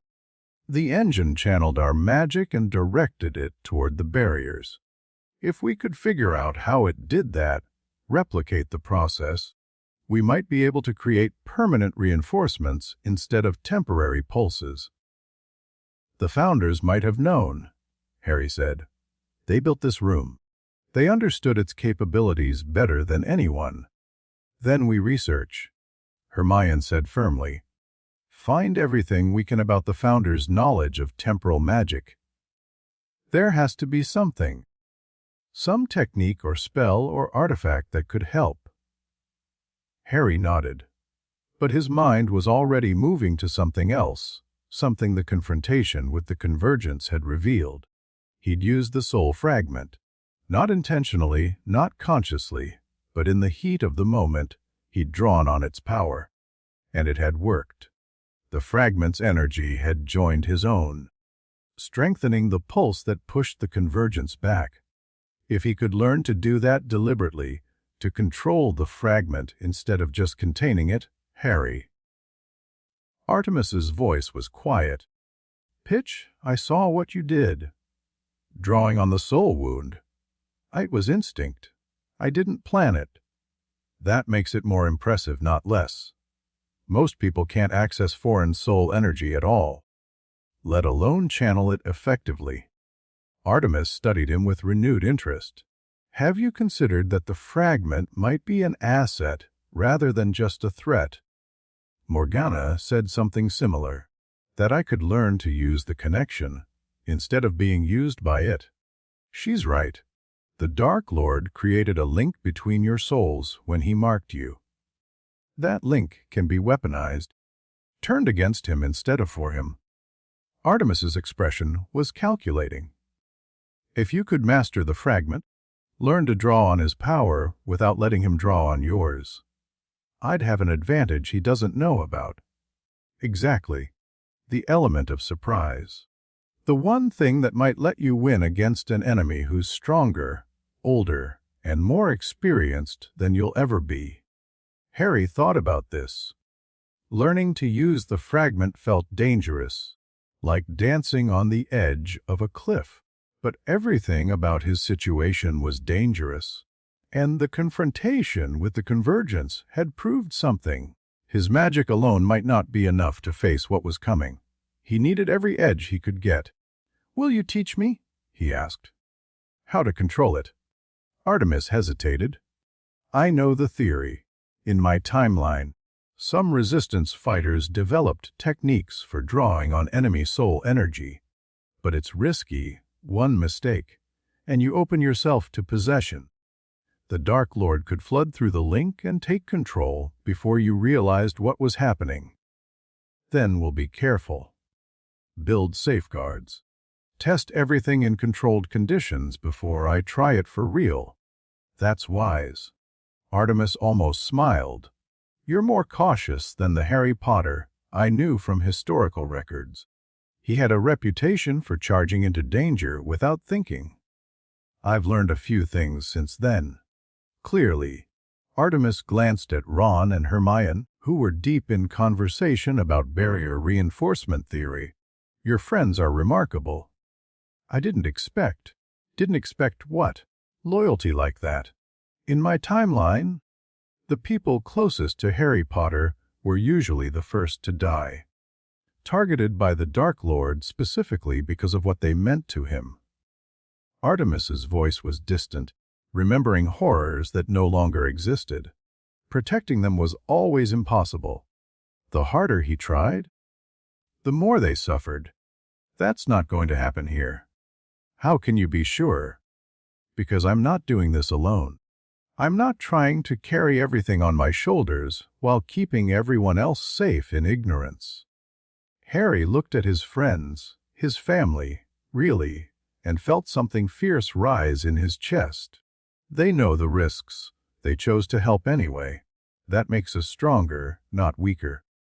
Artemis was quiet for a long moment. You might be right, she said finally. Or you might be setting them up to share your fate. But either way, it's their choice to make. And that's worth something. The interrogations started the next day. Harry sat in Umbridge's office, surrounded by pink and kittens, watching the High Inquisitor prepare her Veritaserum with methodical precision. 3 drops, she said, her voice sweetly venomous. That's the standard dose. Enough to compel absolute honesty for approximately 1 hour. More than sufficient to uncover whatever secrets you've been hiding. Harry said nothing. His mental walls were strong. Morgana's training had seen to that, but they wouldn't help against Veritaserum. The potion bypassed conscious control entirely, forcing the truth regardless of what the subject wanted to reveal. Fortunately, he didn't have secrets anymore. The resolutions had made his allies part of history. The summoning chamber was no longer hidden, it was documented in academic texts. Known to scholars who studied the founder's work. The DA meetings were public knowledge, approved by McGonagall under an obscure charter that allowed student defense organizations during times of recognized threat. Harry had spent the past 3 days with Hermione, meticulously restructuring their activities so that nothing illegal remained. Everything Umbridge wanted to expose was already exposed, legitimized, normalized, rendered completely uninteresting. Umbridge dropped the Veritaserum into his tea and pushed the cup toward him. Drink. Harry drank. The potion took effect immediately, a strange floating sensation. Like his thoughts had been lifted out of his head and set gently on a shelf. He could still think, still feel, but the connection between thought and speech had been altered. He would answer whatever she asked with perfect honesty. He was counting on it. "State your name," Umbridge said. "Harry James Potter." "Are you the leader of an illegal student organization?" "No. I lead a student defense group called Dumbledore's Army, which operates with official approval under the Hogwarts Student Defense Charter of 1342. Umbridge's expression flickered. "There is no such charter." "There is. Professor McGonagall can provide documentation. The charter allows students to form defensive organizations during periods when the Ministry has failed to adequately protect magical citizens." Harry heard himself speaking calmly, factually. The Veritaserum compelling total honesty. The current Ministry's denial of Voldemort's return constitutes such a failure. Umbridge's face went red. "The Ministry has not failed. I'm answering honestly, as the potion requires. You asked about an illegal organization. The DA is not illegal." Harry watched her struggle to compose herself.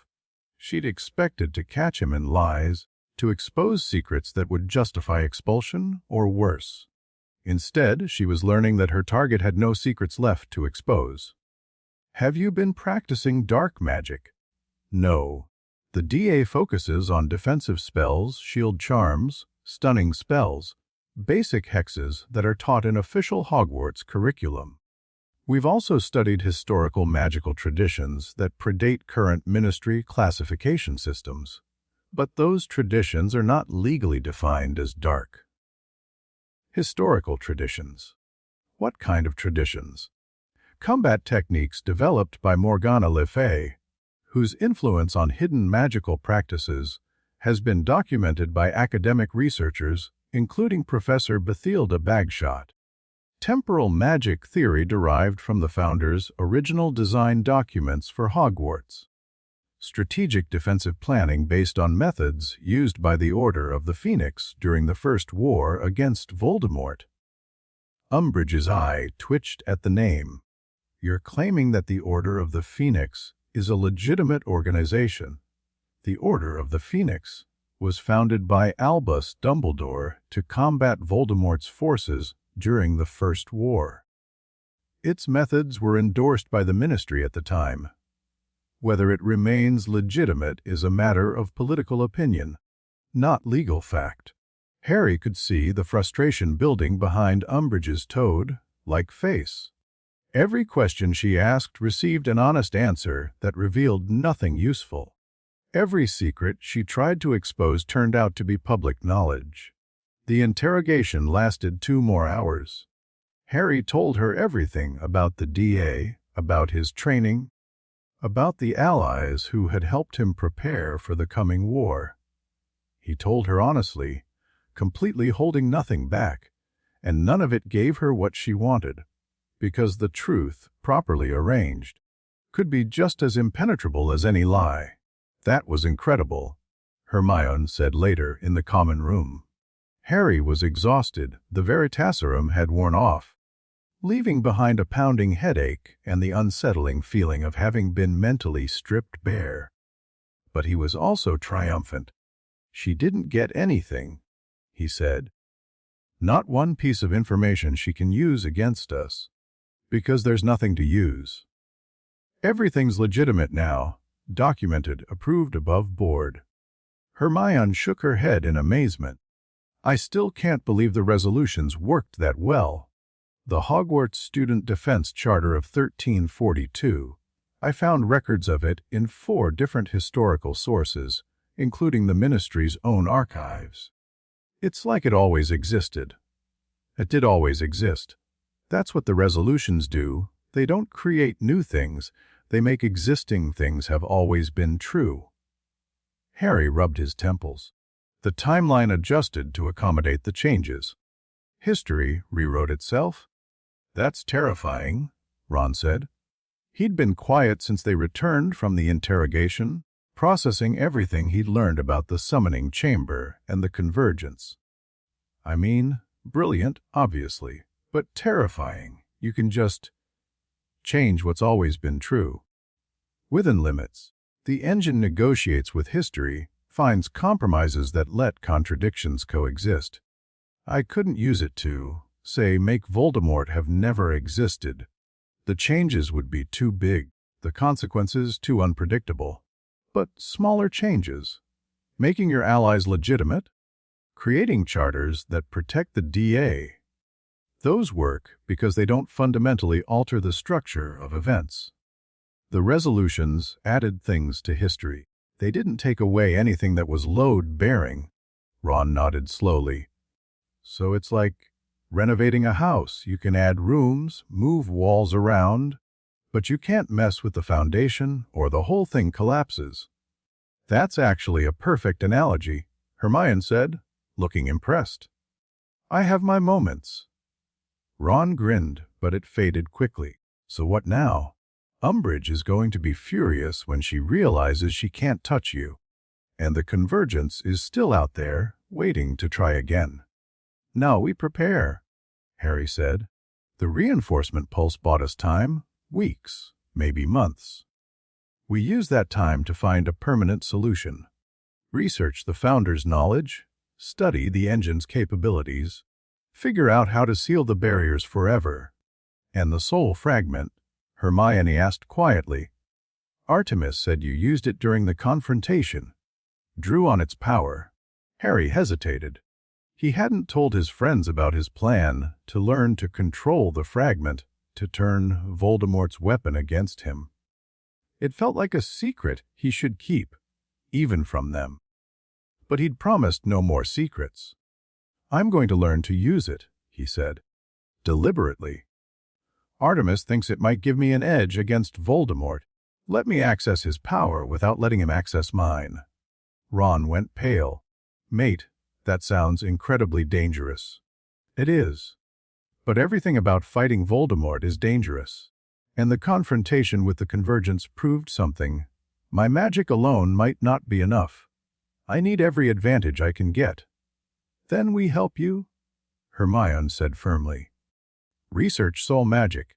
Find safeguards. Make sure you're not doing this blind. That's what friends are for. Harry felt a warmth in his chest that had nothing to do with magic. Thanks, he said. Both of you. For everything. Just promise you'll be careful, Ron said. And that you'll tell us if something goes wrong. No heroic sacrifices, no facing danger alone. We're in this together. I promise. And for the first time in months, Harry felt like that promise might be one he could keep. The next 2 weeks were the most intense of Harry's life. By day, he attended classes, practiced with the DA, and maintained the appearance of a normal Hogwarts student. By night, he worked in the summoning chamber, researching the engine, studying temporal magic, learning to control the soul fragment under Artemis's careful guidance. The fragment was trickier than he'd expected. It's not just passive. Artemis explained during one of their sessions. It reacts to your emotions, your magical output, your intent. When you drew on it during the Convergence confrontation, you were desperate, you needed power, and you took it without thinking. Doing the same thing deliberately requires a different approach. What kind of approach? Negotiation. Artemis demonstrated a focusing technique, a way of directing awareness inward without triggering the fragment's defenses. The fragment is part of Voldemort's soul. It has instincts, preferences, patterns of behavior. If you try to force it, it'll fight back. But if you can find common ground, goals you share, enemies you both want to defeat, it might cooperate. I don't share any goals with Voldemort. You both want to survive. You both want to be powerful. You both hate the people who've tried to control or destroy you. Artemis's expression was grim. The fragment doesn't know it's an enemy. It just knows it's attached to you, drawing on your experiences, shaped by your emotions. In a very real sense, it's become part of who you are. Harry didn't like that idea. The fragment was Voldemort. A piece of the monster who'd murdered his parents, terrorized the wizarding world, caused suffering beyond measure. The thought that it had become part of him was revolting. But Artemis was right. The fragment had been in his head for 15 years. It had grown with him, adapted to him, become entangled with his own soul in ways that couldn't be easily separated. If he wanted to use it, he had to accept that first. "Show me the technique again," he said. Artemis guided him through the focusing exercise, a meditative state that allowed him to observe the fragment without engaging it directly. Harry sank into the practice, finding the warmth at his center, the walls he'd built around his core self, and beyond those walls, in the shadows at the edge of his consciousness, the fragment. It was different than he expected. Not monstrous exactly, more like a sleeping animal. Something dangerous, yes, but also something vulnerable. It had been created in violence and sustained by pain. It knew nothing but survival. Harry reached out, not with his magic, but with his awareness.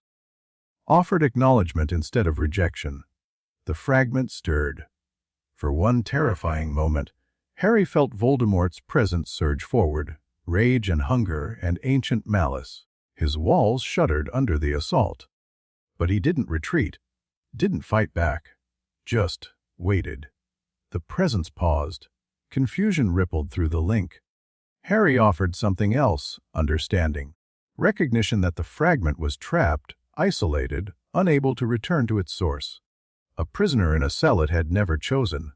The rage faded. Something else emerged, curiosity, maybe, or loneliness. The fragment settled back into dormancy. But something had changed. A connection had been established, tentative, fragile, but real. Remarkable. Artemis breathed.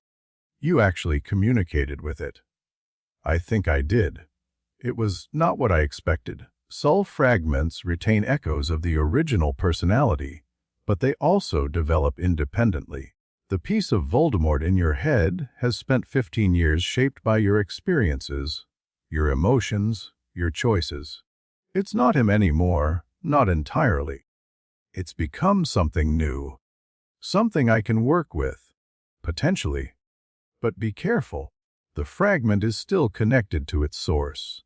Anything you share with it might eventually reach Voldemort himself. Information, emotions, intentions, all of it flows through the link." Harry nodded slowly.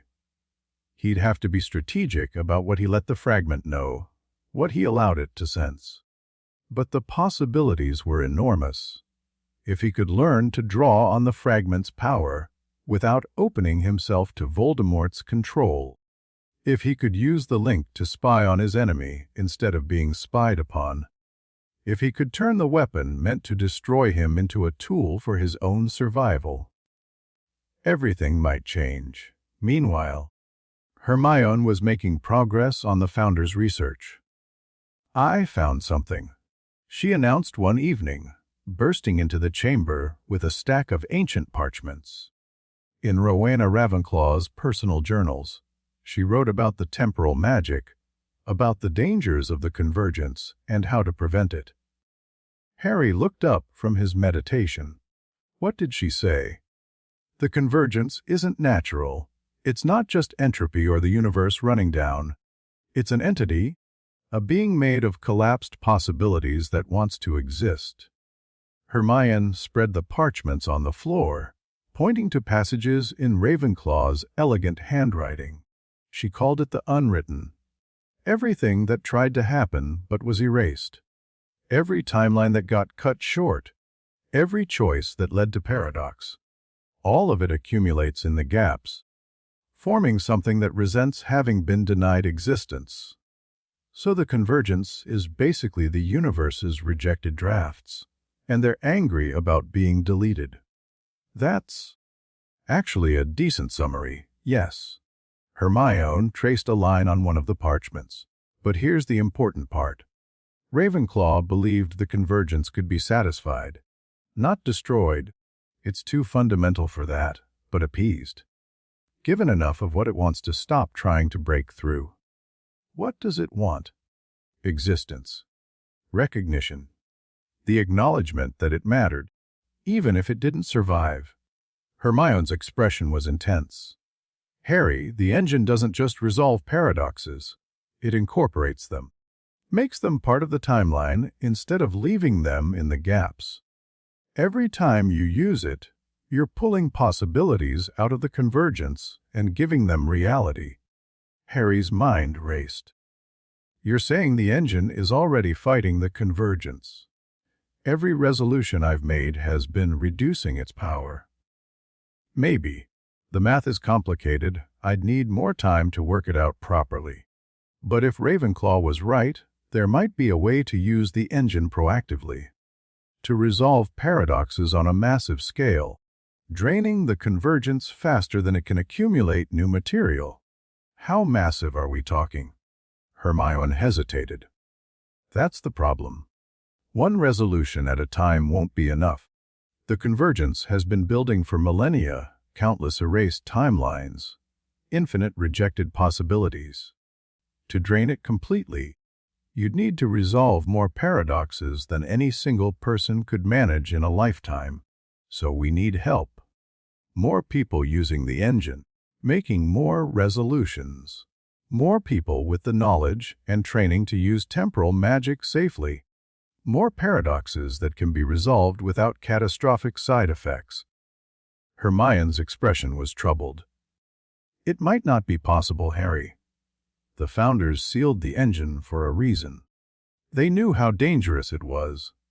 If we try to use it on a massive scale and something goes wrong, then we end up causing the very thing we're trying to prevent. Harry rubbed his eyes, exhaustion settling over him.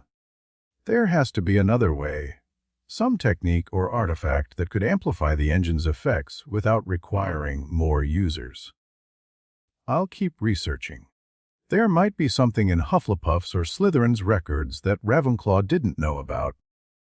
What about Gryffindor? Hermione blinked. Godric Gryffindor. I haven't found any of his writings on temporal magic. Maybe he didn't write about it. But he was there when the engine was built. He must have had opinions, insights, contributions to the design. Harry sat up straighter as an idea formed. What if I summoned him? Asked directly. Harry summoning a founder would be risky, complicated, possibly catastrophic. Harry met her eyes. but also our best chance at getting accurate information. The founders built the engine. They understood it better than anyone. If there's a way to use it to defeat the convergence permanently, they would know. Hermione was quiet for a long moment. You'd be pulling someone from 1,000 years ago, she said finally. The paradox would be enormous. The strain on the barriers would be manageable if I used the engine to resolve it immediately. Summon, question, resolve, all in one session. The paradox never gets a chance to destabilize anything. You've thought about this. I've had time to think. 2 weeks of training and research and waiting for the convergence to try again. Harry stood, moving toward the engine.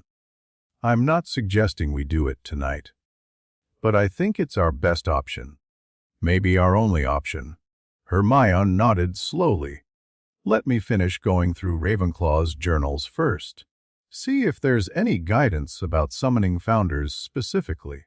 If we're going to attempt something this dangerous, we should have as much information as possible. Agreed.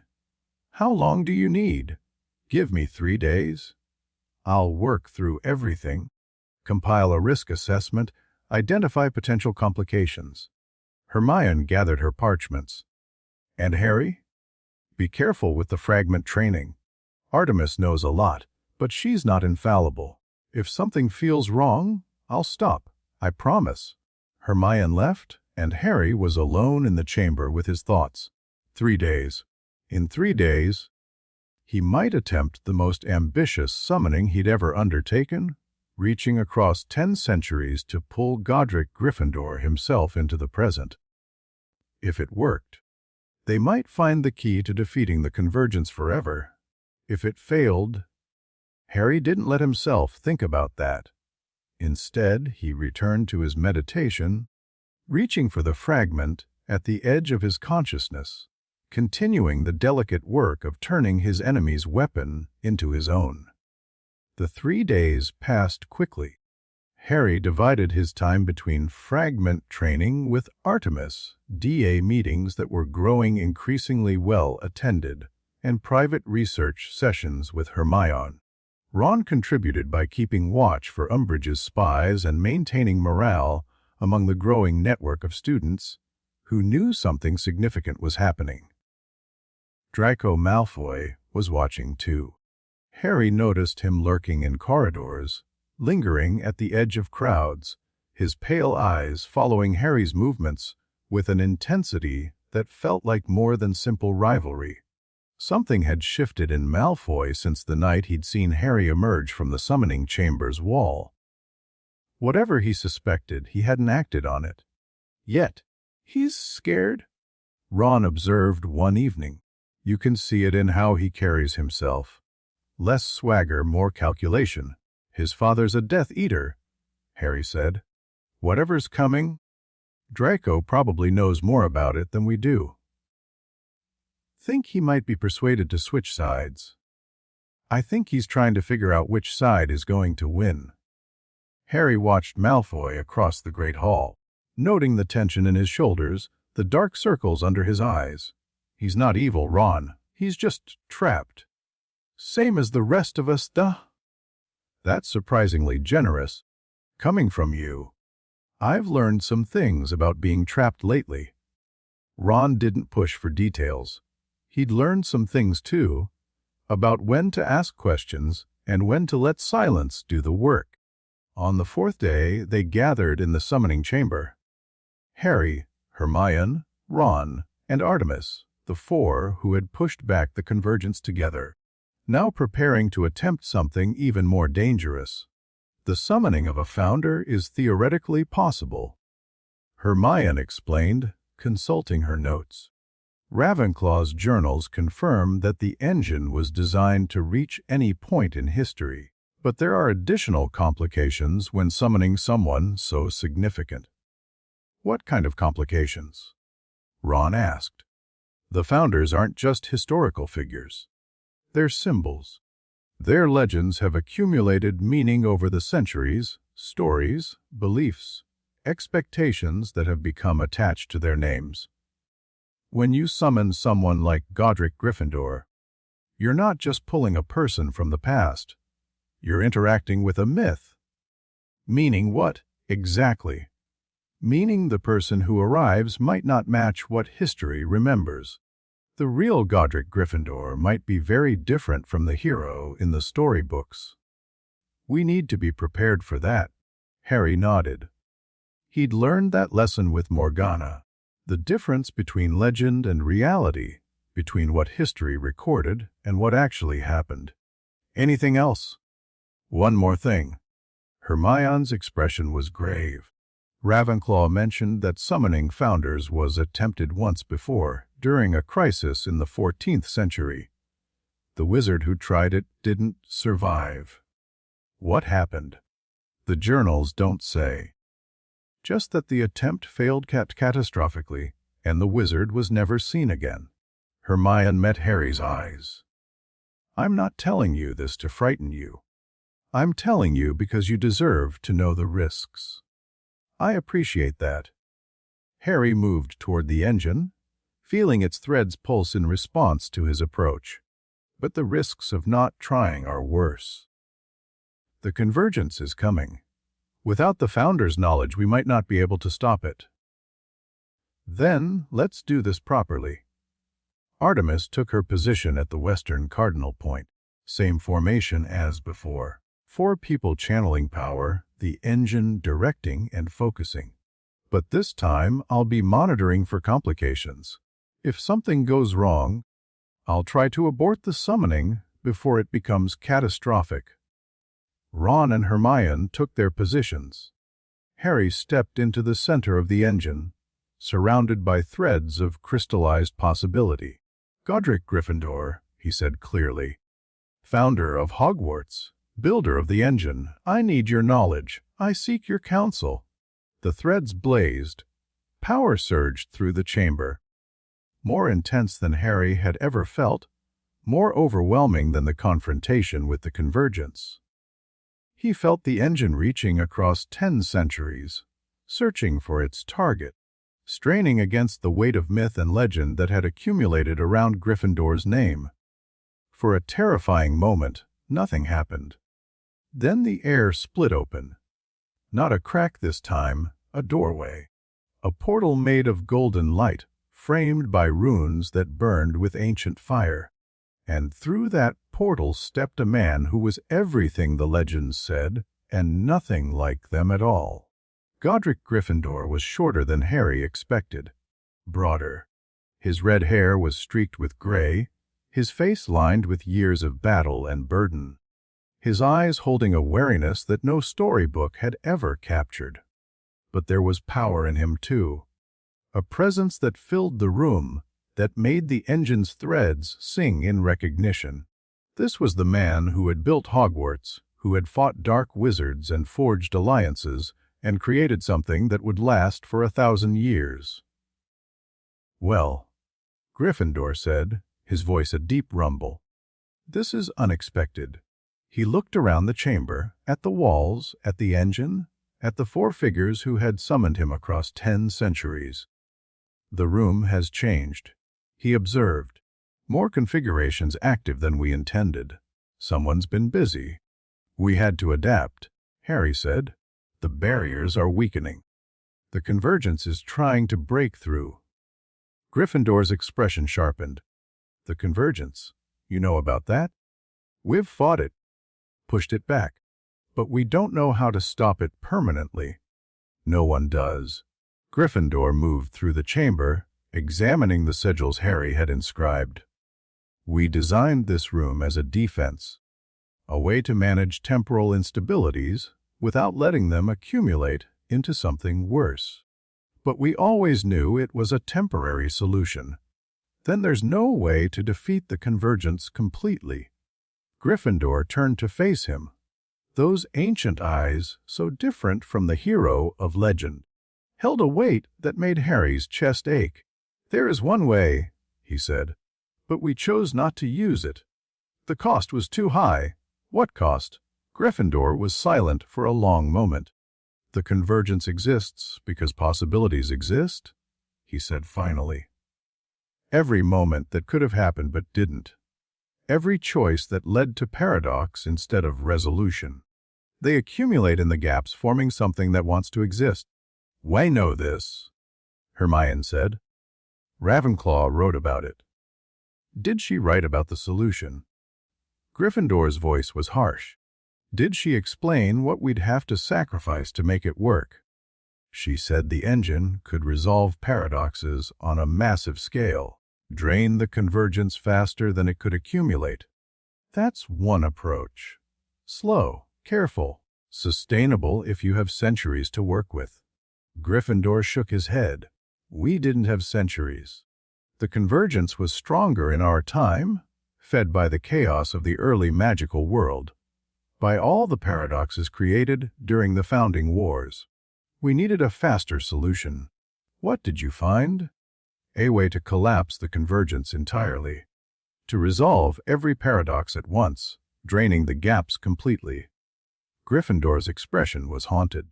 "The technique worked. We tested it on a small scale. But the cost?"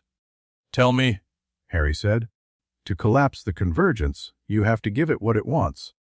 Not one possibility at a time, but everything, every rejected future, every erased timeline, every choice that was unmade, all of it, acknowledged and incorporated into reality simultaneously." "That sounds like it would destroy the timeline, not save it." "It would destroy one timeline, create billions of others. Every possibility that the convergence contains would become real, splinter off into its own separate existence." Gryffindor met Harry's eyes. "The world, you know, would end. Something else would take its place. A multiverse of futures, all existing simultaneously, none of them the reality you started with." Harry felt cold. "So the solution is to destroy everything and let whatever emerges take its place. The solution is to accept that you can't save your specific timeline. Only existence in general." Gryffindor's voice was gentle. "We chose not to use it. We decided that fighting the convergence year by year, generation by generation, was better than surrendering our world to become one possibility among infinite others. Maybe we were wrong. Maybe our descendants will have to make a different choice." Harry's mind was reeling. The ultimate solution to the convergence was worse than the problem it solved. Trading one reality for countless unknown alternatives. Gambling everything on outcomes no one could predict. "There has to be another way," he said. "Perhaps. We only had a few decades to research the problem. You might find something we missed." Gryffindor glanced at the engine. "The room has evolved since our time. Configurations we sealed have been opened. Capabilities we didn't explore have been developed. Maybe there's an answer we couldn't see. Can you help us look? Stay long enough to guide our research." Gryffindor's expression flickered with something that might have been longing. "I can't. My time is fixed. The moment I came from is crucial. If I stay here, if I don't return," he shook his head, "history would unravel in ways none of us could predict. The founders' work would be undone. Hogwarts itself might never exist. Then tell us everything you can, everything that might help." Gryffindor nodded slowly. "Gather close, all of you. What I know I'll share. Make of it what you will."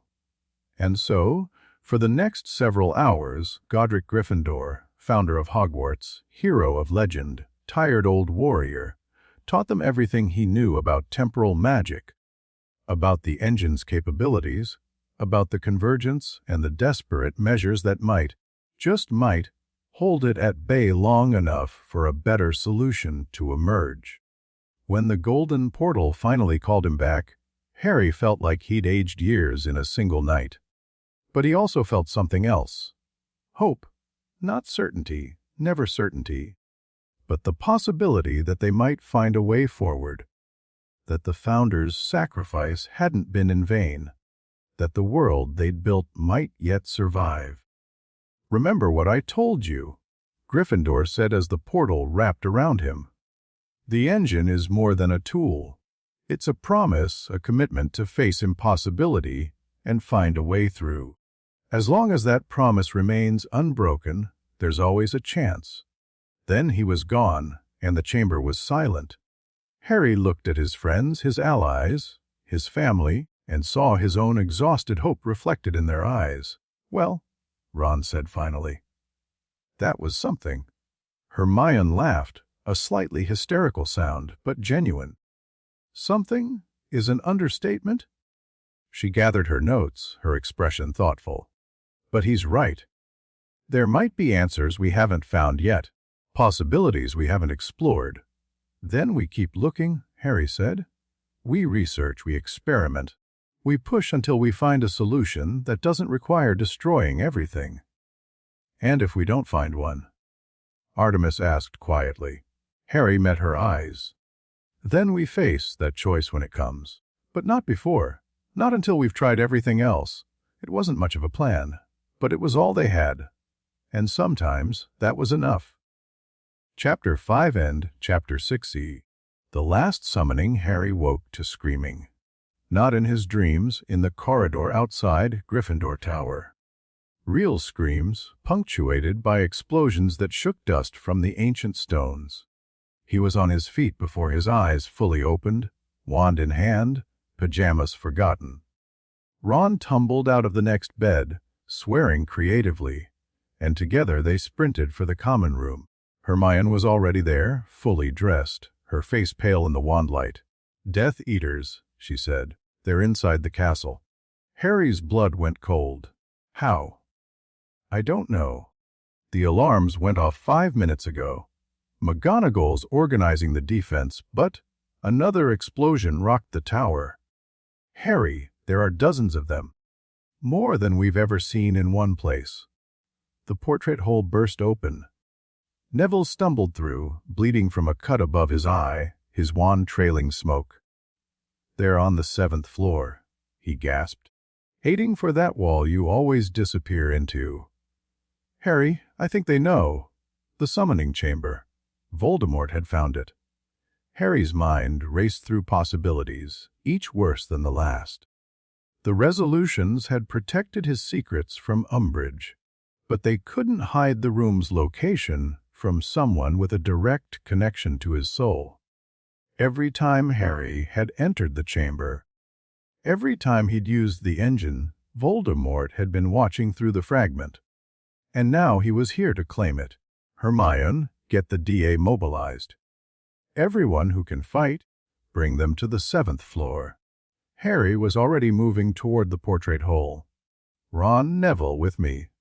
"Harry, you can't just. The chamber is mine. If Voldemort takes it, he can summon allies from across time. Build an army that can't be defeated." Harry met Hermione's eyes. "I have to stop him, whatever it costs." Hermione's expression hardened with resolve. "Then we stop him together. Give me 2 minutes." She sprinted up the girls' staircase. Harry didn't wait. He plunged through the portrait hole, Ron and Neville on his heels, and ran toward the sound of battle. The corridor outside the summoning chamber was a war zone. Spell fire lit the darkness in flashes of red and green, illuminating masked figures advancing against a desperate defensive line. Harry recognized the defenders, DA members holding their ground with shield charms and stunning spells, buying time they didn't have. And at the center of the attacking force, standing calm amid the chaos, was Lord Voldemort. He looked exactly as Harry remembered, tall, skeletal, with snake-like features and red eyes that gleamed with malevolent intelligence. His wand moved in lazy patterns, deflecting hexes without apparent effort. His attention focused on the blank wall where the chamber's entrance waited. "Potter." The single word cut through the battle noise like a blade. Voldemort turned, and Harry felt the fragment in his head flare with recognition. "I knew you'd come. I could feel your panic through our connection." Voldemort smiled, a terrible expression on his lipless face. "You've been busy, boy. Summoning witches across time, building an army of historical allies. Did you think I wouldn't notice? I thought you'd be too arrogant to believe a 15-year-old could threaten you. Arrogant. Voldemort laughed. Perhaps. But I've learned to be thorough. When I sensed what you were doing, the temporal magic, the paradox resolutions, I knew I had to act. Whatever you've built in that room, I will claim it for my own. You can't use the engine.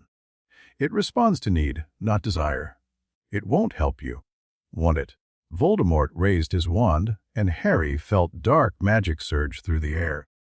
I think you underestimate what I can make things do. He gestured, and the wall rippled. Harry watched in horror as the stone began to part, responding not to Voldemort's need, but to sheer magical force. The Dark Lord was brute, forcing his way into the chamber, overwhelming the room's protections through raw power. No. Harry pushed forward, launching spells that Voldemort deflected without looking. The Death Eaters closed ranks around their master, creating a barrier of dark robes and darker magic. "Stop him!" Harry shouted. "Whatever it takes." The DA members surged forward. Ron was beside him, Neville on his other side, both of them throwing everything they had at the enemy line. Somewhere behind, Harry heard Hermione's voice organizing reinforcements. But it wasn't enough. Voldemort's power was overwhelming. His Death Eaters were veteran fighters, hardened by decades of dark service. The students were brave, but they were also young, inexperienced, outmatched. One by one, they started falling. Susan Bones went down first, caught by a body bind that froze her mid-spell. Then Ernie Macmillan blasted backward by a curse that left him crumpled against the wall. Terry Boot, Hannah Abbott, Padma Patil. The line was collapsing. Harry pushed harder, drawing on everything Morgana and Artemis had taught him. His spells curved and twisted, guided by will instead of incantation. He dropped 2 Death Eaters in quick succession, then a third. But Voldemort had reached the wall. The stone parted completely, revealing the summoning chamber in all its terrible glory. The engine pulsed at its center, threads of light reaching toward the Dark Lord as if in welcome. Magnificent, Voldemort breathed. A weapon against time itself. And now it's mine. He stepped inside. Harry screamed something wordless and dove after him, past the fallen defenders, past the battling Death Eaters, into the chamber that had become his second home. Voldemort stood at the center of the engine, his hands wrapped around the pillar of threads. Dark magic poured from him into the ancient mechanism, corrupting its patterns, bending its purpose to his will. Do you see, Potter? Do you understand what this means? Voldemort's eyes blazed with triumph. With this room, I can summon armies from across history. I can bring back Grindelwald at the height of his power. I can reach into futures where I've already won and pull resources from my own triumphs. No one will be able to stop me. The room won't let you. It asks whom you seek. It doesn't obey commands. Everything obeys commands if you apply enough pressure. Voldemort's grip tightened on the engine. Watch. He spoke a name, a summoning command, backed by magic so dark that Harry felt sick just hearing it. The room resisted. Harry felt the ancient magic fighting back, the Founder's protections activating, the engine's threads tangling in confusion. The room had been designed to help, not harm. It couldn't process a request made with such malevolent intent. But Voldemort didn't stop. He poured more power into the engine, more darkness. The threads began to warp and twist, their crystalline patterns distorting under the assault. "You're breaking it," Harry said. "You'll destroy the chamber. If I can't control it, no one will." Voldemort's voice was cold. "I've lived too long to share power, Potter. If this room won't serve me, it will serve no one." Harry made a decision. He'd been holding back, keeping the fragment contained, controlled, separate from his conscious magic. But Voldemort was about to destroy the engine. and with it any hope of defeating the convergence. There was only one weapon that might stop him. Harry reached for the fragment, not to contain it, not to suppress it, to use it. He felt the piece of Voldemort's soul respond, surprise, recognition, something almost like eagerness. It wanted to be used, wanted to prove its power. Harry gave it what it wanted. Power surged through him, dark and cold and terrible. Magic that wasn't his own, drawn from a source he'd spent his whole life fighting against. He felt Voldemort's knowledge, his experience, his mastery of the darkest arts, all of it flowing through the fragment into Harry's core. And he turned it against its maker. Dubrist. Voldemort recoiled as Harry's counterattack hit him. Not a spell, something deeper. A war fought through the link between their souls, fragment against source, child against creator. Harry felt himself being pulled into the connection, felt his consciousness sliding toward Voldemort's, toward the vast dark presence that had haunted his dreams for years. This time, he didn't retreat, he pushed. The battle that followed wasn't physical. It was fought in the space between their minds, a landscape of memory and will and power. Harry saw glimpses of Voldemort's life, the orphanage, Hogwarts, the decades of murder and conquest. He felt the Dark Lord's fear, the terror of death that drove everything he did, and he used it. "You're afraid?" Harry said, his voice echoing in the mental space. "You've always been afraid. That's why you split your soul. That's why you hunt anyone who threatens you. Because you know, deep down, that you're not immortal. That someday, somehow, you're going to end." Excellency. Voldemort's rage crashed against Harry like a wave. But Harry had the fragment now, a piece of Voldemort's own soul, turned traitor, fighting alongside its new host. "The fragment remembers," Harry continued. "It knows what you really are. A scared boy who couldn't handle mortality. A coward hiding behind power he didn't earn. I am Lord Veldummo. Oh, you're Tom Riddle, and you're going to die like everyone else." Harry pushed harder. He felt the fragment singing with the effort, its dark power combining with his own to create something neither could have managed alone. And in the real world, Voldemort screamed. The Dark Lord stumbled backward, releasing the engine. His hands went to his head, his face contorted in agony as the soul battle tore at his consciousness. "No!" Harry shouted. He didn't know who he was shouting to. But someone answered. Artemis materialized from the shadows of the chamber, her hands blazing with the future magic she'd learned in a timeline that no longer existed.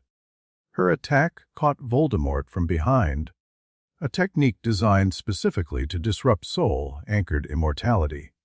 Voldemort whirled, deflecting the assault, but his movements were slower now, distracted. The soul battle had cost him. More allies appeared. Elena Rosier, somehow present despite the danger.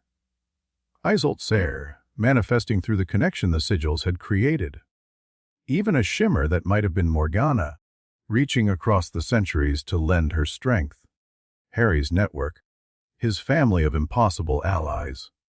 All of them, answering when he needed them most.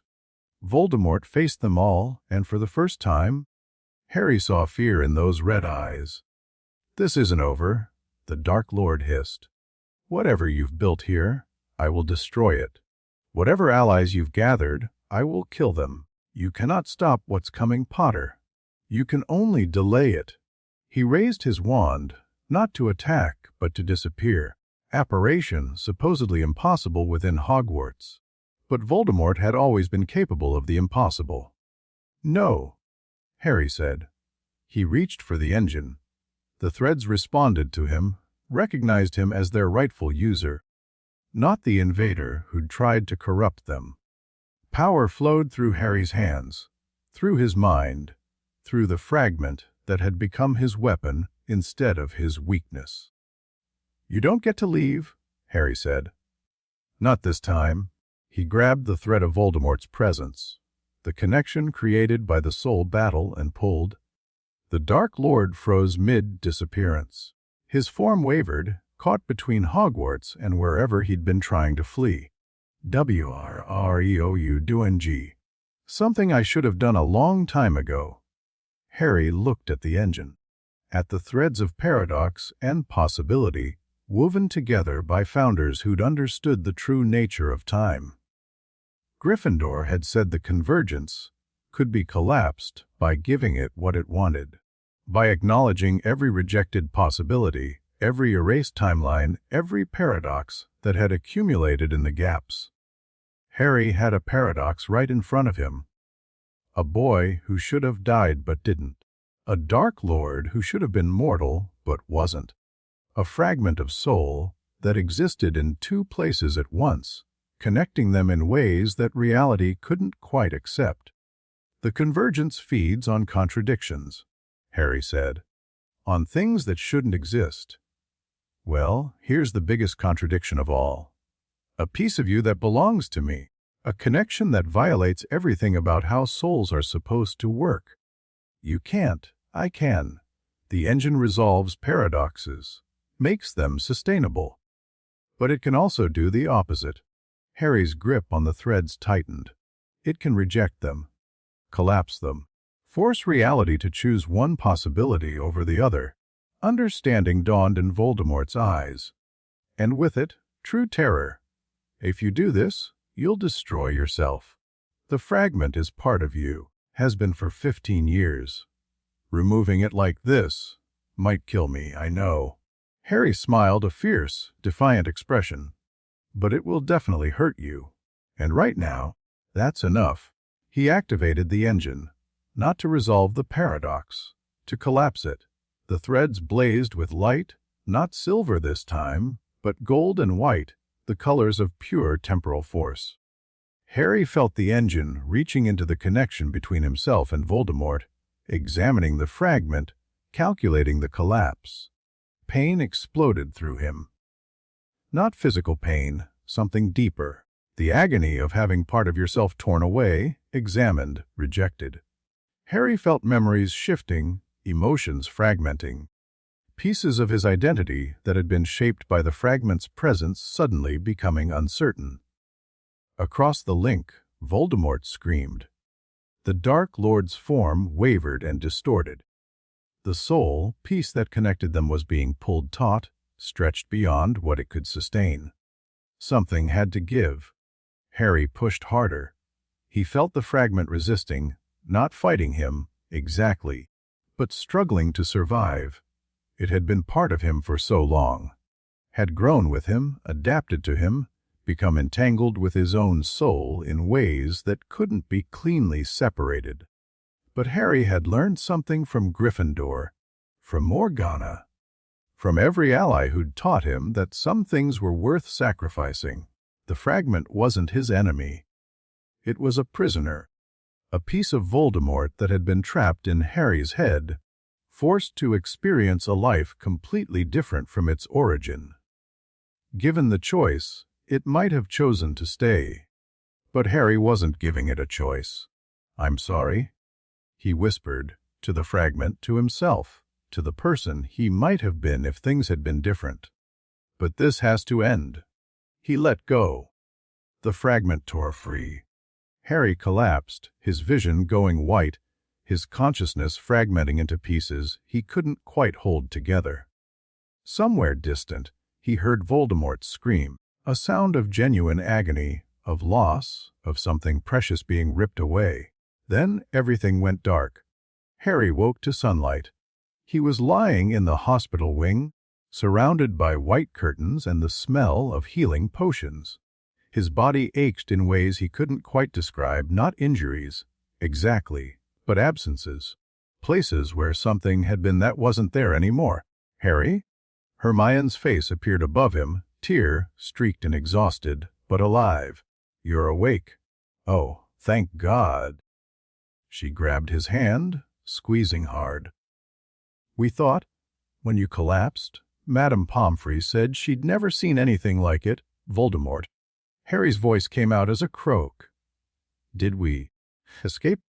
Barely. Whatever you did hurt him badly. His Death Eaters had to carry him out.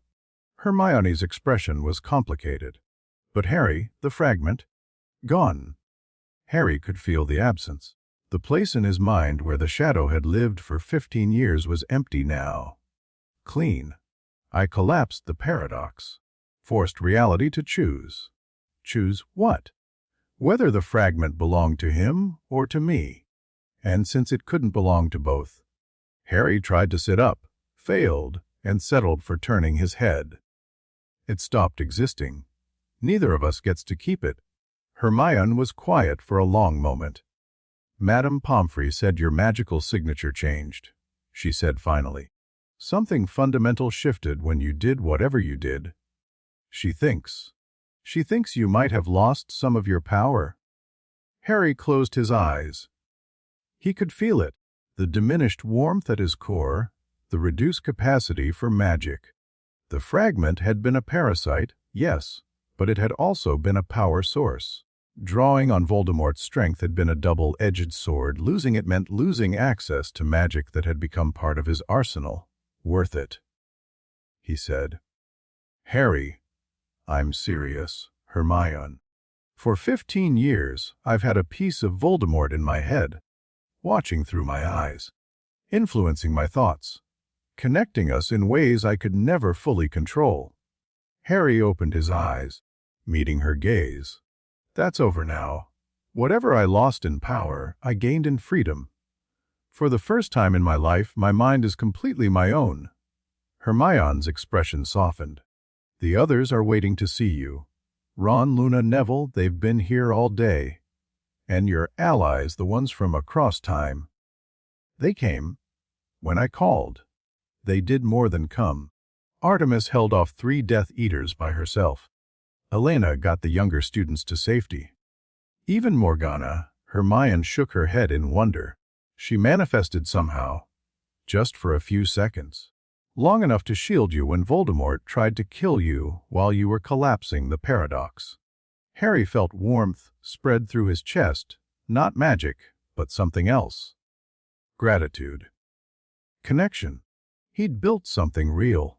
A family of impossible allies spanning centuries, united by nothing but shared purpose and mutual trust. And they'd come through when it mattered most. What about the convergence? He asked. Hermione hesitated. Luna says it's quieter now. The paradox you collapsed, it was one of the biggest instabilities feeding the convergence. Without it, the pressure on the barriers has reduced significantly.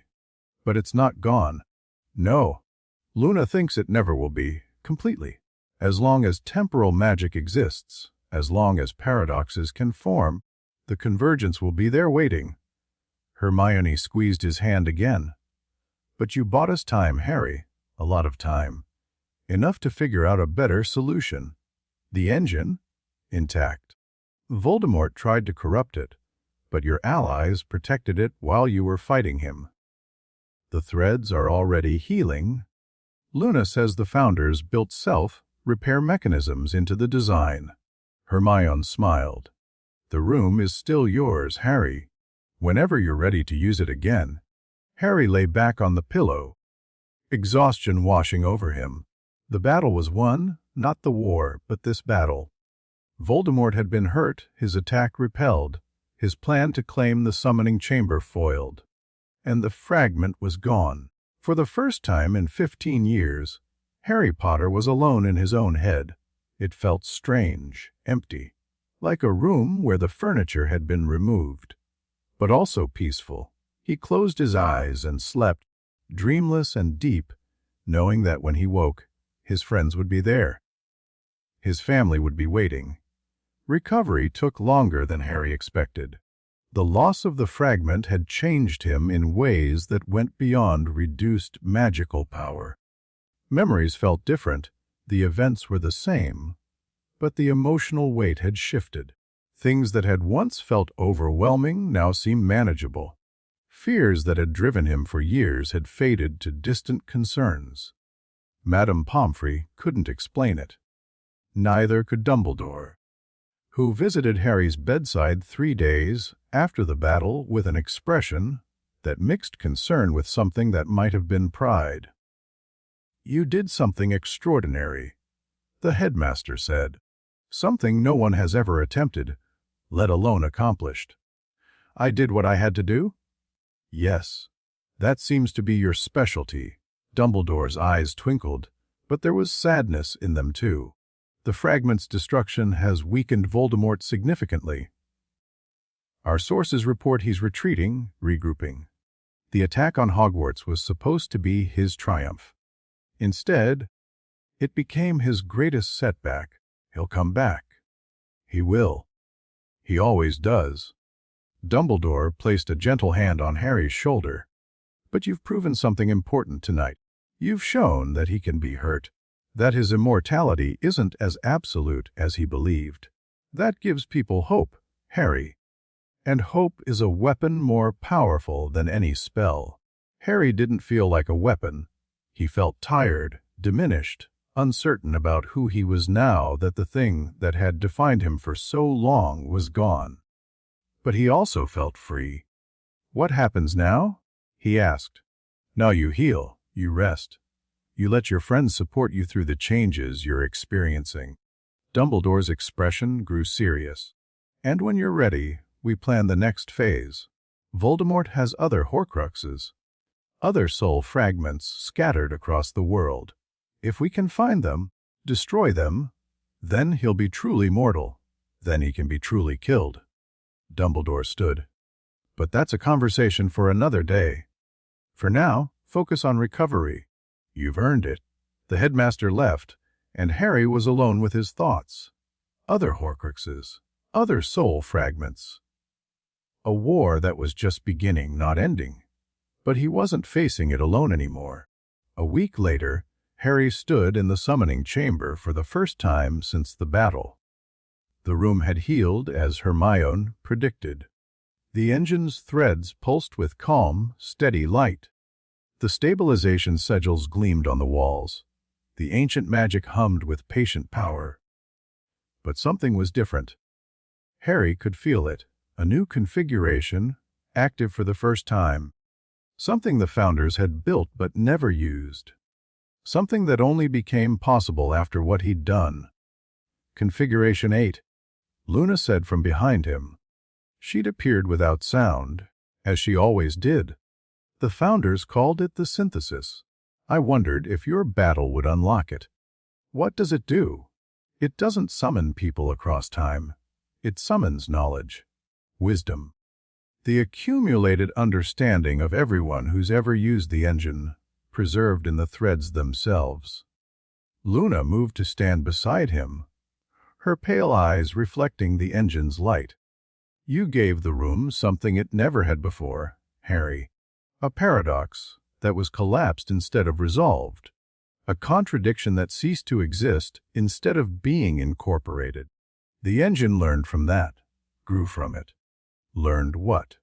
That some things can't be fixed, can't be made sustainable. Sometimes the only answer is to let go. Luna smiled. That's a hard lesson. But it's one the engine needed. Now it can help others learn it too. Harry approached the inner circle, feeling the threads respond to his presence. The warmth at his core was diminished, yes, but it was also cleaner, purer. His magic had been intertwined with the fragment for so long that he'd forgotten what his own power felt like. This was his, only his. And somehow that felt like enough. I want to try something, he said. Luna tilted her head. What do you want to try? The synthesis. The accumulated wisdom. Harry placed his hands on the engine's pillar. I want to know if there's another way to stop the convergence. A better way than Gryffindor knew about. The threads blazed. Not with the intensity of a summoning, something gentler. Harry felt knowledge flowing into him, not as memories or visions, but as understanding. Insights from witches and wizards who'd used the engine across the centuries. Discoveries made in timelines that no longer existed. Wisdom accumulated by the room itself as it watched and waited and learned. And at the center of it all, an answer. Not a spell. Not a technique. A truth. The convergence couldn't be destroyed because it was necessary. It was the universe's way of processing change, of acknowledging that not every possibility could survive. Without it, paradoxes would accumulate endlessly, reality would become unstable, everything would eventually collapse under its own contradictions. But the convergence could be managed, balanced, fed enough to keep it satisfied while preventing it from growing strong enough to break through. The engine was the key. Not used for summoning, used for resolution. Every paradox resolved through the engine reduced the convergence's power. Every contradiction incorporated into the timeline was a contradiction removed from the gaps. If enough people learned to use the engine properly, if Harry could teach others what he'd learned, the convergence could be held at bay forever. Not defeated, but controlled, managed, made into a force that served reality instead of threatening it. Harry released the pillar, his mind full of new understanding. "You found something," Luna observed. "A path forward. Not a final victory, that's not possible, but a way to keep fighting, to make sure the convergence never gets strong enough to break through." The founders would be pleased. The founders built something amazing. Harry looked around the chamber. At the walls covered in sigils, at the engine's pulsing threads, at the ancient magic that had waited 1,000 years for someone to use it properly. They gave us the tools we needed. Now we just have to learn to use them. Luna nodded serenely. Then let's start learning. The next month was the beginning of something new. Harry taught his allies, the DA members who'd survived the battle, the friends who'd stood by him through everything, the basics of temporal magic. Not summoning, not yet. That was too dangerous for beginners.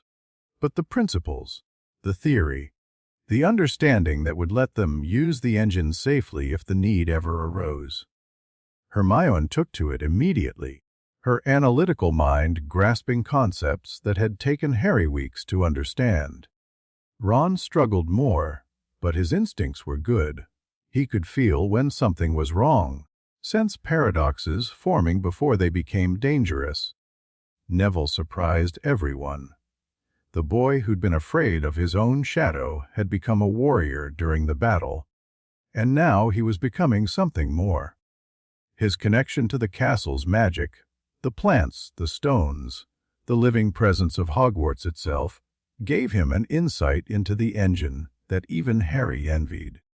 And Luna was Luna. She'd always understood things that others couldn't perceive. Now she had a place where that understanding was valued, where her strangeness was strength instead of weakness. Voldemort was still out there. The Death Eaters were regrouping. The war was far from over. But Harry had something he'd never had before: a team, a family, a network of allies spanning centuries. All of them committed to fighting the darkness however they could. The convergence watched from the gaps.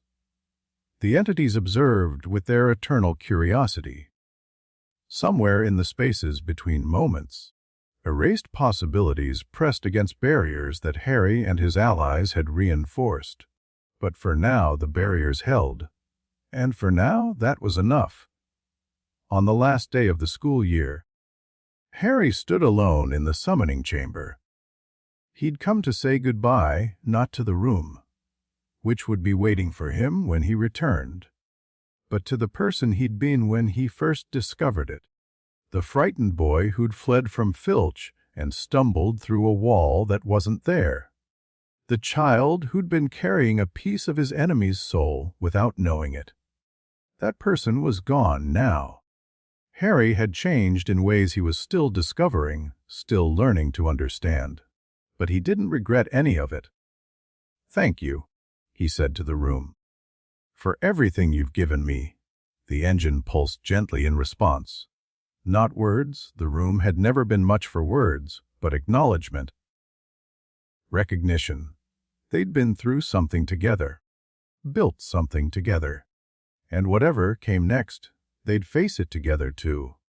Harry turned to leave, and the wall parted to let him through. The corridor was quiet. The castle was settling into its summer sleep, students departing, professors preparing for the long break. Soon Hogwarts would be nearly empty, waiting for September and the return of the chaos it seemed to thrive on. Harry walked toward the entrance hall, where his friends were waiting, Ron and Hermione, Luna and Neville, the family he'd chosen and the family that had chosen him. Behind him, the wall sealed itself. The summoning chamber returned to its hidden state, patient and ancient and ready for the next time it was needed. And somewhere in the depths of its magic, a new thread began to form, a possibility that hadn't existed before, a future that was just beginning to take shape. The story wasn't over. It was only just beginning. Epilogue: 3 months later, the summer had been strange. Harry spent it at Grimmauld Place, surrounded by Order members and allies from across time who came and went through methods that still confused most of the adults. Sirius was there, alive, free, gradually healing from the years in Azkaban. Lupin visited when he could. Even Tunks, with her ever-changing hair and infectious optimism. They were planning, researching, hunting the remaining Horcruxes with a determination that felt different from before. Because they knew now, knew that Voldemort could be hurt, knew that his immortality had cracks, knew that with enough effort, enough sacrifice, enough impossible allies working together, the Dark Lord could be defeated. Harry trained every day, not the frantic, desperate training of the previous year, something calmer, more focused, learning to work with his diminished magic instead of mourning what he'd lost, discovering that he was still powerful, still capable, still the person the prophecy had identified, even without the fragments' borrowed strength. Artemis helped. She'd fully integrated into the timeline now, her new history settled and real. In this version of events, she'd been a resistance fighter during the First War, preserved by ancient magic, awakened just in time to help with the current crisis. The story wasn't entirely accurate, but it was close enough to be believed. Elena had stayed too, her choice, made freely, to trade a past that was lost for a future that might still be won. She worked with the Order, providing intelligence about Death Eater operations, helping plan strategies based on patterns she'd learned in her original timeline. Morgana remained in her own era, but the connection was permanent now. Harry could feel her sometimes, a presence at the edge of his consciousness, offering advice or support when he needed it most. Their relationship had evolved beyond teacher and student into something harder to define. Allies across centuries, friends who'd never meet in person but would always be there for each other. Cassandra still refused to share her visions, but she sent messages sometimes, through dreams that felt different from ordinary sleep. Cryptic hints about paths and choices, warnings about dangers that were coming, reassurances that the future she'd seen, the narrow path through pain and sacrifice, was still possible. And Isolt was building something new. A second school of magic connected to Ilvermorny, but separate from it. A place where students could learn about temporal magic, about paradox resolution, about the engine and its capabilities. The founder's knowledge, preserved and passed down instead of sealed away. Harry visited when he could, helped where he was needed, learned and taught and grew.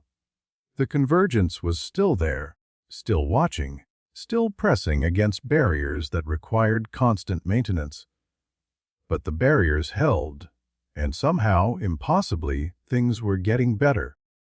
On the day before Harry's 16th birthday, he received a letter. Not by all, the envelope simply appeared on his bedside table, marked with runes he recognized from the summoning chamber. Inside was a single sheet of parchment, covered in handwriting he'd never seen before, but immediately recognized. Dear Harry, if you're reading this, it means the engine has reached across time to deliver it. I'm not sure when you'll receive this. Temporal mail is unpredictable at best. But I wanted you to know something. What you did changed everything. In my era, the convergence was a constant threat. We fought it year after year, generation after generation, never making progress, never finding a solution. But after your battle with Voldemort, something shifted. The barriers became stronger. The engine became more capable. The path forward became clearer. I don't know if this is because of what you did specifically, or because of what it inspired others to do afterward. But the wizarding world of my time, the real one, the one that exists now because you prevented Voldemort's ultimate victory, is different than it should have been. Better, I'm writing to thank you. For your courage. For your sacrifice. For choosing to let go of power when holding on to it would have been so much easier. You probably don't feel like a hero. Most real heroes don't. But from where I'm standing, from when I'm standing, you're the reason any of us are still here. Take care of yourself, Harry Potter. The future is counting on you. A friend. Harry read the letter 3 times, trying to absorb what it meant. Someone from the future had written to him. Someone who knew what he'd done, who'd seen the consequences, who'd wanted to tell him that it mattered. That he mattered. Harry folded the letter carefully and tucked it into his pocket. Tomorrow he'd be 16. The war would continue. Voldemort would have to be faced again, and the Horcruxes destroyed, and all the other impossible challenges that lay ahead. But for now, in this moment, Harry allowed himself to feel something he hadn't felt in a long time. Real hope? Not borrowed or forced or desperate. The quiet conviction that things could get better, that the future wasn't fixed, that the choices he made today could ripple across centuries and make a difference. He walked to the window and looked out at the sunset. Somewhere out there, his allies were watching. His friends were waiting. His family, blood and chosen, was ready to face whatever came next. And in a room that existed between moments, the engine pulsed with patient light, ready to help whoever needed it next. The story wasn't over. But for the first time, Harry believed it might have a happy ending. Chapter 6 and the end.